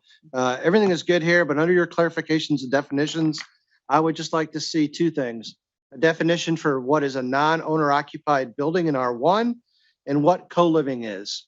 Co-living needs to be defined specifically in R1 about turning a 3 or 4 bedroom home into a rented mid-transient, strangers unrelated, rented room at a time with a shared kitchen without standard meals and off-street parking. So if we put those 2 definitions in there, I think we're going to be golden. Thank you. Councilmember Nappan. Yeah, thanks for your work on this. So kind of repeat other people, but the shared home group, we're going to redefine it so that it's not confusing. We're going to keep the matrix, but also add the verbal reinforcement. And I think to your point, correct the definition of a boarding house. I think if we do those things, it'll take into account the most recent concerns by residents. And I have a feeling, and I could be wrong, but I guess I'd like to know what else you need from us. And then I'd like to move to table this until a future meeting so that we get it right. I do have some clarifying questions, That'd be great. if I may. So Councilmember Gillette, you mentioned including in the definition of this shared home group, co-living, whatever we call it, like details like turning a 4-bedroom home into a 6-bedroom or things like that nature. One thing I'd throw out there for consideration is that perhaps the more complicated the definition becomes, the narrower it will apply. And so as it's written now, it's a bit more of kind of a raw, clear number where we're drawing the line. But if we add on more details, it actually might narrow our enforcement, I guess, in a way. And so that's one thing to consider. I need to know from you, what exactly are we targeting here? Are we looking at the number of people, the number of transient people? Are we looking more at the structure of the home? The way that this is written now is just a zoning amendment. We're not touching the building code at this time. Thanks for asking that question, Yeah. Sarah. That's specifically the reason why we want this, because these are single-family homes. They should be single-family owners, owner occupied. So we can't let this become a multifamily dwelling. And so however you want to word that, we'll take your direction from legal advice on this. But the term co-living is what's being used in the marketplace right now. Okay. So I think it needs to be clearly defined that R1 zoning is not allowed to have co-living. Does that help? And just to clarify, are you looking for the structure of the bedrooms, kind of more of that detail you were saying in the definition? I guess where my confusion is, as of now, I'm not touching anything with the building code. But I want to make sure I understand the direction I'm getting from you. Well, in my opinion, I think we need to identify that you can't rent all these buildings, these bedrooms out as multi-units. So however you want to define that within the R code, R1 zoning, however that best fits, but that needs to be clearly defined that you can't add to a structure additional bedrooms and you can't rent individual bedrooms in R1 zoning. So I'll leave the expertise to you on that, but that should be the crux of the matter. Okay. If we can't rent an individual bedroom, then that goes back to the widow not being able to rent to the teacher. You do have to keep in mind that as of now, there is a boarder as a home occupation elsewhere in the zoning code. For in-home health Well, care. that's what the variances are for numbers, right? Sarah, that would be where you're in the beginning. And 2, that's why you've got the family definitions and the variances in A, B, and C. That would handle that, wouldn't it? Essentially, A, B, and C, it's boys +1 for a boarder scenario. So that covers that. You're just defining it. You can't turn it into a rental. And in terms of the owner occupied versus non-owner occupied, I would refer back to some of Mr. Rainey's comments earlier that that can be a bit of a murky area. I would also suggest, practically speaking, that there are plenty of single-family homes that are rented and not owner-occupied, but still have a family structure in them. So that's something to take into account. Councilmember Chop, Councilmember Wolf. I was just going to clarify. I think we might all be saying the same thing, just in a roundabout way. I'm thinking that if we change that name just in place of where you had shared home group and instead call it co-living, we've accomplished, I think, what we want to accomplish without adding. Am I correct, Councilmember Gillette? If where we had previously called it shared home group and we defined that as no more than 3 unrelated, again, plus the 1 family unit, we kind of defined that. If we just instead call it something else that's less confusing because it's not I think so Ms. Chelsea's similar to the correct. I group think you home, actually then define I it in the think it's getting matrix. at what we're But trying. then you also have to define that within the definitions so that the matrix makes sense. Sure. Yep, that makes sense. Councilmember Walters? No. Okay, thank you. Can I ask one more clarification? I won't keep you too long, but you mentioned boarding house. There's not currently a definition for boarding house in the code. And so I wanted to make sure we were talking about the same thing, whether you were referring to these co-living arrangements or rooming houses. I wanted to make sure I knew what you were looking for clarification on with that, that arrangement. I may have misspoke if it's not currently in there. Honestly, I was reading an email that I received this afternoon that referenced definition of a boarding house. Correct the definition of boarding house. If it's not in there, it's not relevant, Okay. I guess. There is a rooming house defined. I believe it's 3 or more people and there's no dining facilities provided. But that's not something that is currently expressly authorized anyways on the matrix for a residential district. Councilmember Nappi, Councilmember Jenkins. Yeah, I may be off track here, so you can correct me and it'd be okay. But the boarding house thing, I don't know if I want to throw that out completely, because what if somebody wanted to come in and build a boarding house in an R1 area? I mean, that'd be a real simple paragraph or whatever, say, the use of boarding houses for the purpose of multiple residences is disallowed or something. Just simply cover it, real simple like. What do you think? Is that Isn't off boarding base? house is defined already in the camping section, Doug, if I remember correctly? It's a pretty strange location for it, but believe it or not, it's actually already in there. Am I correct, Doug? Is that? There's a reference to it, right? Yeah, I don't Yeah. think it's defined. So, I don't know if we clean it up or. Yeah, I don't know if we can just clean that up or whatever, but it should be, we need to move some of that from the camping section to the, the R1 discussion, because that's, who's gonna go look over there for that? That's just the point.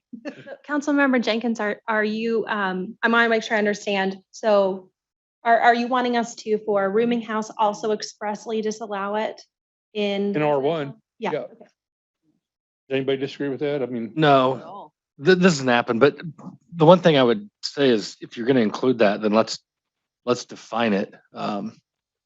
Whereas they used to serve food and everything in a boarding house, they don't do that anymore. So let's kind of define what we mean by a rooming house, if you're going to put it in there, or boarding house.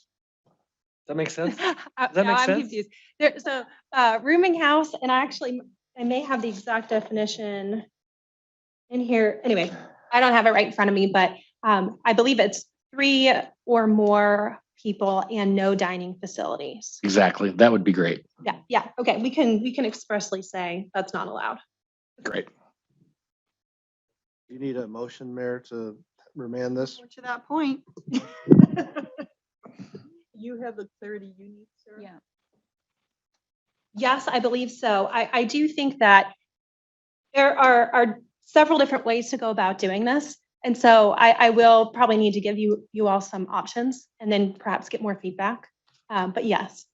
Yes, I would recommend your previous approach where you keep it simple, stupid, the OKIS system, and so that it's not designed for people with law degrees, it's designed for normal folks or somebody that wants to go out and make a buck by modifying his house and renting it out or whatever. Keep it simple for them. Clear. Yes, happy to do that.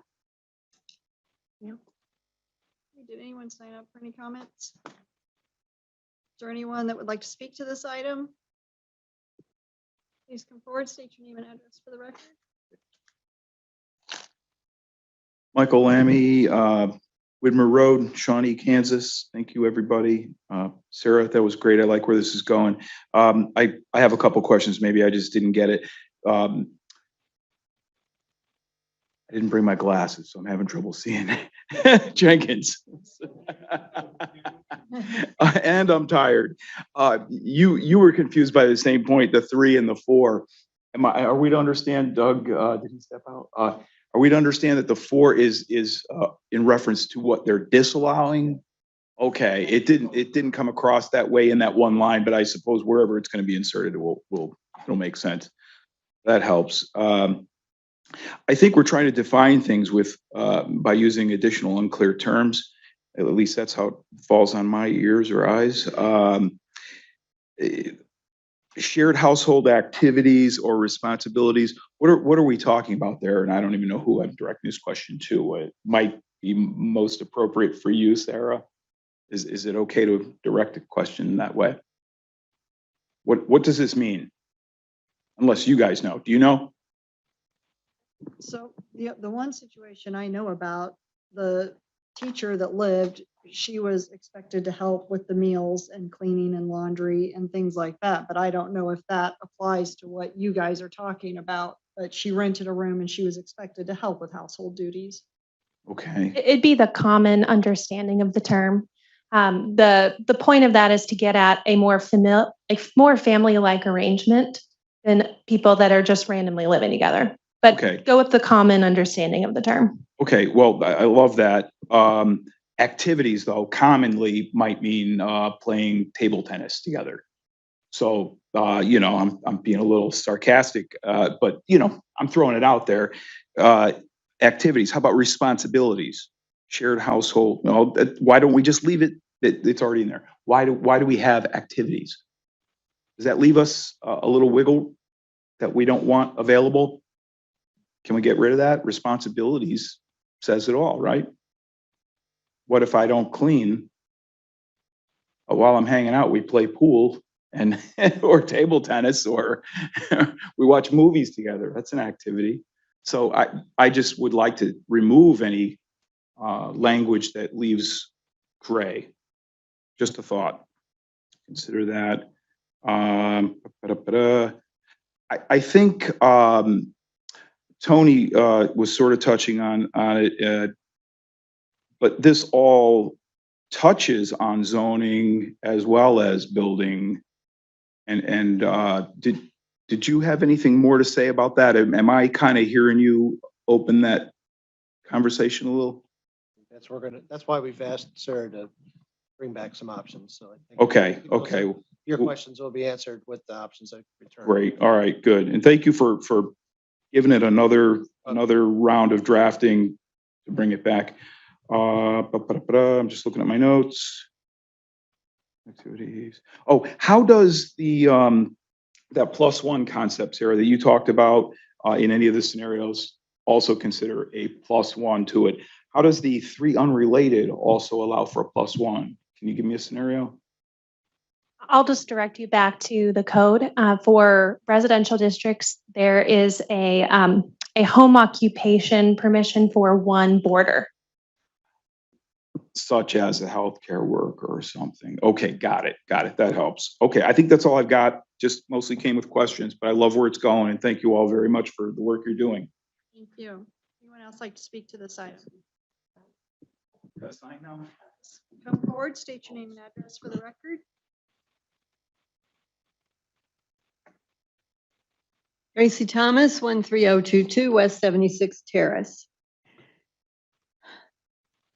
There actually was a push at the planning commission meeting. It was spoken 4 times that we had to rush this quick, do this fast and hurry. That obviously was not a good plan. And we asked for this to be tabled. When developers ask for something to be tabled, it's automatically granted by the city manager. But when citizens or a few council members asked for it, they weren't. And that's troubling to me.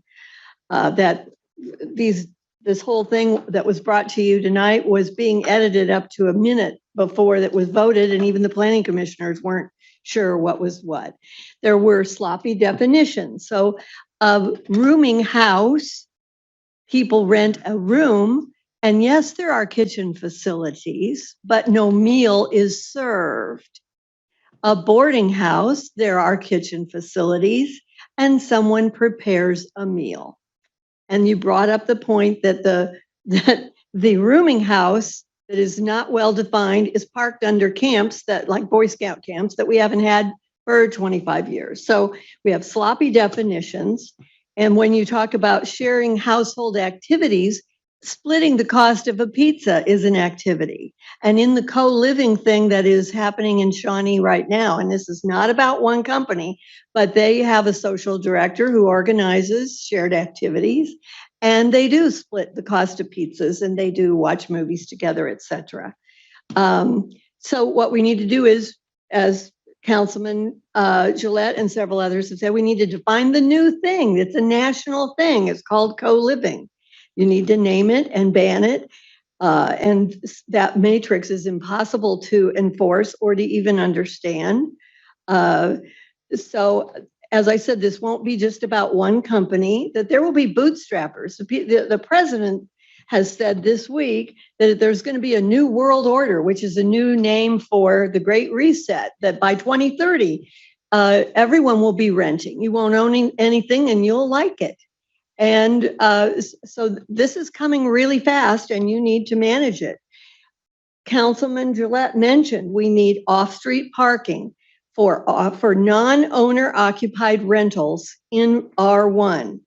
Just like we have off-street parking required in multifamily. If you have apartments, then that's a different code enforcement in that zone.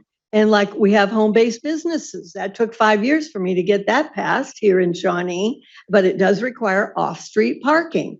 And so we need to, that's what, if you don't manage the off-street parking, you are really hurting the property values down the street. And we need to have inspections.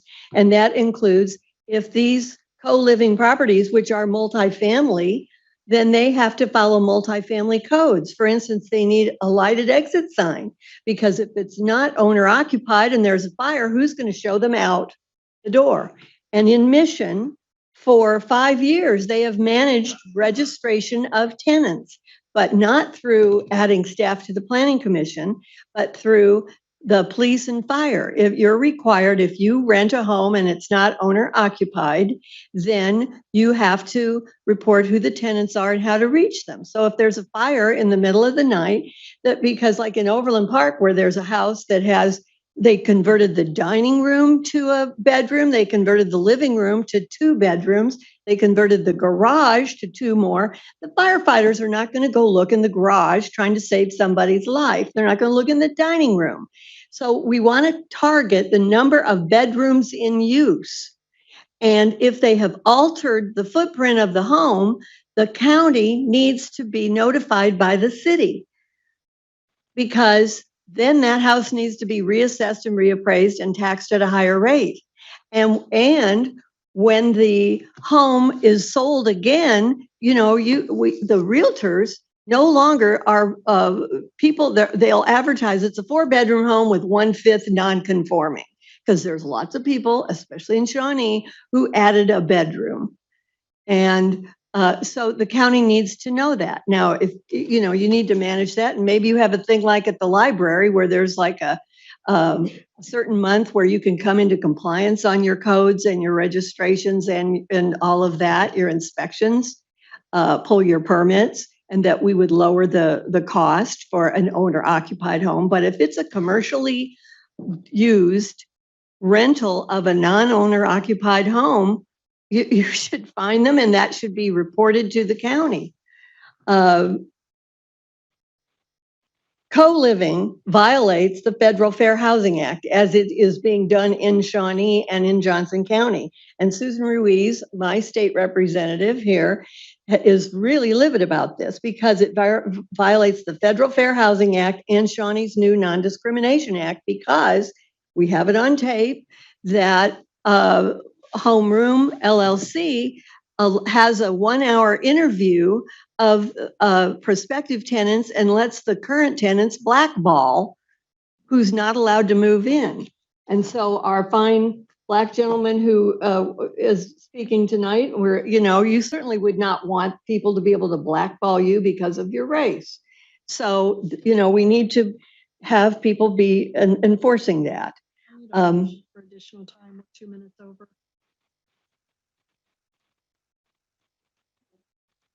Thanks. I don't need much longer. So, Second. I have a motion and a second. All in favor, say aye. Aye. Opposed, nay. Motion passes. thank you. I was also troubled at the commission meeting when a commissioner pointed out this distinction of, yes, we need to address zoning, but we also need to look at codes enforcement, especially if we have multifamily happening in single family. And she was told that she was confused. That was not right. She was not confused. She was very clear about it, that this is a start, what you're doing. And I'm glad we're going to be defining things. And, but I would urge you to look at what we can do to do the right thing to support our single family homeowners. Thank you very much. Thank you. Is there anyone else who wants to speak on this item? Okay, seeing none, I will accept a motion. I do have a question. What are fines and whatnot? I guess, is there a fine for a business that attempts to do this? And what action can we take in the event that this happens again? Sorry, she mentioned fines and it sparked. Okay. There are provisions for violations of zoning ordinances. I believe it's a misdemeanor. Thank you. So, I make a motion that we send this back for further correction.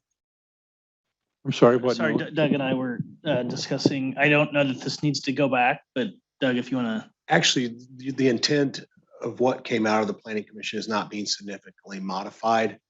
Right, I don't want to send it back to the planning commission. That wasn't where I was going. I'm sorry, I heard the word like to- remand. I yeah, I'd like to- apologize. Well, the remand works for a lot of things, but I wanted to remand it back to Sarah to incorporate the comments and the discussion we had here tonight and then bring it back to council at the earliest possible time for our reconsideration.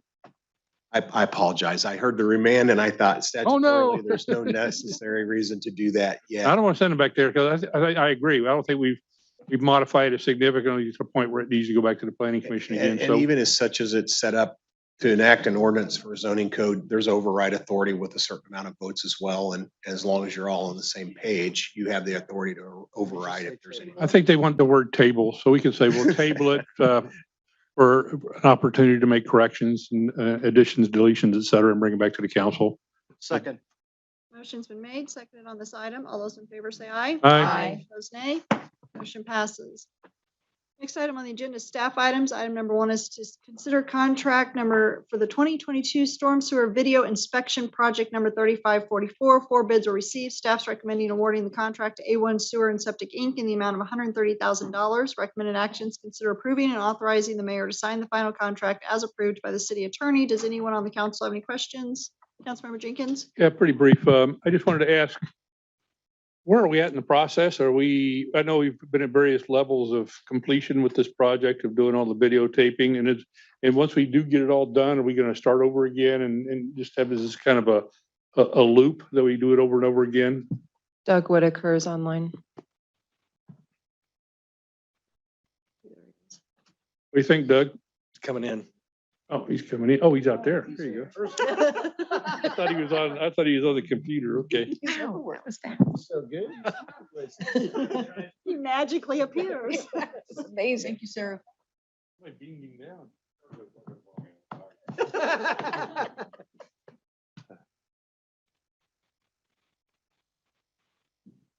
The question, what percentage or whatever are we in the process of completing this project of video We're at taping? 83, 84%. So this is going to finish it? This will probably come real close to finishing it. Okay. We said if you remember back in 16, when I started all this, we said 7 years. 22, 23, we will get everything. We're doing good. I'm just trying to catch up to where we are right now. So we're right about the end of it. And then do we plan on starting back again? We will, we'll have. It's going to be a loop kind of deal. We're going to keep going, but we wanted to get through all of the pipe, as you remember. Right. And so that's where we're getting real close. Okay. I just want to kind of get a feel for where we were in the process right now. That's great. Thanks, Doug. Any other questions or comments? Okay. Did anyone sign up to make comments? Anyone from the audience like to speak to this item? Seeing none, I'll accept a motion. Move to approve. Second. Motion's been made, second on this item. All those in favor say aye. Aye. Opposed, nay. Motion passes. Item number 2 is consider bids, award contract for the 2022 stormwater treatment facility cleaning. 6 bids were received. Staff recommending awarding the bid to Trek Design Group LLC for $30,135. Recommend actions, consider approving and authorizing the mayor to sign the final contract as approved by the city attorney. Does anyone on the council have any questions? Anyone sign up for comments? Anyone in the audience like to speak to this item? I'll accept a motion. Move to approve. Second. Motion's been made, second on this item. All those in favor say aye. Aye. Opposed, nay. Motion passes. Item number 3 is consider bids, award contract for the 71st Street and Gleason Road Stream Crossing Project number 3541. 4 bids are received. Staff's recommending awarding the contract to HD Consult Inc. in the amount of $61,726. Recommended actions, consider approving and authorizing the mayor to sign the final contract as approved by the city attorney. Anyone on the council have any questions? I do. Anyone sign up to, Councilmember Gillette? Yeah, just a real quick question maybe to Doug. Oh, he left. Just is this street being overlaid as we speak? And then we're going to redoing this is for the bridge work on Gleason Road, right? And I believe that's 71st. Am I right? I know the road's being remilled as we speak. I went to sure. It's Gleason. Yeah, Gleason 71st is just south of 71st. Okay. No, I don't believe it's a chip seal road. I don't think we'll have to check that. Okay. But it would, the reconstruction would look at, there was that plan that, with the tax that we would overlay so many streets of chip seal. That one I know was in pretty good shape when we started, and it's probably is coming up on the list. We'll have to verify that, that we don't do it if we're going to then tear it back up. Great. Yeah, that was kind of my question. Thank you. Anyone sign up to make comments? Anyone from the audience like to speak to this item? Seeing none, I'll accept a motion. Move to approve. Second. Motion's been made, second on this item. All those in favor say aye. Aye. Opposed, nay. Motion passes. Item number 4 is consider bids, award contract Barton Street Reconstruction Project, 60th Street and Johnson Drive. 3 bids are received. Staff's recommending awarding the contract to Walter P. Bourne in the amount of $163,750. Recommend actions, consider approving and authorizing the mayor to sign the final contract as approved by the city attorney. Anyone on council have any questions? Anyone sign up for comments? Anyone in the audience like to speak to this item? I'll accept a motion. Move to approve. Second. Motion been made, second on this item. All those in favor say aye. Aye. Opposed, nay. Motion passes. Next item on the agenda is miscellaneous items. Item number 1 is to ratify the semi-monthly claims on March 28, 2022 in the amount of $4,871,111.07. Anyone on the council have any questions? Anyone sign up to make comments? Anyone want to speak on this item? I'll accept a motion. Move to approve. Second. Motion's been made, second on this item. All those in favor say aye. Aye. Opposed, nay. Motion passes. Miscellaneous council items. Anyone on council have an item they would like to discuss? Councilmember Jenkins? Yeah, one item, and that is that I talked to Nolan about it earlier today. He said he was going to get with Ellis on this, but we voted to change PS7, where this would be where we terminate the council meeting, and then we move on and reconvene to conduct a council committee meeting. And I think we should do that since we all agreed to it and we passed it. So there was some question Nolan had with Ellis as to whether this was in conflict with the fact that we revised the charter ordinance, but there really is no correlation between those two, because the charter ordinance we only changed the portion talking about the mayor being a titular head of the city, and the other thing we changed was the election of the council president. We didn't talk anything about the meeting agendas or how we conduct meetings or when we conduct meetings and all the other information. So it seems like we should be able to move forward with PS7 at this point. I believe I didn't bring everything, unfortunately, that I needed to answer that question with me tonight. But if I remember correctly, Charter Ordinance 47 provided that the mayor shall chair the committee meeting. And that's the reason, one of the reasons why we did have to change that charter ordinance. And that charter ordinance is effective 61 days from the second publication and I believe that date's in May sometime. Oh, you know what? We considered that on Valentine's Day. So 2 weeks from Valentine's Day and then 60 days is when that charter ordinance is effective. So at the time all of that was passed, there was a provision that was placed in the policy statement that said, whatever paragraph it was, I believe it was section 3A that dealt with the separate meeting, and the committee meeting was entered as an effective date of the charter ordinance. And the specific date. May 15th, 2022 Is that will what be the the policy effective statement date. says? That's, yeah. So that's why, because it's 60 days from the second publication. Right. So I'm stuck here. Could you get back to us on that and verify that that is the case, that it was in the charter ordinance? Did make a change to that regarding the mayor chairing the meeting? Sure, I certainly. don't remember that part. Maybe it is, but you're right, but I don't remember it that way. Yeah, Stephen was trying to coordinate the two, so we wouldn't end up in that weird spot where we had a charter ordinance say one thing, but it wasn't effective yet, and then our policy statement became effective upon passage. So, Okay, Mayor, we're trying to give you a break, but Thanks for trying. Any other council items? Councilmember Gillette? Yeah, just real quick, there was a memo that came out from city staff that the Parks and Recreation Department received their accreditation. So I just wanted to say congratulations to them on that, and to Neil's retirement. So. Councilmember Jenkins. yeah, if I could just add what Tony said, they not only got accredited, but there's 154 items that they had to satisfy, and they satisfied 154 out of 154. So Wow. they had a perfect score. Nobody had ever done that before. Yeah. So just thought I'd mention that while we're at it. Councilmember Chaffee? I wanted to give a shout out to the Hearts, the one out here in front of City Hall and the one down on Neiman. They look awesome. I know you mentioned it at the beginning, but thank you, Caitlin, for your work in getting those for Shawnee. Anything else? Okay. Next item is council committee discussion. Item number 1 is an update on the pilot project Johnson Drive traffic calming report out. On the Johnson Drive traffic calming project outcomes and discussion of next steps. Neighborhood planner Lauren Grasshoff and Deputy Public Works Director Kevin Manning will make a presentation and answer questions. Welcome, Lauren and Karen. Karen. Hello, my name is Kevin. Nice to meet you. I was gonna say, I know it's been a very long night. I promise to keep my remarks under 30 minutes, so you have nothing to worry about. Be nice and quick. Yeah. All right. So yes, Lauren and I are here tonight to talk about the You don't even know your name at this point. yes, the pilot project. So let me go ahead and get started. So I'm going to talk a little bit about just a little bit of the history. I think most people are probably aware of. I'm just going to go over that tonight. And we've also collected a fair amount of pre-pilot and post-pilot data. So I'm going to talk about that. And then Lauren's going to come up, talk about expected and actual outcomes. You know, there were some challenges on the project, so we're going to touch on that. And then we're going to present some options for the governing body on how you really want to move forward for the corridor. So starting off, kind of the origins for this, you know, we've heard a lot about reducing traffic on Johnson Drive. And so we were looking at this as an option. And we hear a lot about pedestrian safety going through downtown, and this was an opportunity to look at Johnson Drive instead of having 4 lanes to cross for pedestrians, narrowing that down to 3 lanes. So that was also an impetus for the project.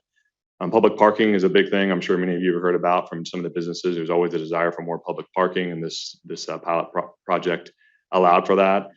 And then finally, as many of you know, we've got the mill and overlay coming up on Johnson Drive this year. And so doing a pilot project essentially allowed us to basically restripe the road once. And then we were going to come back, regardless of what the decision is tonight, we're going to come back with the mill and overlay. And I'll talk a little bit more about that later, but we're going to come back and that's going to be restriped anyway. So as opposed to trying something, and then if we don't like it, having to, you know, just go back and spend money on the striping, we were going to overlay anyway. So this was the time to do it if we were going to try it.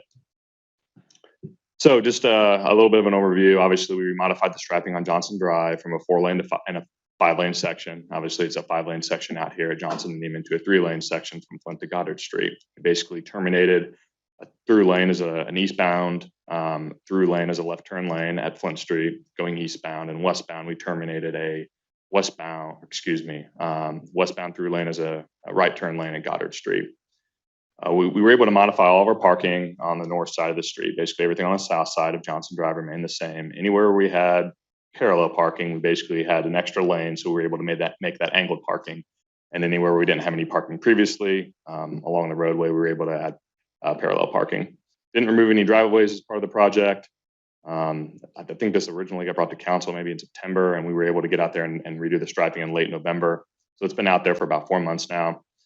And we currently have our Johnson Drive mill and overlay scheduled for after school closes. We do that because we do a lot of curb and sidewalk work along the roadway, and so we like to avoid issues with getting out of the way of Hawk Grove students. So once again, regardless of what's decided tonight, the current schedule is to get this done, get this started in late May, and we're looking to hit it hard once school's out.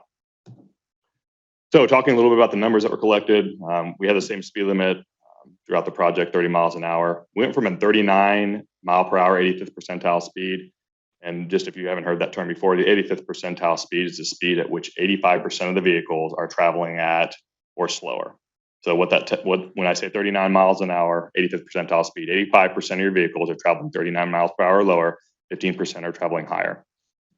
So we drop after the change, we dropped down to about 35 miles an hour. I think of all the data we collected, this is the one I kind of expected. Whenever you got a 4-lane section or a 5-lane section, you have the ability to pass. When you go down to a 3-lane section, you don't have the ability to pass. So whatever that slowest vehicle is, everyone behind them is kind of stuck behind them in the 3-lane. So we saw a 4 mile per hour decrease, which is good. I thought it might be 1 or 2 miles an hour more, but still a little bit of a decrease. We didn't see that much of a change in total ADT along the corridor. Our crash rate was relatively similar. The crash rate I looked at was I took the 8 months prior to the closing, and then the 4 months that we actually, not the closing, but the 8 months prior to the change, and the 4 months where we had the new configuration. So we went from 1.875 crashes per month to 1.75. So once again, a small decrease, but relatively similar. Our on-street parking went from 81 total spots to about 100. We had a little bit more than that originally, but we ended up taking a few of those out due to some site distance concerns as we went through the project. So that was basically our final number that we were at. One thing that we also talked a lot about originally was looking at traffic diverting onto the side streets. That was a concern. So we took data on several streets to see what that looked like. On Flint Street near Johnson Drive, we increased traffic on that about 10%. Went from about 700 to 780, so a little over 10% there. Valentine Street, didn't see a lot of change there. Wasn't too surprising. And then Goddard Street, we actually saw a reduction, which was a little odd, but I think that there is some utility work going on out there. So my impression is that you probably had a lot more vehicles maybe going up to 55th Street or taking an alternate route rather than going south. And so I think that's the most likely explanation there for why you see that number. So those are some of the numbers, and Lauren's going to talk a little bit more about the project. All right, so you saw the numbers. Beyond just the data collection, we also did some surveys, just got general feedbacks through committee meetings, talking with business owners, residents. We did set up an email that went directly to just for these to provide feedback on the project. So I'm just going to give a quick overview of kind of what we expected or anticipated for the project, and then what we actually saw from it. So as Kevin did note, we did see a slight reduction in the overall speeds along the roadway. We did have an increase of the total parking spaces on street from 81 to 100. We did have to remove 7 of those spaces due to sightline issues. So it was still an increase of public spaces, up 29 spaces. And then we had mixed feedback on ease of use. And you're going to see that's kind of the theme that we got through this project was mixed feedback. It varied from business owners, employees, residents, frequent users of the area. We got a gamut of feedback on this project. So there was a little bit of confusion around some of the spaces being parallel, some of them being angled parking.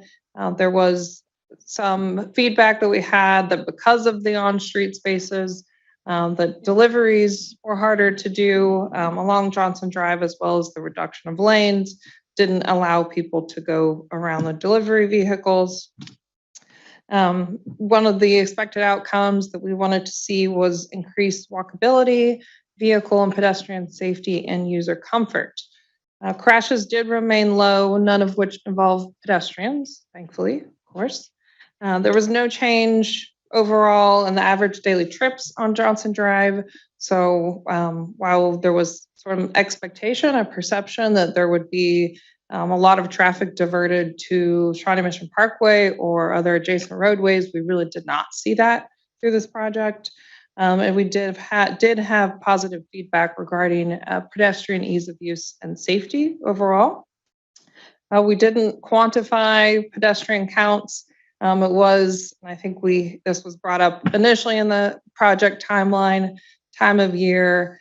We did have, I think, a little bit, obviously, just a natural reduction in pedestrians in the area. Certainly, as the weather's continued to be nice, picked up, events are coming back.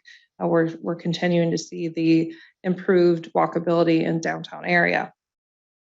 And then enhanced business viability. We really want to continue to make this to be a place and a space for people and not just cars.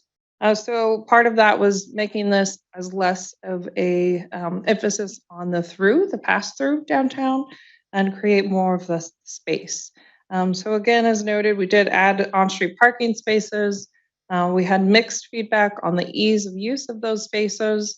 I think in general, also people just prefer, I know I do, an angled space versus a parallel space, especially if you have traffic coming through. And then mixed feedback regarding impacts on businesses.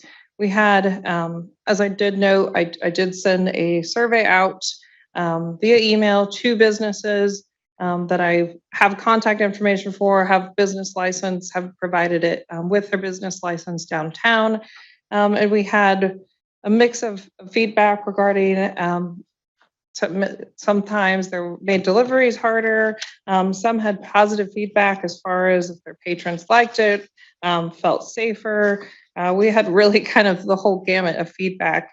And then we also had even some feedback that they saw no impacts and it really didn't have, positive or negative on their businesses. And as I mentioned, emphasize downtown as a destination location. We didn't have a reduction in vehicle trips, so you still have visibility. And then with reduced speeds, we just generally assume enhanced invisibility. It's definitely not what we're going for. Increased visibility. And as I mentioned, mixed feedback. I know you all were included as part of a lot of the emails we received. So it did vary across the gamut. Challenges that we saw, and I personally experienced some of them myself as well. So there's some of these could be overcome based on if we can make adjustments for a permanent layout. Some were just specific to the pilot itself. So we saw sightline issues at intersections, which we did mention we did reduce some of the on-street parking spaces. Part of that was also just getting used to the new configuration. People naturally, you pull up to the curb line. That's kind of a general stop line. Since we had new curb lines, which were painted in the roadway, users had to pull out further into the roadway or with their perceived roadway in order to see at some of the side street intersections. So part of it was just user behaviors and adapting to those. I think throughout this whole project, definitely there was sort of that initial headache and you're changing behaviors. You're used to driving this road, you want to get somewhere, and it does take a little bit of adaptation. Again, I mentioned myself, had to remember those merging points because we did see, and police department did help us monitor this project. We did see at some of each end, east and west, people did not merge at the appropriate times or even continue to drive through a center turn lane until they realized that it was a center turn lane and not a through lane anymore. So that was one of the challenges we saw with this. Longer wait times from side streets to get onto Johnson Drive, particularly as you're closer to the Johnson-Neiman intersection, and then peak hours. There's no way around that, at least peak hours in downtown. That's probably, again, an expectation, at least closer towards the intersection. But that was some feedback we received and experienced. And then a perception of increased traffic. So because the lines were longer, the weight, the literal length of traffic vehicles backing up on Johnson Drive at the intersection, there was a perception of increased traffic. Kevin Manning and his team were out daily as we initiated this project and did adjust light timing to the best of their ability and without some circumstance that was kind of an outlier scenario. Their goal was to get people through the intersection through one light cycle, so you didn't have to wait more than that. We had feedback that happened, that wasn't always achieved, but by what we saw out there, 99% of the time people were able to get through in one light cycle. As I mentioned, striping visibility, this became an issue just with normal wear, probably weather, and even snow removal. The black paint that was put over the original striping did start to show through, so they did have to go back and just paint over that. So that was just something we monitored through the project. Would obviously not be an issue long term, as the roadway would be mill and overlaid. And then, public feedback. That's just part of our jobs, part of what we do. Not everything we do is popular. So that was mixed on that front as well. Recommendations. We did take this project. We had a discussion with the Downtown Partnership Committee at their meeting in February. After their discussion, they would like to see their recommendation to you all was to delay a decision on making the changes permanent or not, would be to delay that until May. Because they recommended, because the mill and overlay wasn't happening until at least the end of May, that still gave us time to see how the changes would work through the spring as things do pick up with events and other activities happening downtown. And they provided feedback that they wanted to see actually the lane reduction extended a little further east and west, basically between the two school zones, to include those. So that was their recommendation. Staff did not provide a recommendation. We really wanted to give you the data, the feedback that we received. And I do have on this next slide a list of options. Some of them can be combined for further discussion, followed by staff, no matter what, if you decide to move forward with the 3 or 4 lane configuration. So these are the discussion points. The first one, these are just kind of options. Make the 3 lanes permanent. We can complete that with mill and overlay project. Go back to the 4 lane section, but reduce the lane widths. Again, and I hadn't mentioned this tonight, but part of basically traffic calming, some of the tools that can be used would be to reduce lane widths. That generally does have an impact on driver speed. There's a little less comfortability, but obviously still wide enough that it doesn't have any impacts on vehicle flow. This could be completed with the mill and overlay project. Option 3, 4, and 5, again, can be pursued or combined. No matter, they can be combined themselves, or they can be with the 3 or 4 lane configuration. We did get feedback during these initial discussions about investigating a speed table at the intersection of Johnson and Neiman. That could not be done as part of the scope of the mill and overlay project, but that's certainly something that we can pursue.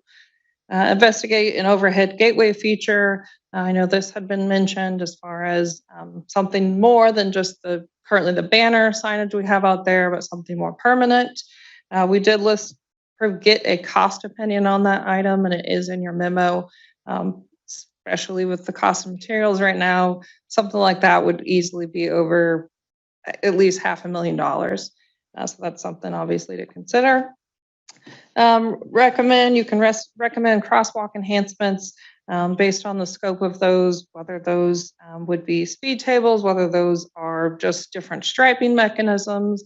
I think Mr. Jenkins had mentioned before, maybe doing the stamped concrete option. So based on scope of those, we can look at including those as part of the mill and overlay program, or kind of doing improvements incrementally at the crosswalks not just the crosswalks at Johnson and Neiman, but our additional streets along Johnson.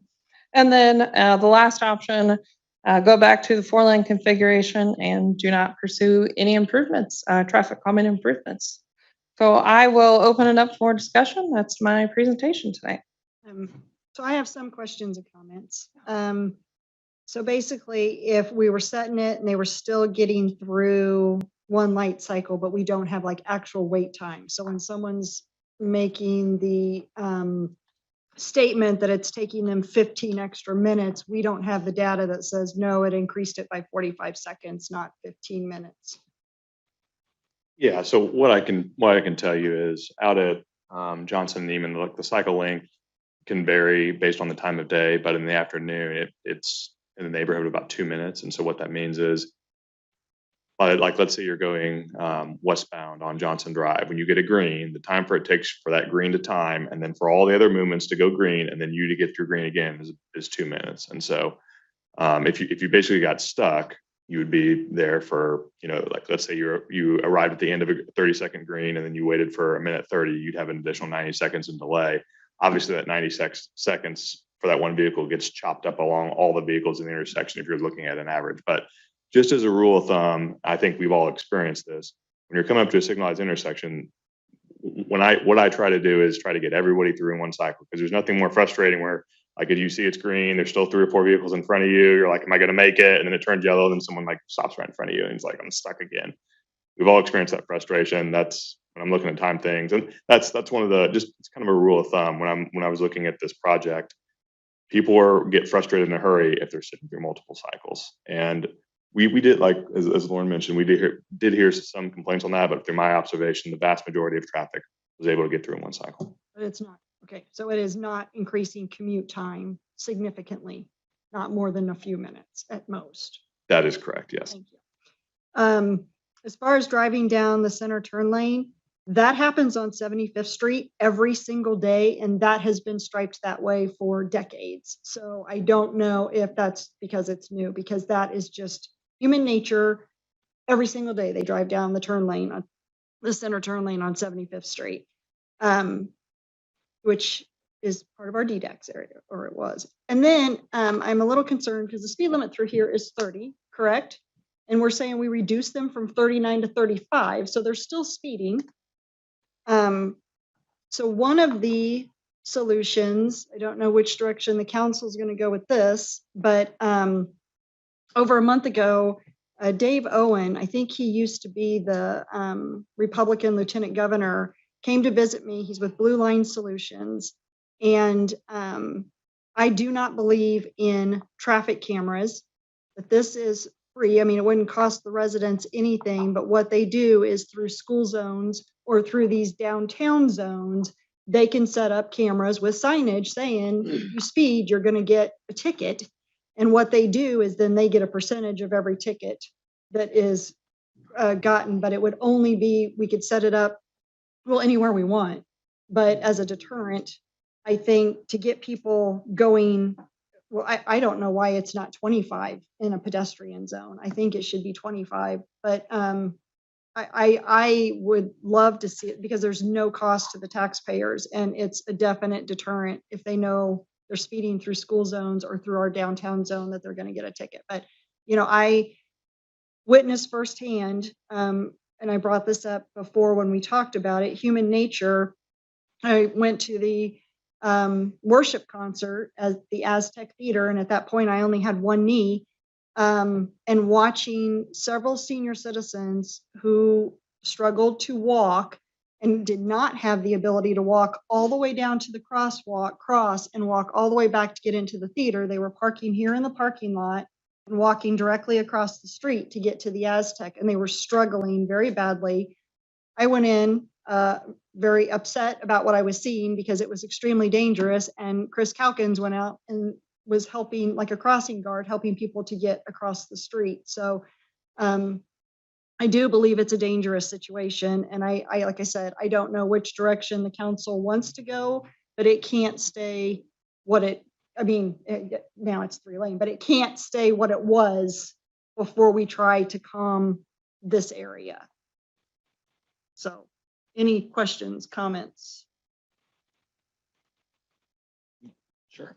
Councilmember Nappen, then Councilmember Thomas, Councilmember Gillette. Well, I'd say I've gotten a lot of feedback on this, and a lot of it was some of it was positive, and a lot of it was negative, quite honestly. And then from my own, and the other thing I have is my own experience, and I do find that when you're driving east here, that it sneaks up on you big time, where you end up driving in the middle lane. I also find that when I'm coming north on Neiman and I go to turn left onto Johnson Drive, I'm always glad there's not a car parked in the first couple spaces, because I feel like it comes up on you right away. I mean, like you might swipe it when you're turning. So I don't love the current. I don't love currently how it is, but we do definitely need to do the some street calming. I'm curious why a speed reduction is not one of the options, because I would support going down to 25 miles an hour. I would like to see us take a look at this speed table. I think Mr. Jenkins has suggested it before. And it wouldn't be a speed bump, but if you just physically come up, if it's cobblestone or whatever, and you feel then that you're coming into a new area. To me, the two best would be, or the best option that I'd like to see anyway, would be go back to four lane, reduce the speed limit, and look at doing a speed table. I don't like the idea of cameras and issuing tickets, and I don't like the idea of the overhead gateway. I mean, I don't dislike the idea, but at $600,000, I don't like that idea. So that's what I'll throw out as a starting point. Well, and if they're currently going 10 over, if there's no deterrent, I don't think reducing the speed limit's going to help, because they're currently going 39 and a 30 in a Well, pedestrian zone. I would just rather see it enforced than by the police. I just don't like the idea of issuing tickets based on a speed camera. Usually has about 6 patrol officers. So if we have them hanging out downtown, the rest of the city's going uncovered. Councilmember Thomas? I'm sure one of them has downtown. To that question, could we not hire an off-duty officer that's all they do is just right here, and they're not part of the patrol, it's off-duty. It's somebody who's a police officer, perhaps in Johnson County, and we're down 6 police officers, right? So we're not paying these people. So what are we doing with those funds? What a great opportunity to set the tone of, you speed through downtown Shawnee, you will get a ticket. And could we not hire an off-duty officer? I don't know the answer to that. Well, and to that point, if you want to look at that as well, when we work the DUI checkpoints and stuff, when that officer's given one person a ticket, 10 more are going by 10 miles an hour over. Got to start doing something. Yeah. Maybe we hire two, one for each So that's direction. why if we went with the free blue line solution, it doesn't cost us anything. They will get the tickets and they'll stop speeding. Councilmember Gillette? I wasn't done. Oh, I'm sorry. Actually, and so the overhead idea is a cool thing, but it is way too expensive. North Kansas City has a beautiful one. I love it every time I go to North Kansas City. But something that we could do down here to really identify our city, our downtown area, and I see it in Lenexa, I've seen it in Olathe, I see it in Independence, I see it in Lee Summit, and that is on some of the streets. When you get down to Old Town, it is identified as historic, Olathe or Old Town, Lee Summit or Independence, and the poles are different, the signage is different, and it does kind of give that effect of, oh, I'm coming into something kind of cool. You could have different ways to really identify this is a place that you've arrived in, but leaving it as is doesn't really convey that. So, I mean, I got a lot of negative feedback on this. As of the past couple days, I've gotten some more positive feedback, but nothing to the ratio of the negative feedback. I find myself coming down the street and I'm in the turn lane all of a sudden.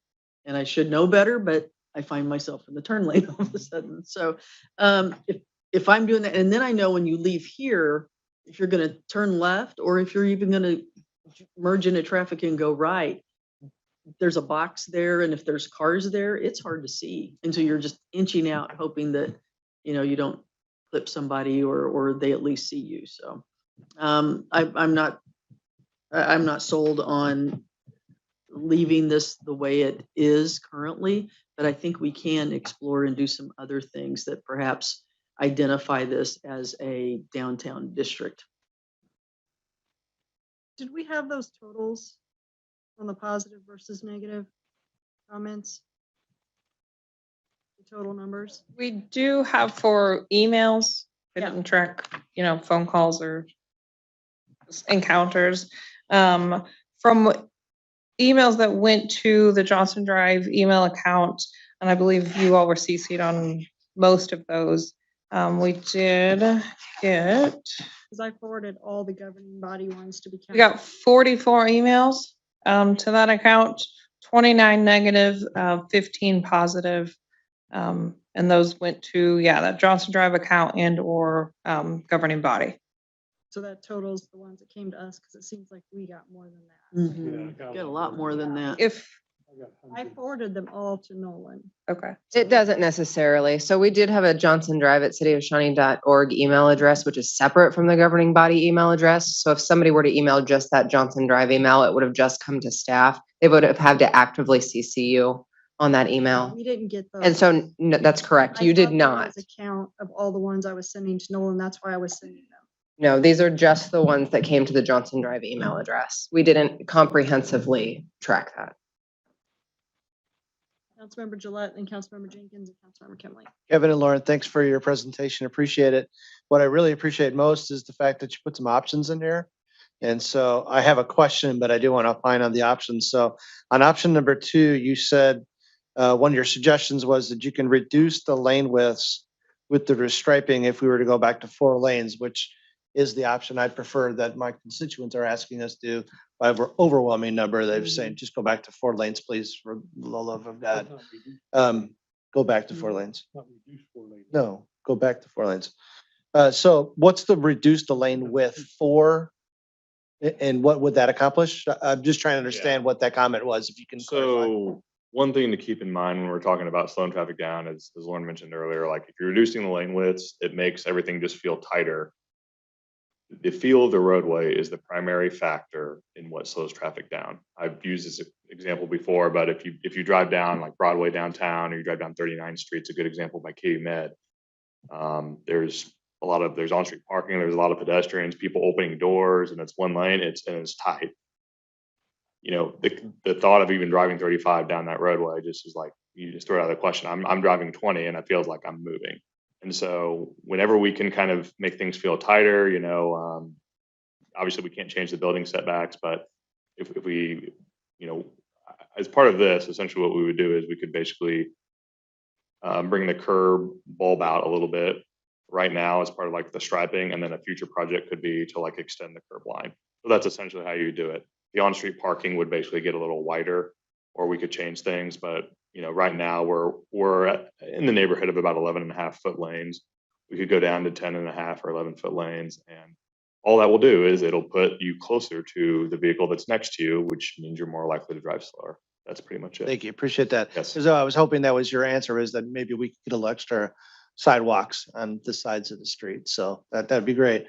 I would also be in favor of the crosswalk enhancements on suggestion number 5.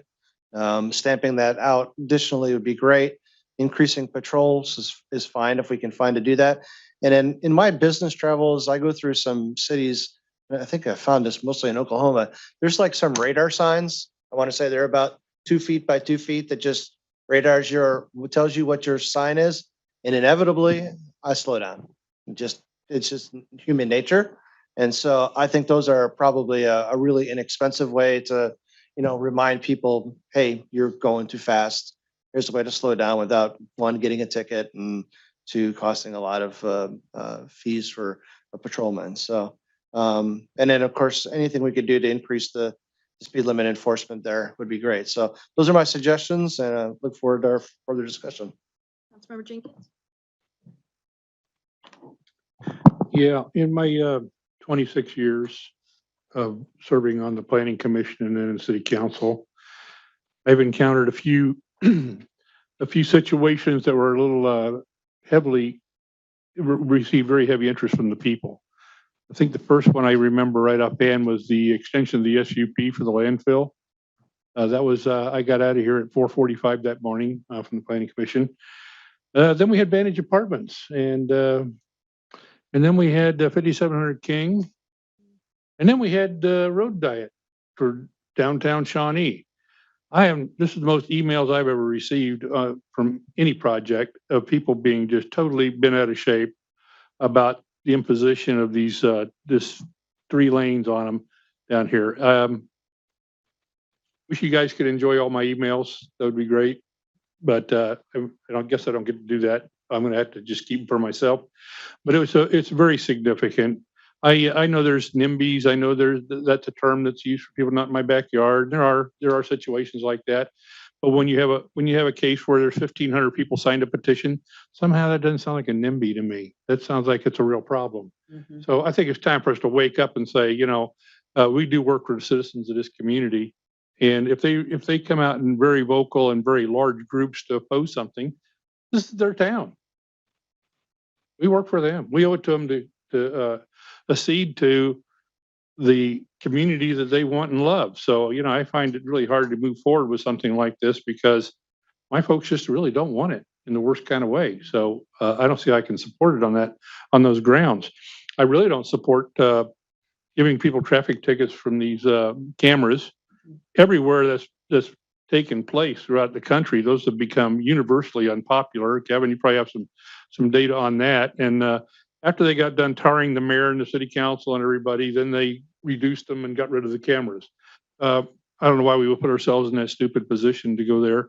I do like the idea of enforcement, though, regular enforcement. I like the idea a lot that Tony had about putting up that flashing signal. Those really do have an impact. I know if I'm driving by and I see that, oh, shit, I'll immediately correct myself en route. So that kind of thing works well. I like I brought up continuously the idea of behavioral modification, which would be as I enter downtown, I hear a rumble because I'm going across a different kind of street now because I'm entering downtown.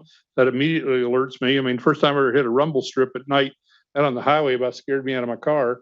It was late at night and I was really tired. It was about 1 o'clock in the morning. I was driving to the next town for a meeting the next day, and what the hell was that? And there's a stop sign out in the middle of nowhere, Iowa. So that was my first introduction to that.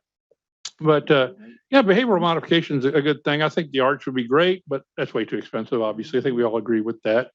So look at other alternatives of things that, like was mentioned, just the fact that we use a different kind of signage when you get downtown. We emphasize our historic nature. I think we've gone to a lot of trouble to restore some buildings down here and maintain that Shawnee flavor for our downtown. We're not just, they didn't tear Hartman Hardware down and put a new, steel and glass building in. Dan Flum's over here working on getting his building restored with the stone and everything. And I think we're doing some really great things. So I think we can adapt that into the way we modify behavior as you come downtown. So we say, hey, I'm in a new place now. I'm downtown Shawnee. Hey, what's going on down here? I start looking around. Obviously, I'm kind of disappointed people were doing 39 miles an hour through downtown, especially since this is winter. We just got through winter, so I guess everybody's breezing through the ice-laden streets or whatever, having a wonderful time. But to talk about the subject of speed in this community, I've been to so many doors campaigning, and one of the most common complaints I hear is people act like this is a racetrack through my neighborhood. I mean, 61st Street, 71st Street, Nolan Road going through my subdivision. People are doing 40 miles an hour, connecting between Johnson Drive and 55th Street through a subdivision.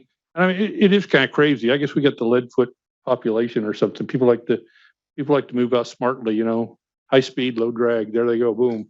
But I don't know how to solve that problem completely, but I think some of those ideas were pretty good about the flashing light. That really would maybe help. And just the fact that they, like I say, some sort of different texture in the road, which would cause tire noise, which maybe alert people to the fact that I'm entering downtown, and then reducing the speed limit and hoping that a lot of people will go along with that. I was kind of surprised we didn't have more accidents than we had in the past. You actually showed a small reduction. Of course, you went through an 8-month period as opposed to a 3-month period. And we went through the winter. I don't know if that makes any difference or not. Really don't know. Yeah, I mean, it's not it's different times of year. In a perfect world, you'd like to have like 1 or 2 years, a change, but it's really hard to draw any real conclusions from that. It does kind of worry me though, to reduce lane thing where you got everybody closer together, and we just talked about this earlier this evening about impaired drivers. We seem to have a number of those in Shawnee as well. And we're gonna squeeze them closer together going down the street, and that makes me a little nervous too. So, maybe it's a good idea, maybe it's not. But I tend to think it might not be a great idea right off, just gut feeling about it.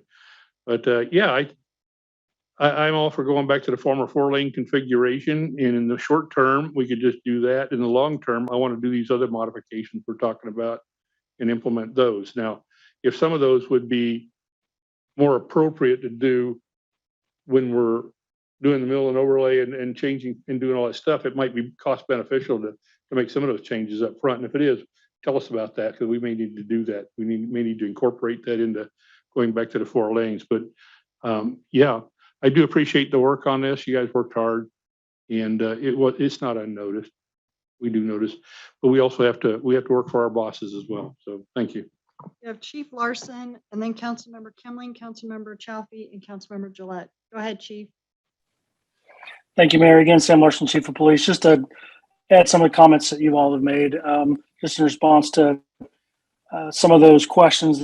Hiring an off-duty officer, I would not support hiring an officer outside the city of Shawnee to do any off-duty in the city. They run police department for a reason. We're professional and can handle duties in our own city. I think is probably semantics more than anything, but potential hire an off-duty, or I'm sorry, overtime officer to do that. Again, I don't think we need to do that. We could have our own duty officers handle it, like Councilmember Knappen said. We currently have a traffic enforcement location there on Johnson Drive, and it gets some activity by our officers. But obviously, the busiest time are rush hour. We're also busy in other parts of the city during rush hour. We only have a certain number of staff working, so they're busy running from call to call and don't have time to do traffic stops in that location. I don't support the traffic cameras for enforcement locations. We actually have an admin code internally that we can't use live camera feeds. Like I couldn't set up a traffic camera and watch somebody run a red light and then somebody go pull them over. I don't support that for speeding cameras either. And I honestly would have to look into the legality of that. I know that company is trying to get business, but I thought there was some legislation that did not allow that. Other comments about the speed limit on Johnson Drive is just to remember that in Merriam, the speed limit is 35. It drops to 30 once you hit the Shawnee limit, and it goes back to 35 again once you hit Quivira. So there already is a reduction in that distance there. The comment about Councilmember Gillette's the radar, while I think that could work temporarily, I think drivers get conditioned to seeing that sign. And if you see it flash because you're speeding, the first 2 or 3 times it probably works. The 10th time the 18-year-old goes through there is going too fast, they're just going to keep driving because they know it flashes at them every time. So I know there's lots of talk of enforcement. I think we can enforce it with the current staffing we have. We won't have anybody there all day, every day. We don't need somebody there all day, every day. But on peak times, we can have an officer in that area. We do have 42 square miles that our officers have to patrol and respond to calls to. So I'm here to answer any questions if you have any besides any you may have for Kevin. And thank you. Thank you, Chief. Yeah, that was what I was trying to take into consideration is the blackout minutes. When we have our officers are all in places, we don't have anybody to just sit in this area. And kind of like when we have the chase car with the DUI checkpoints, when they're going after someone, they can only do 1 car at a time. So then you've got the other 100 cars going 39 and a 30 because they're working on the ticket for 1 car. I don't see how productive that would be. Councilmember Kimling? I actually had a question, just so I understood that from Chief Larson. Did he say that we do have the capacity to increase enforcement? That's what we already have here in Shawnee.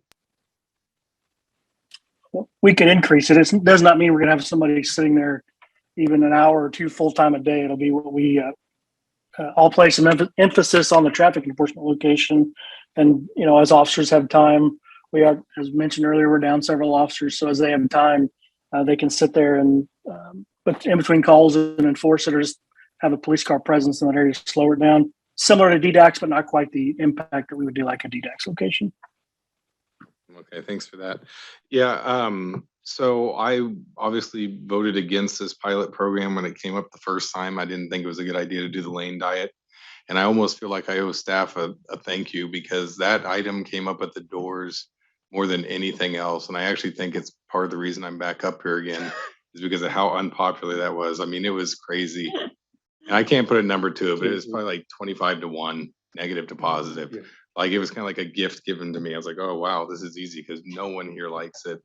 And I say that obviously some people did, but I mean, by and large, I think I heard that more than any other thing when I went to the doors. And Eric can probably attest to that too. I mean, it was hugely unpopular here. And that was before it was even implemented, right? Because the election was in November. Once it actually got striped, then I had people calling me out and swearing. And I told them, hey, I was against it. And they're like, well, I just want to swear for 10 minutes on the phone. So once it was implemented, it was even, I mean, it really got people fired up. So I didn't like the lane diet. I actually voted against it on Neiman Now. I voted against it here in the pilot. I wanted to return to 4. I'll try to point out where I'm different than what everyone else has said so far. I'm not sure if I like the reduction in the width of the lanes. And I was going to say I'm not a huge fan of the camera, but I think we've had enough people say they're not fans of that as well. But other ways to try to reduce the speed, I would like to do that because 8 over our speed limit on average, or not even on average, 85% of people. That's not a good number. So I would definitely be in favor of going back and then looking at some of these other options to slow down traffic. Thank you. Councilmember Chaffee? Thank you. Thank you guys for all your work on this. I just kind of wanted to look back. We had 3 goals for this project: reducing speeds, pedestrian safety, and on-street parking. So basically the pilot program hit those. When I look at these 6 options, the one that I don't like is number 6, not doing anything, because we can't say we want these things, but we're not willing to do anything to get there and to make them happen.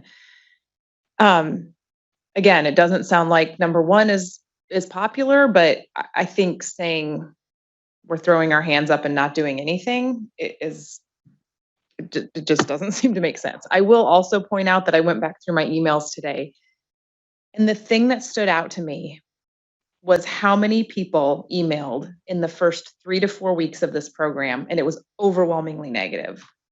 And then that tide started to slow, at least the ones I got.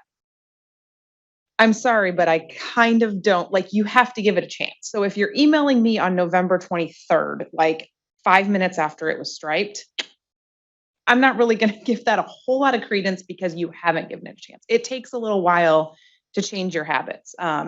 So I noticed that it stood out to me, but I hope that we do something to achieve the goals that we want to achieve for our downtown area and not nothing. Councilmember Gillette and Councilmember Thomas? I did just want to acknowledge, I see some business leaders in the seats here. The 800-pound gorilla is we lose 20 parking spaces downtown. So we recognize that. I think parking downtown is an issue that this council probably should take up in the future and try and find an alternative. But I think adding more than 20 parking spaces is what's going to take. As we encourage business to develop downtown Shawnee, we get more restaurants, we get more people, we're going to get more cars. So actually, I like the idea of reducing the lanes, trying adding our sidewalks a little bit bigger, going back to the old 4 lanes as it was, stamping crosswalks, increase patrols. That's doing something. So let's go back to the old way, do something, and then let's consider parking, because I know as businesses grow downtown, we need to come up with some parking options. Councilmember Thomas? Yeah, it seems like too, we could perhaps, because a lot of people park here on the weekends and at night, right here in the City Hall parking lot. So as people walk down those steps to get to that side, if they're going to go to the Aztec or, whichever restaurant they're going to go to, do a crosswalk with the button, and there's the little flashing lights on the crosswalk sign so that drivers who are coming through, and if they're not minding the speed limit, they're going to see that, hey, we've got a pedestrian, the sign is flashing. So I know on Woodland it works if people just push the button.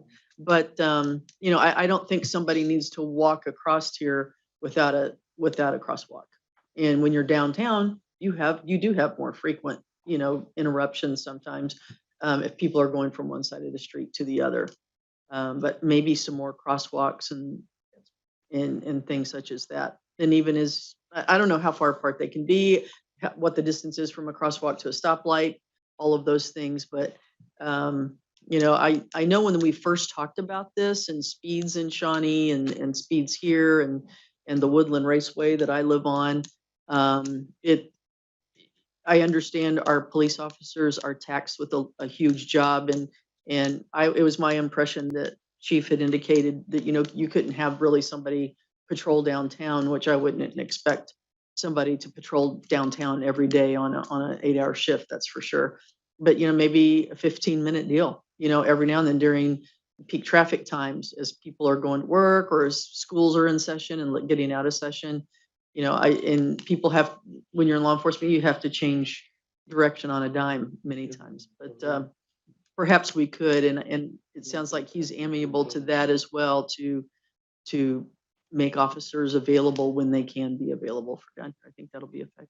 Yeah, and that builds great relationships with our officers and our residents when our officers are pulling people over all the time. It'll get us a lot of support for the police department. Any other? I have one dumb question, only because I'm a little tired, but isn't, okay, so that's 30 right there, right? And then it ends and it goes to 35 right here, correct? Is it 30 all the way through here? Oh, I should probably know that. So it already is 30 all the way. I think I'm one of the speeders. We saw one No, at I'm 55. serious. I really thought this was 35 right out here. I know, I'm not gonna that's one of the lie. things me and Kurt first argued about. He's like, no, it's not. It's 30. I'm like, I "No, it's 30." really did think that it was 30. I know where 30 is, right through there through Marion, but I did think this was 35 through here. So maybe better signage? I don't know. That would be one of my things. But I agree that I wouldn't want to go with the reducing the lane widths necessarily, but go back to the 4-lane. But we definitely want to do more with the crosswalks and everything else that was mentioned. Down there, right. So not only through this zone, that blue line group monitored the crosswalk at Sacred Heart School and found people were significantly speeding through that crossing guard too. We don't have enough officers to sit at every school crossing guard in our downtown pedestrian area. We just physically don't. That's why I've never supported cameras for stoplights. I absolutely hate that. But when it comes to pedestrian zones with students and senior citizens, I would consider it because it has the sign, it tells you, and it takes the picture, and it doesn't cost us anything. So that is why I did take it under consideration as somebody who is against red light cameras. Just to me, this is different. Yeah, it's not. So, Councilmember Walters.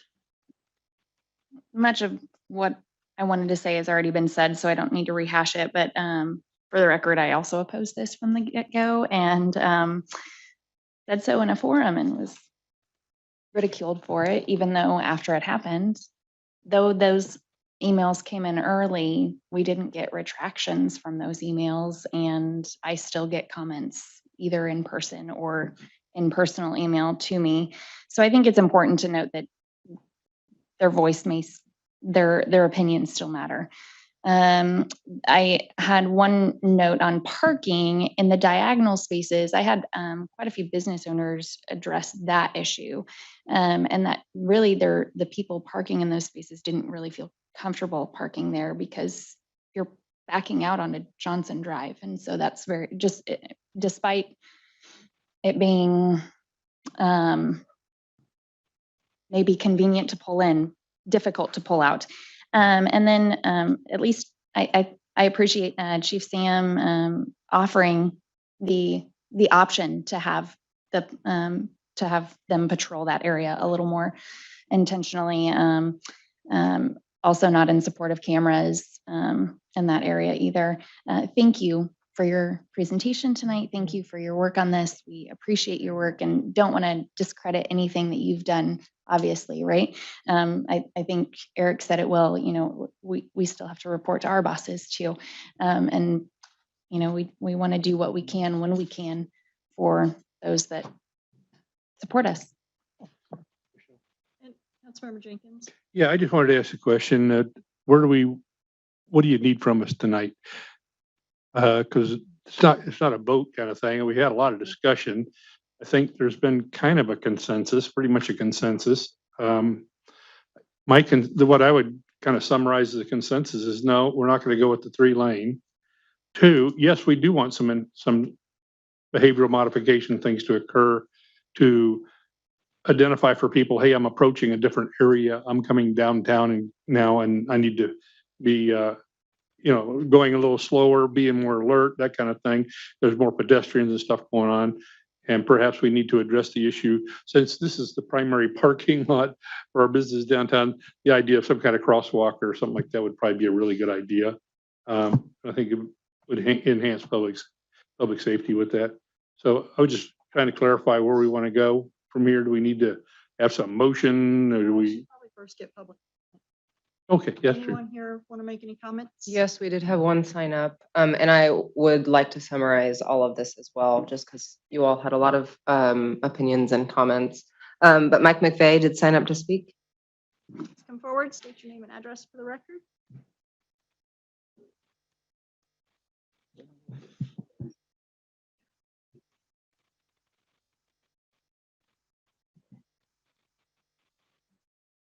Yeah, it was entertaining. I'm Mike McVeigh. I have a business right across the street at 11113 Johnson Drive.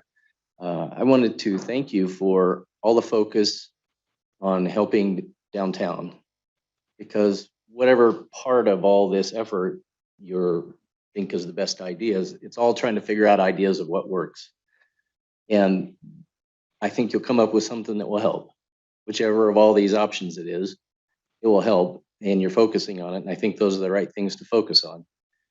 I don't think you should discount the need for parking. Even though this added 20 spaces, we're getting ready to have 2 hospitality venues open that are under construction right here across the street. And we're going to have a 3rd, I understand, next door that I know of. I don't know what else exactly, but I know that much. And if you think about how parking is now, we'll multiply it times, the 2 or 3 of us now by 2 or 3 more people. It's going to really become a problem really quickly.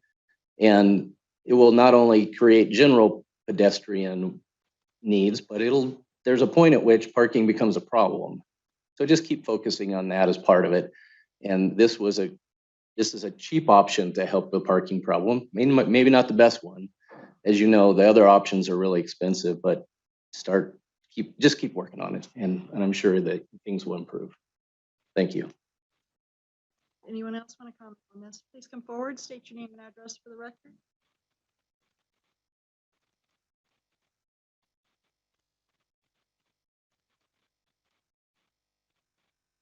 Chris Calkins from the Aztec Theater, 11119 Johnson Drive. First thing, I knew it was going to be a tough thing for y'all, and I want to thank you all for at least trying it. I'm sorry you all got negative comments, but if you thought you were never going to get negative comments, you're in the wrong business. I think you knew that up front. But anyway, like I say, thank you. And Mike pretty much said all I was going to say, but whether it goes back to 4, does 3 or something, but something has to be done. Like the mayor said, too many close calls. We can't have accidents happening down here. I like the idea of the flashing crossing signs, more crossing areas. And I think I was really surprised at the 39-mile-an-hour thing. It just blows me away. I think going down to 25, it's still, then they're going to be doing 30, but that's better than 39 and 35. So I think whatever you come up with will help, but that's the main thing. And same way with parking. Our average on Friday and Saturday nights is just gone through the roof. When we get all these new places down here, it's going to be a major problem. So we've had some nights when it's nice, and we had sellouts 2 nights in a row. Transport was packed 2 nights in a row. The bar was packed, and the main thing that came up was, where do we park? So, what do I tell these people? Right. So, See, and that's the thing too, when we keep saying, and that's what I had asked the council, if we're not gonna do this, please come with solutions. Because when we keep saying that we have to work for our bosses, well, we have 67,000 bosses. And over the 15 years, while it wasn't this issue, we have received several emails about parents that were concerned of their kids in the crossing guards. We have received several years of you guys saying this is an issue for our businesses and everything else. You're a resident here too. You are my boss just as much as the people that are opposed to this project. So 67,000 bosses, we want to try to do what's best for you, but I can't just keep saying, well, I can only listen to my bosses that don't want this, that disagree with this. They're the only ones that count. Because I've heard many, many, many opinions over the past 6 years from you guys, not just you, all you downtown businesses, that this is an issue. And I've heard from the residents as I'm sitting over at the brewery or whatever, saying, this is dangerous. It's dangerous. When I went over to the boutique, I had residents telling me this is dangerous. I mean, that's all I've heard over and over and over again. But so I'm hearing you, I'm listening to you. I'm not just listening to the people who say we don't like it. I'm listening to all of my bosses and trying to come up with the best solution. well, we appreciate it. And like I said, thank you for at least trying it, because I know a lot of things you don't even try. But at least you tried. Yeah. So, good luck with whatever you, So I'm hoping we can come up with other solutions that will work for us too. most everybody. Thank you. Yeah, thank you. Okay, so what is our motion? Yeah, Councilmember Jenkins. Yeah, in response to Chris and Mike, I think that we're very, very concerned about the parking situation. And I know I've talked to Ann Smith Tate about this a jillion times. I've talked to a number of people on this council about it, and we're trying to pursue some sort of solution to that. 'Cause I think it's not going to get better. Obviously, it's going to get a whole lot worse because we're being pretty successful. We're doing some good stuff. So I think we're just absolutely aware of that and have a very keen interest in solving the problem. Having the interest and solving it are two different things, of course.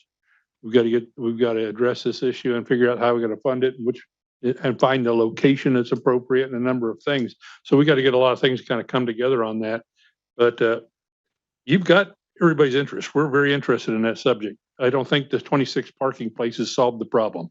I think we need a lot more than that. We need to really get after that problem in a big kind of way. And hopefully the council will be able to come up with some solutions. We're wide open to some suggestions of specifically what sites might be appropriate sites and that kind of thing. If we need to talk about acquisition of property or anything like that, we need to start working toward that. So, but yeah, we want downtown to be very successful. I've been in downtown partnership now for, quite a few years, and I'm very interested in it. I'm working a whole lot of sidebar issues you guys don't even know about, but I'm deeply involved and looking forward to bringing some of those things into Shawnee that'll be really special. So, yeah, we're on board with you. There's not a difference of opinion here. Thanks. Councilmember Thomas. I would echo that, but just a thought that came to my mind. We have parking that people really don't use. Like, so we've got this parking lot, people do use that, but then over here by the pool, do we have wayfinding signage that is out on like little triangle things, little pop out signs that could be on the curb, parking with an arrow that way. People that aren't from here aren't going to know, oh, there's a pool back there and there's parking available. Or over here at Marigold's, that's a huge parking lot. Parking is that way. Well, if they don't have it banned, like no parking, Marigold's only during these times or whatever, that's one thing. Or make a partnership with them. But I've sat here in these seats and now I'm sitting here, parking's a problem. I've heard people sit here and go, well, parking's a good problem to have. It's a problem that needs to get solved. And so when we're talking about $600,000 for the archway, which would be lovely, do we have that money? Where did that come from? How much could we get to begin to address the parking issue and where? Because 20 spots out here, it's like putting a Band-Aid on a shark bite. That's not what we need.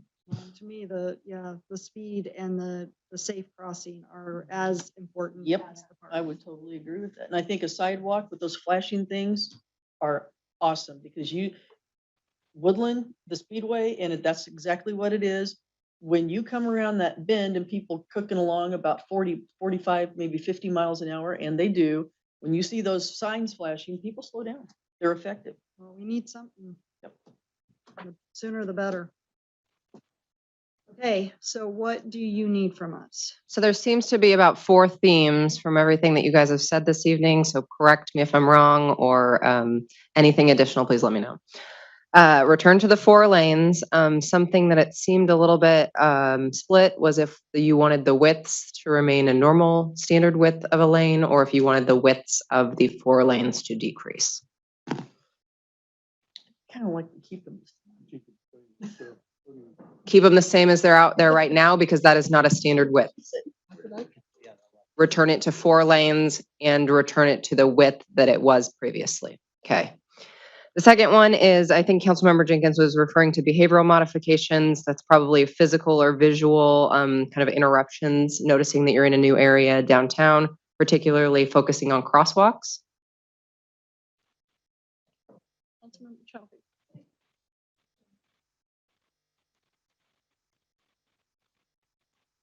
Kevin Manning can answer, sure.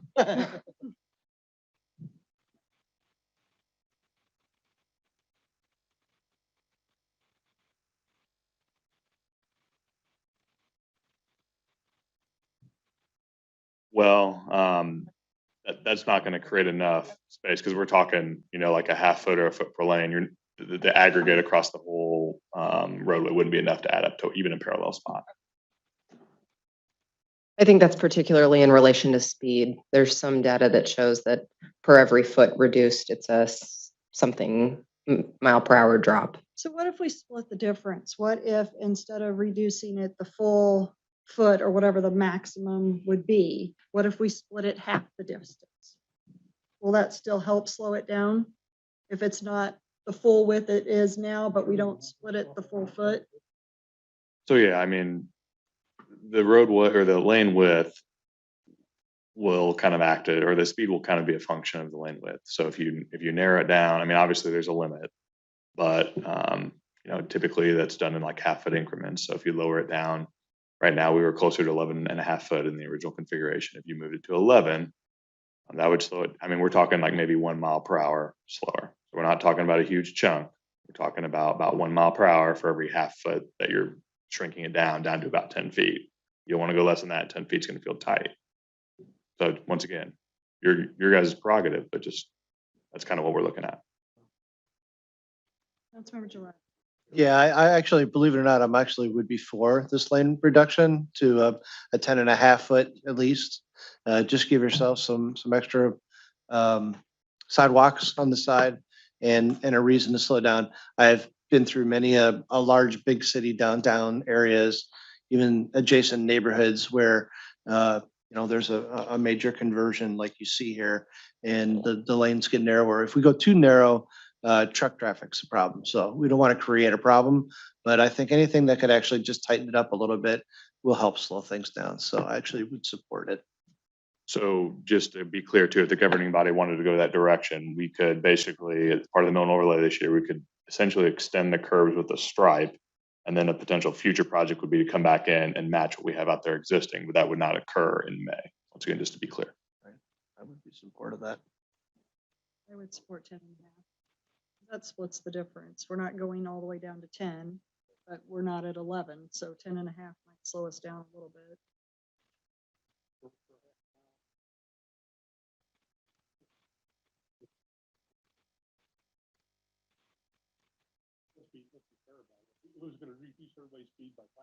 Can you turn your mic on? I'm sorry. Yeah, I don't know if I agree with that idea of cutting it down to 10.5 feet, because for a half a foot reduction, we're going to get maybe 1 mile per hour reduction in speeds or less. So to me, that's not an adequate trade-off. If we were getting a 5 mile an hour reduction or something really significant, I might be much more supportive of that. But I mean, we're going to squeeze people together tighter so we get them to go, instead of 39, they're now going to go 38.5 or 38. But we got them closer together, which that guy that probably had a couple too many beers at the tavern now is going to maybe weave a little bit and hit somebody. So I worry about that. That's why I don't think it can just be that alone. I think it would have to be an additive of several of the ideas that we've come up with, and not just one of them. So if that slows it down a mile, the speed limit sign, the flashing sign slows it down, the extra crossing guard slows it down. I think it's an additive thing to help slow down the speed. But yeah, I get it. Worried about safety, but we're adding breweries like there's snow tomorrow. That's why we have people hitting all of our islands and our trees. Interesting thought. So I don't hear a consensus. So I guess we're not Okay. Me and Tony are the only one that agrees on that. Okay. No with changes. The third one was increased enforcement, and then the fourth one was to evaluate parking options. Was that a comprehensive list? Like a signage, I'm sorry? like signage, do you mean? I think that would come with the more physical and visual, like the second thing that I said. Yeah, that would rather probably be a than- number of ideas, kind of amalgamation of various ideas and selecting some from that we think we can afford to implement, basically. Councilmember Gillette and then Councilmember Knapp. Councilmember Knapp. So the only thing you didn't say is anything about a speed reduction. And again, I'm a little surprised that wasn't one of the options listed, but I'd be okay with going down to 25 miles an hour. It might take a while for people to learn, but I would think surely that's going to slow people down. Yeah, I think it could actually start up at Johnson, up at Quivira. It could start at St. Joe. Yeah, I'd be okay with that. When you talk about Yeah. Old Shawnee Town being 'Cause part there's of a school Shawnee. We crossing have these already two up there, school yeah. zones on both sides. Why, I mean, I would think that maybe that would be an added plus for both of those. Mhm. I think Yeah. reducing. I'd also like to hear Chief Larson's thoughts on that. Yeah. And Kevin, of course. So I'll just say this on speed limit. So, you know, speed limits many times are viewed as being kind of, you know, they're kind of a message that you have to drive that. What has a greater impact, as we talked about tonight, is the feel of the roadway. And so we can change the speed limit to whatever, you know, we want to do, but absent regular and aggressive enforcement, you're always going to have some rule followers. I'll kind of split people into two camps. You'll have some rule followers. It doesn't matter if it was 10 miles an hour speed limit. They're going to drive 10 miles an hour because that's what it says. Then the majority of people are still going to drive at essentially what feels comfortable. And so in the traffic engineering community, what starts to happen is you have basically speed differential, which can create a lot of issues where you have the rule followers driving a speed limit that may be lower than what the vast majority of people are driving based on the comfort of the roadway. And that can create issues. Once again, you go out there and enforce that speed limit and people are going to slow down. I don't think anyone's disputing that. It just, you know, from what we've heard from Chief Larson, you know, we can have someone out there, but it's not always going to be constant. So there will be that variability. And once again, so, you know, we can change the speed limit, but I can't, your 85th percentile would still drop a little bit because you're going to have the rule follower group. I think what we'll find is the vast majority of traffic is still traveling, you know, fairly close to what they are now, but that's just my thoughts on that. Thank you, Kevin. Does anyone have any feedback on that or continue with the reduction? Just speed we have some homes in Prairie Village. It's 25. You don't risk getting caught. You just don't. And so people don't blow 35 through there. They're going 25. Councilmember Thomas. Yeah. Councilmember Knapp. I guess my feedback on that is that I won't say what it is, but I always drive a certain amount over the posted speed limit. So if it goes down to 25, then I'm going to reduce my speed. I mean, I think that's how a lot of people think, and it might take a while for them to realize it's 25. But if we've got these additional visual cues, surely it'll make a difference. I would think it would make a difference. Yeah. But I'm going to keep driving a certain amount over the posted speed limit. This is Chief Larson. Councilmember Knapp and I will keep that in mind next time I'm out and about. Yeah, close your ears, Chief and Officer Mo. Common theme with Ward 3, even before you two, that they always got pulled over. 4-3. I'm the only one that tells the truth, I guess. Yeah, we won't talk about fireworks enforcement either. Got that right. I will concur with what Kevin Manning said. I spoke to our traffic sergeant, Sergeant Sherman Time, and he is not a traffic engineer, but he and Kevin work together on a daily basis. And his response to me was pretty much what Kevin just said about you drive what's comfortable, similar to what Councilmember Thomas talks about, what she refers to as a speedway out on Woodland. You can see literally for a mile and a half down the street, so people feel comfortable going maybe 10 or a little more out there because it's wide open. You can see a great distance. So that's the stuff that's where that 85th percentile comes into play. That's where people are comfortable driving on that street is the stuff Kevin Manning and Sergeant Sherman Time work on. So again, there is already reduction on Johnson Drive currently at the city limits at Hawker Grove and all the way to Quivira. That everywhere else on Johnson Drive is 30 in that area, 35, I'm sorry. And in that area it currently drops to 30. So people are going maybe the same speed that Councilmember Knappen would go over the speed limit on a typical day, but there's already a reduction in the speed in that zone from Hawker Grove to Quivira. So why is it a common theme in other downtowns that it's anywhere from 15 to 25? Why does it work for them and it wouldn't work for us? What's the difference? I have a comment toward that. Councilmember Jenkins. Yeah, I have a comment that intuitively leads me this direction, and that is that Johnson Drive is a east-west arterial in this city. It's not just a street. It's not, Main Street or whatever. This connects 435 and I-35. And so it's a rapid way of people transport themselves from western part of Shawnee or say west of Flum, at least in a ways, maybe a ways past Flum, to get on I-35 to head downtown or corporate, wherever they're going to go. If they get much further west, they'll hop on 435 and belt around. But those that find it more convenient to come down and connect to I-35 to go where they're going will be coming down Johnson Drive. And being an arterial like that, that makes people want to go a little faster. They're wanting to get to the highway and then get to work or whatever. So that's just human behavior kind of thing again. If it was just a side street or something, you could probably make it 25 and people probably would do it, but as long as it's, we only got 2 connecting links from east and west. And both of them are going to be sped upon. So I just think that's what we got to deal with.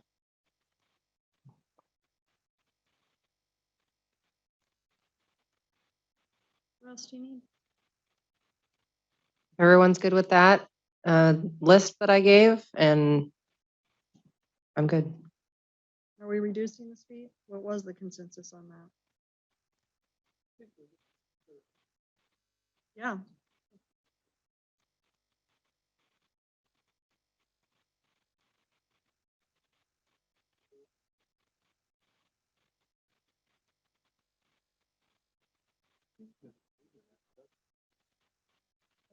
Tony Gillette. I just wanted to concur. Let's just enforce the 30 we have, 30 miles an hour. I don't like putting our officers in that position, but so you don't need a motion or anything? Okay. Item number 2 is to consider health, dental, vision, life insurance for plan year 22-23. The Benefits Task Force supports 22-23 benefit renewal plans and short-term disability for the governing body's approval. Reggie Brown with Brown & Brown make a presentation, answer questions. Welcome, Reggie. Yeah, Reggie, how much more is this going to cost us on the contract here?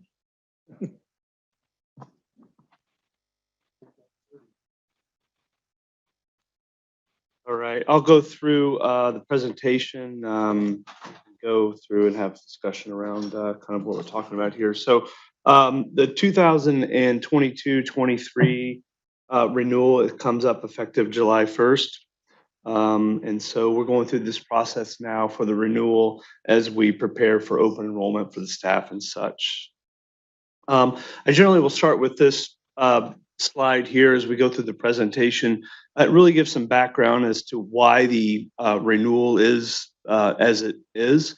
And so essentially the plan that the city of Shawnee has for the staff today is a fully insured plan, meaning from medical and pharmacy perspective, meaning that Blue Cross Blue Shield of Kansas City, they take on the full liability.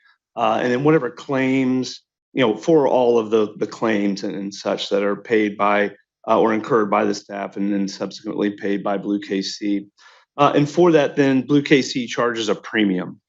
Each year, that premium is then fixed for the subsequent 12 months, and that's the time period that we're talking about here, beginning in July of 2022. So that's important because that premium is established based upon claims volume from the prior 12 months. And so at this point in time, just a few things I want to touch on. Going back to July 1st of 2021 through January of 2022. So for the 7 months within the current renewal or time and policy period that we're in today, Blue Cross has collected, or the city of Shawnee has paid about 3.2 million in claims. In premium, excuse me. Let me back up. Blue Cross has collected about 3.5 million in premium and paid out about 3.2 million in total claims. That's a 91.6% loss ratio. So essentially, that's the claims number divided by the premium number.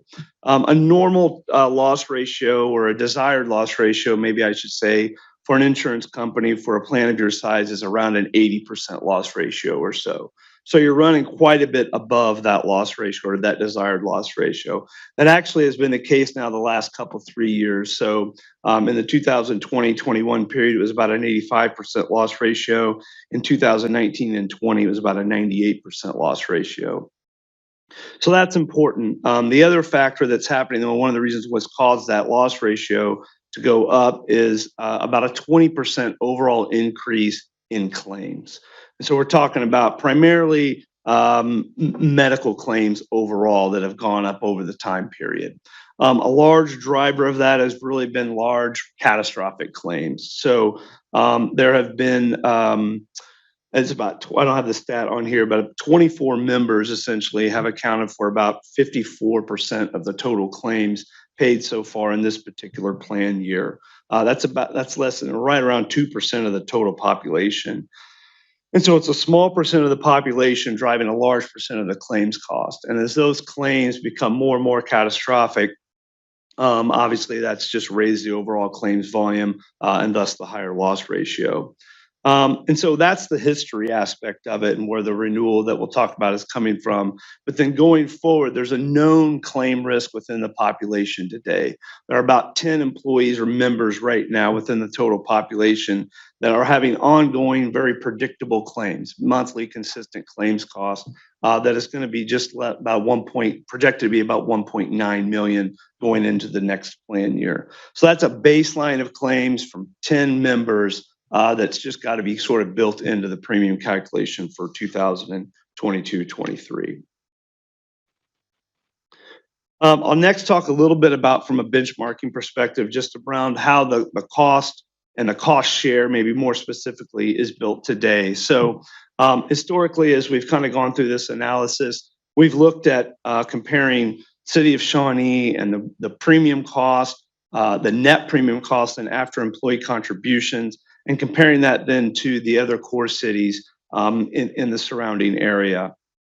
And historically, the Shawnee's overall premium contribution from the employee or from the staff, from a percentage standpoint, particularly in the broad PPO plan, has been a little bit more competitive, generally speaking. And I think that's been by design as part of the total compensation package and taking that into consideration from a recruitment retention standpoint. And that continues to be the case, again, particularly on the PPO plan, which would be on the left side of the screen. You'll see that today for employee-only coverage, the contribution percentage split there in row 16, yes, is about 8%. So that's after the staff goes through a wellness objective, complete certain requirements, they're going to share in about 8% of the total premium cost. Next year, that's proposed to go to 9%. But you'll see how that compares then to the other four cities, quite a bit below overall. And then the family is about, a spouse child family is about 15% cost share as you go down through row 17 through 20. And that too is about in the middle, I think, overall of the various core cities. And again, that has been by design historically as part of the total compensation and factoring in all those various forms. On the right-hand side of the page is the HDHP or HSA offering and the contribution splits for that particular plan design. Similar structure overall in how we've designed those plans from a contribution perspective in terms of what the staff is contributing on a monthly basis. But you'll see that the other core cities, they do get quite a bit more aggressive in terms of the cost split there on these plans. They subsidize the HSA plans a little bit more, say from a percentage standpoint, in terms of the premium than the city of Shawnee does today. Where Shawnee makes that up, however, is in the very bottom row. You'll see that some of that premium savings that is derived from a higher deductible plan, more cost sharing through the HSA plan or the HDHP plan, is given back in the form of a HSA seed or money that's given to the staff that enrolls in that plan that they can then go into their health savings account. So that for single coverage annually, those employees that enroll in that HDHP plan are getting $1,000, $2,000 if they elect in spouse or child coverage, and then $2,800 if they elect children or family. And you'll see how, if you compare that across the board, how competitive that is to the other core cities. And that's where some of that premium differential, again, is made up from that standpoint. So overall, I think from a competitiveness perspective, it is in line. And again, especially as we talk about from a plan design and the total comp perspective. So the renewal itself, again, I talked earlier about the 92% loss ratio, the ongoing claims risk that are being evaluated. The initial renewal offer from Blue KC was about an 18% premium increase. Equates based on the current plan design to about a $963,000 annual increase, all based on your current enrollment, current plan elections and such.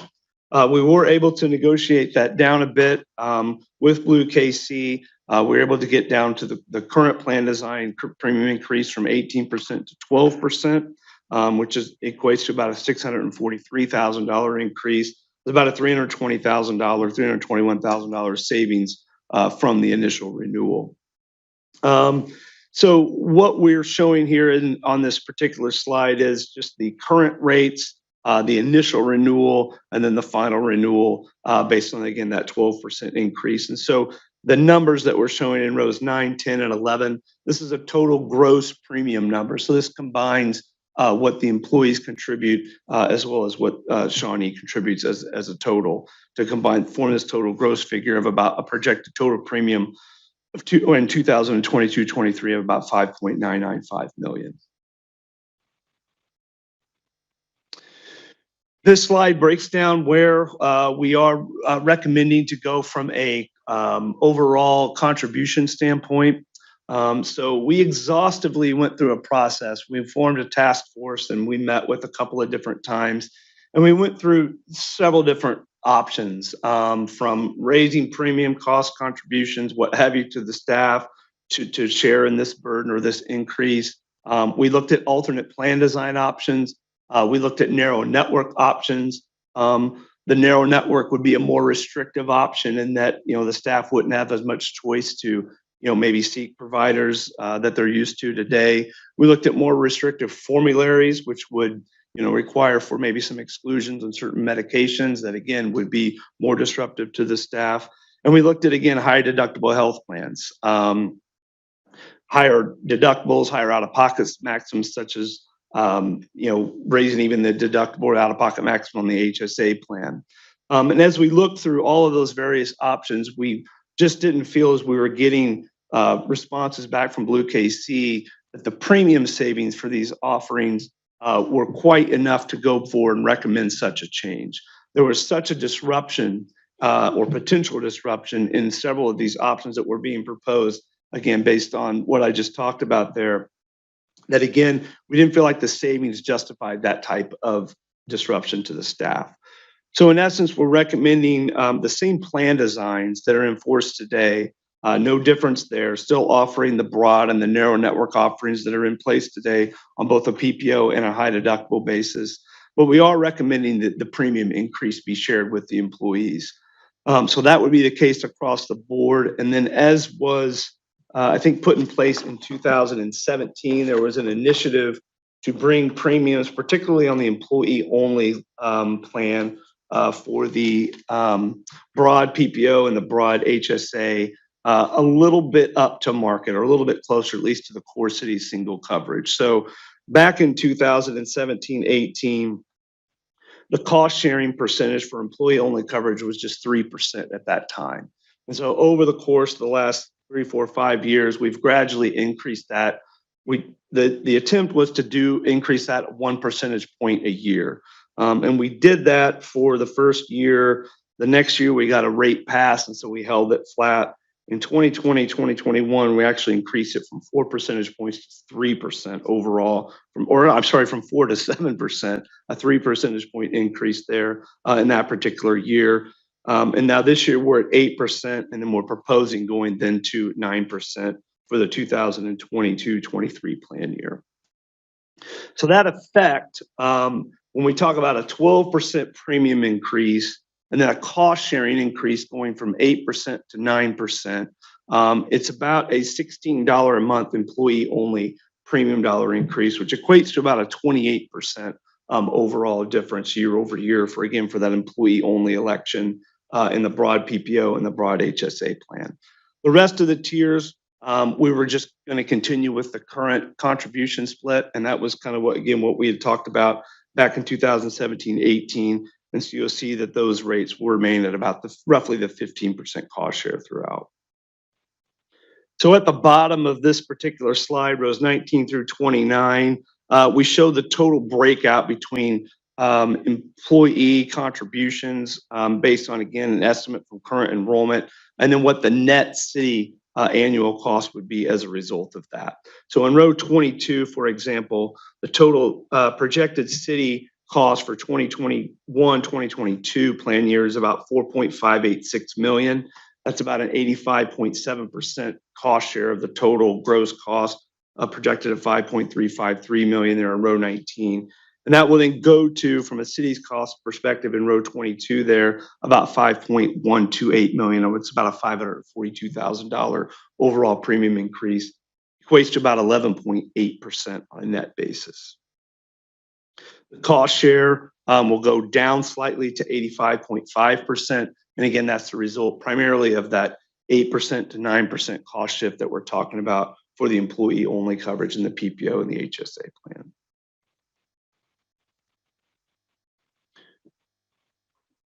Comments or questions maybe while we're on this section, it might be easy to. So with this amount of increase, have the amount of the claims decreased significantly since we got a wellness coordinator?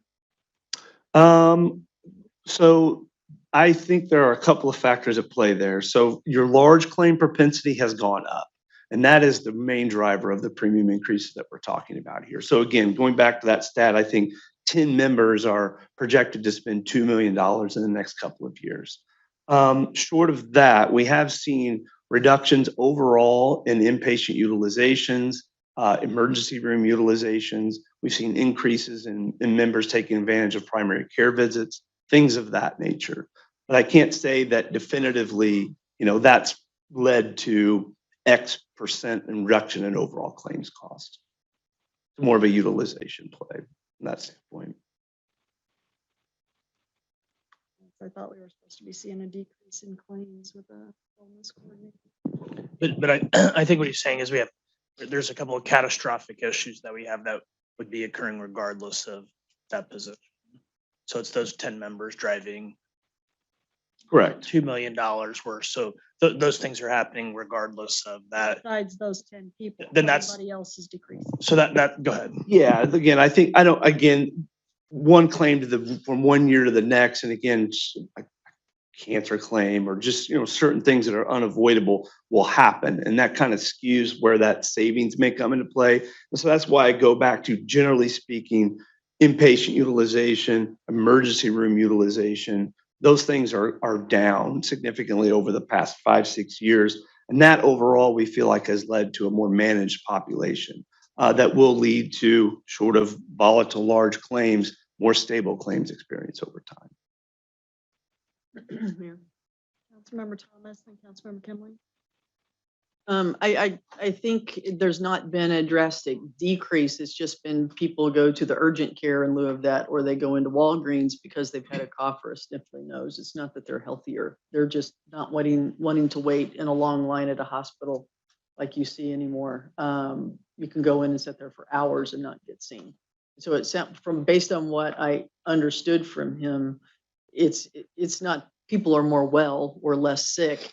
They're just getting their care choices in a different place. Is that right? That's some of it, but I think just in general, when we look at, yes, I use emergency room, and I think your point is valid in terms of the emergency room and all the various other places that folks can go now in that type of a situation. But I think it's just, again, it's a metric that we measure from that perspective. I think generally speaking that folks that are annually getting their wellness exams, they're engaged with a primary care provider. Can we say from a risk stratification perspective that, okay, now just because by the action of going to that doctor this year, you're healthier? No, not necessarily. But we think over time, folks that are more engaged are going to be more adherent to their medications, things of that nature that would lead to hopefully less catastrophic down the road. Councilmember Kimley.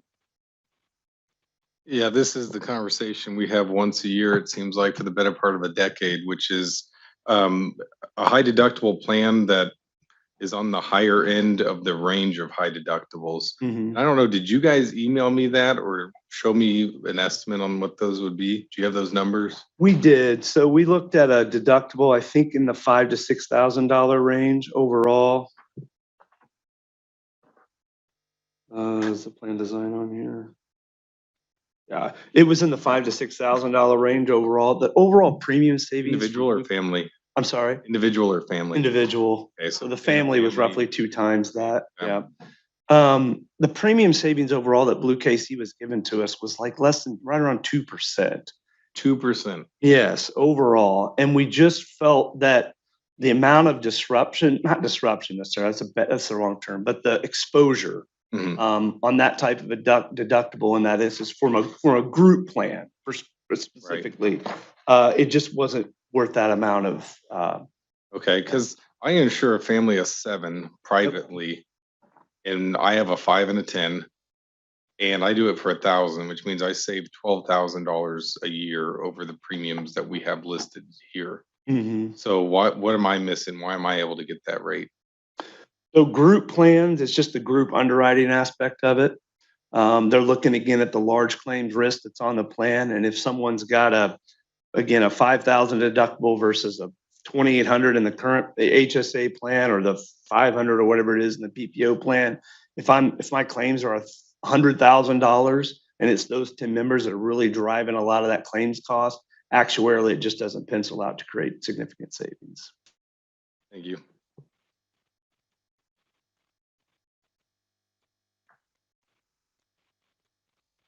I will move then to the other lines of coverage. So the first piece is on the dental plan. So we are facing an increase on the dental plan this year. It's a proposed 5% increase from Delta Dental of Kansas. This does include a 5% rate cap for the subsequent plan year. And driving this increase, it goes back to the claims experience, unfortunately. And so the overall loss ratio at this point in time for Delta is 105%, meaning that they have paid out essentially 5.53% more in claims than they've collected in premium. We have not seen an increase from Delta since we went there in July of 2016. So this will be the first premium increase in 7 years.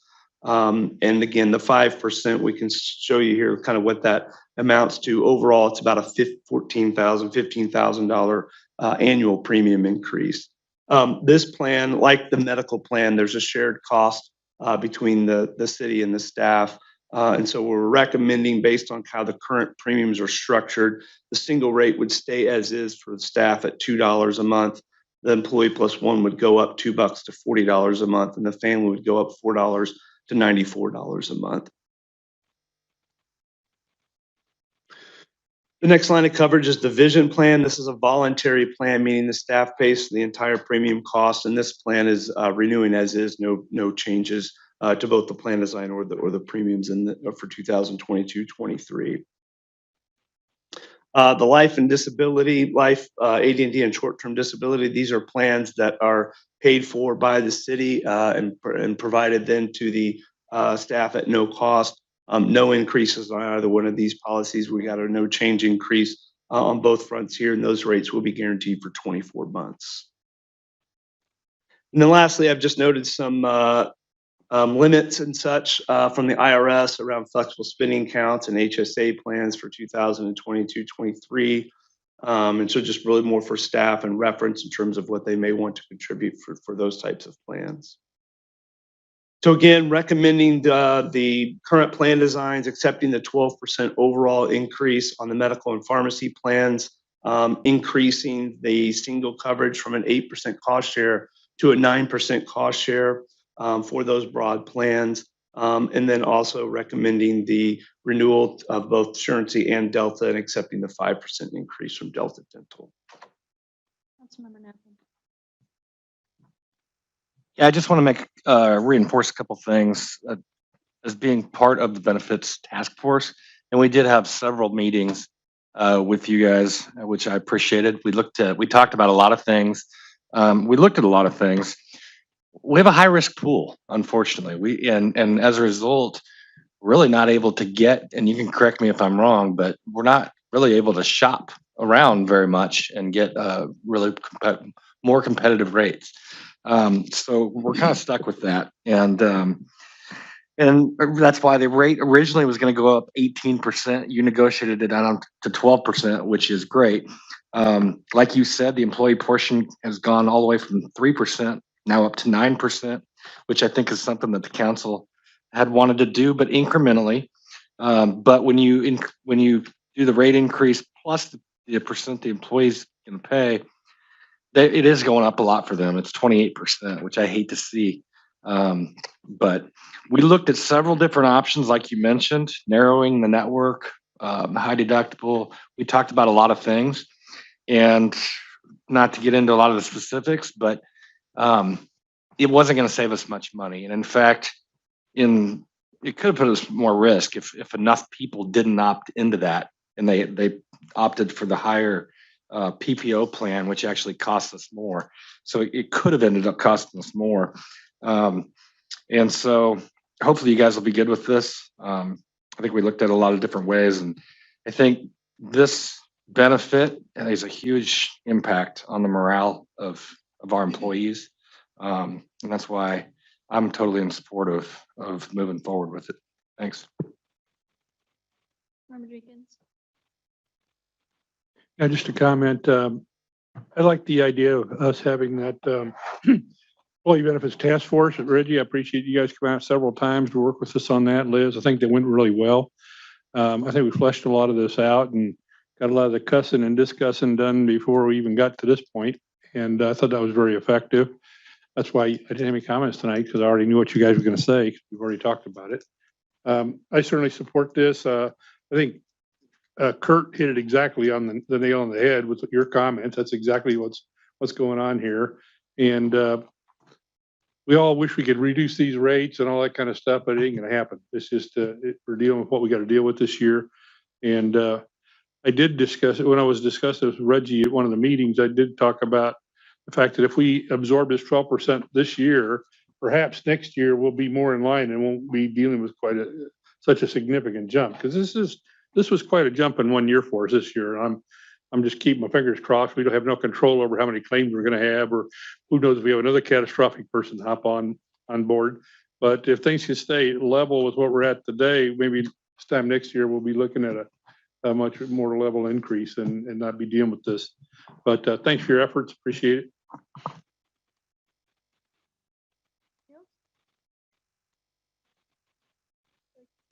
Please state your name and address for the record.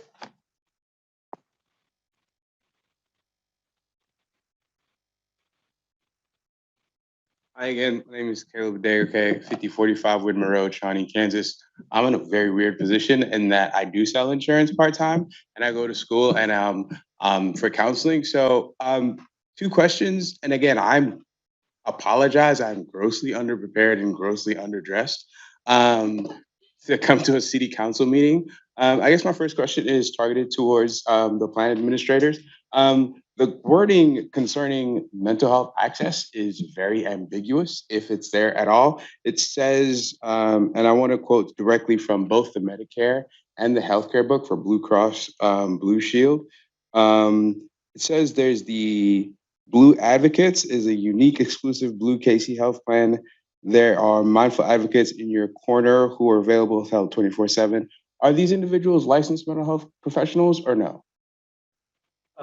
Yeah, so I have to confirm for sure, but some of them would be, in the designation specifically, I probably can't answer that, accurately, without getting a defined response through Blue KC.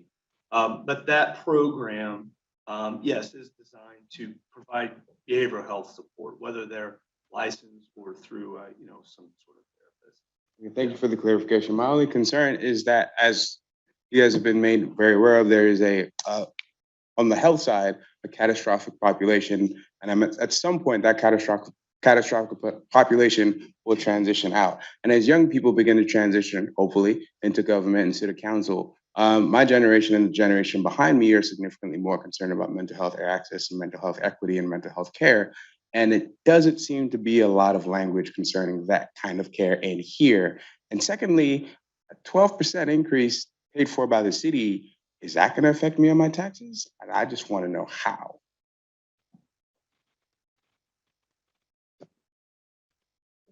Liz Bernard, HR Director. A couple things.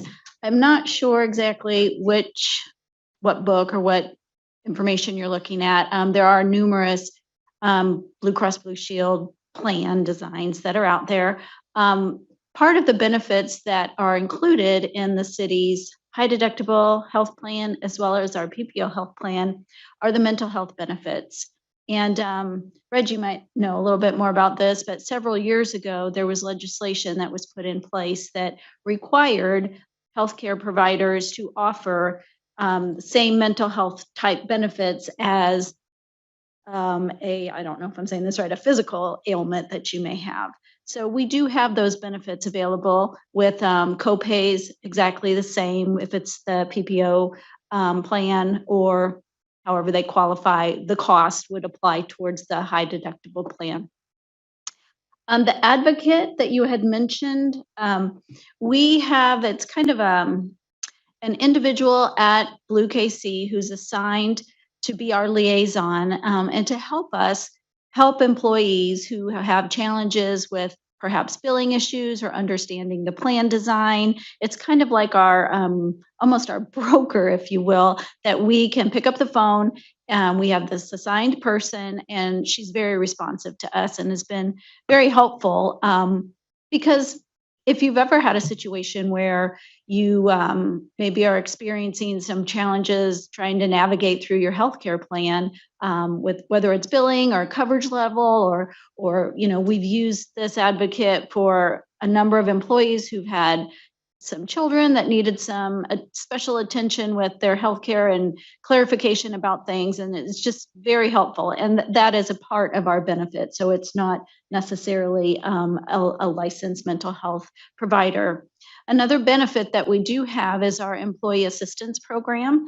And that is through St. Luke's LifeWise. And that's a free short-term counseling, professional coaching, different resources for our employees that are, we've got the gambit of newly hired, right out of school employees and people on the tail end of their career. So the employee assistance program that we offer our employees has resources associated with elder care or where to find childcare or maybe it's how to manage your stress a little bit better or dealing with grief.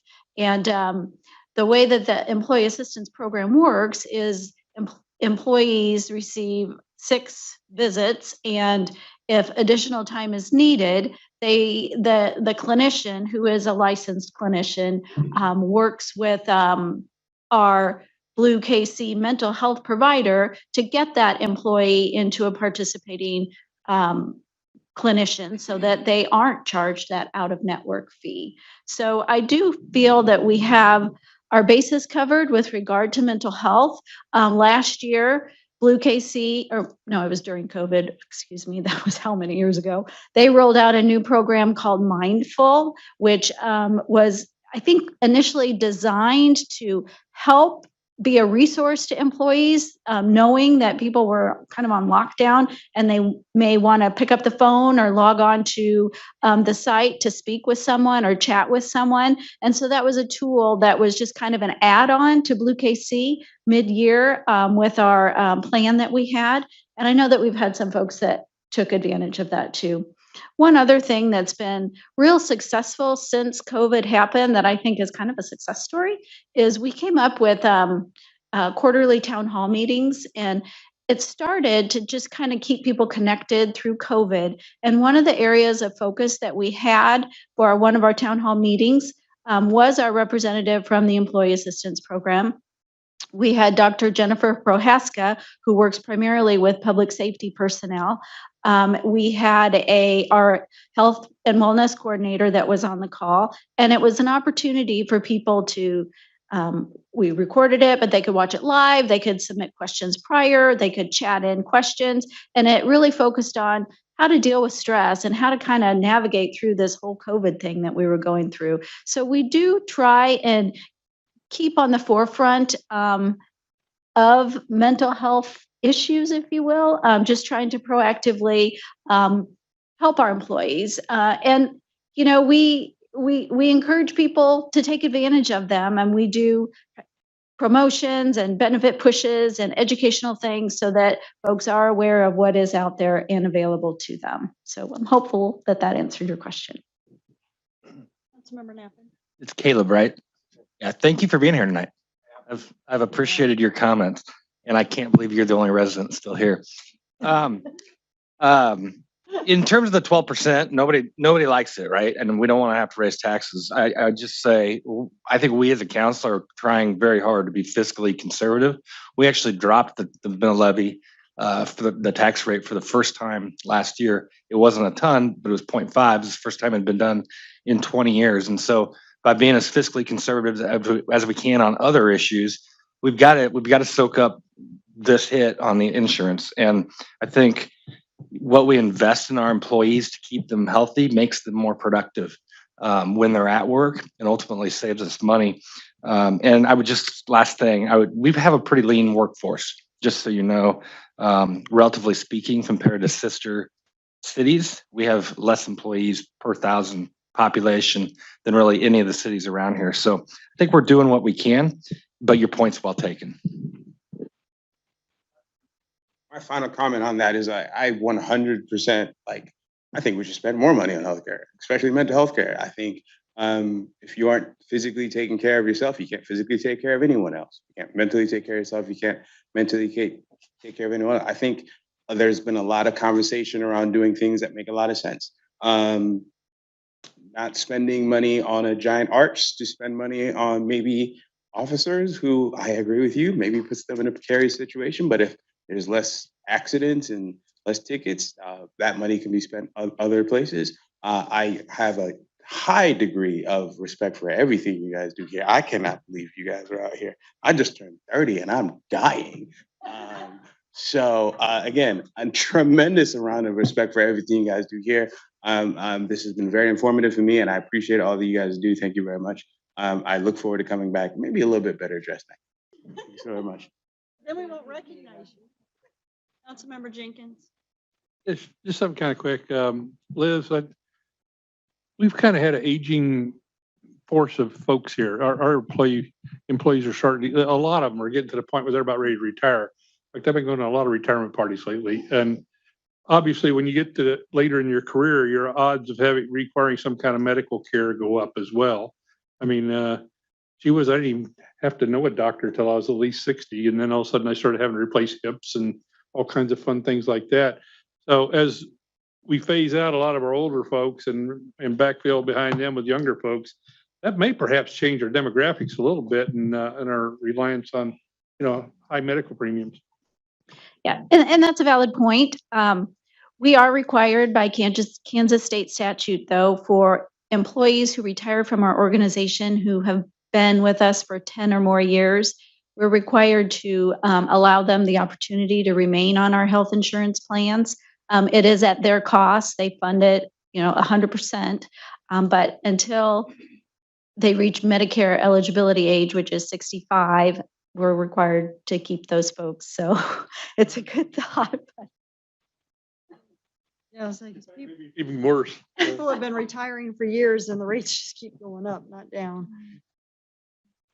Is that it? They're still paying for it till they're 65. I just found that out. Yeah. Okay, so I'll accept a motion. I'd move that we approve this as is. Oh, this is a committee meeting, right? So I approve, We forward it on to the next. that we do forward it on to the city council meeting. for As action. is. Yeah. Recommended. Motion's been made, seconded on this item. All those in favor say aye. Aye. Opposed, nay. Motion passes. If there are other items, I'll accept a motion to Move to adjourn. adjourn. Motion's been made, seconded to adjourn. All those in favor say aye. Aye. Opposed, nay. Motion passes. We are adjourned.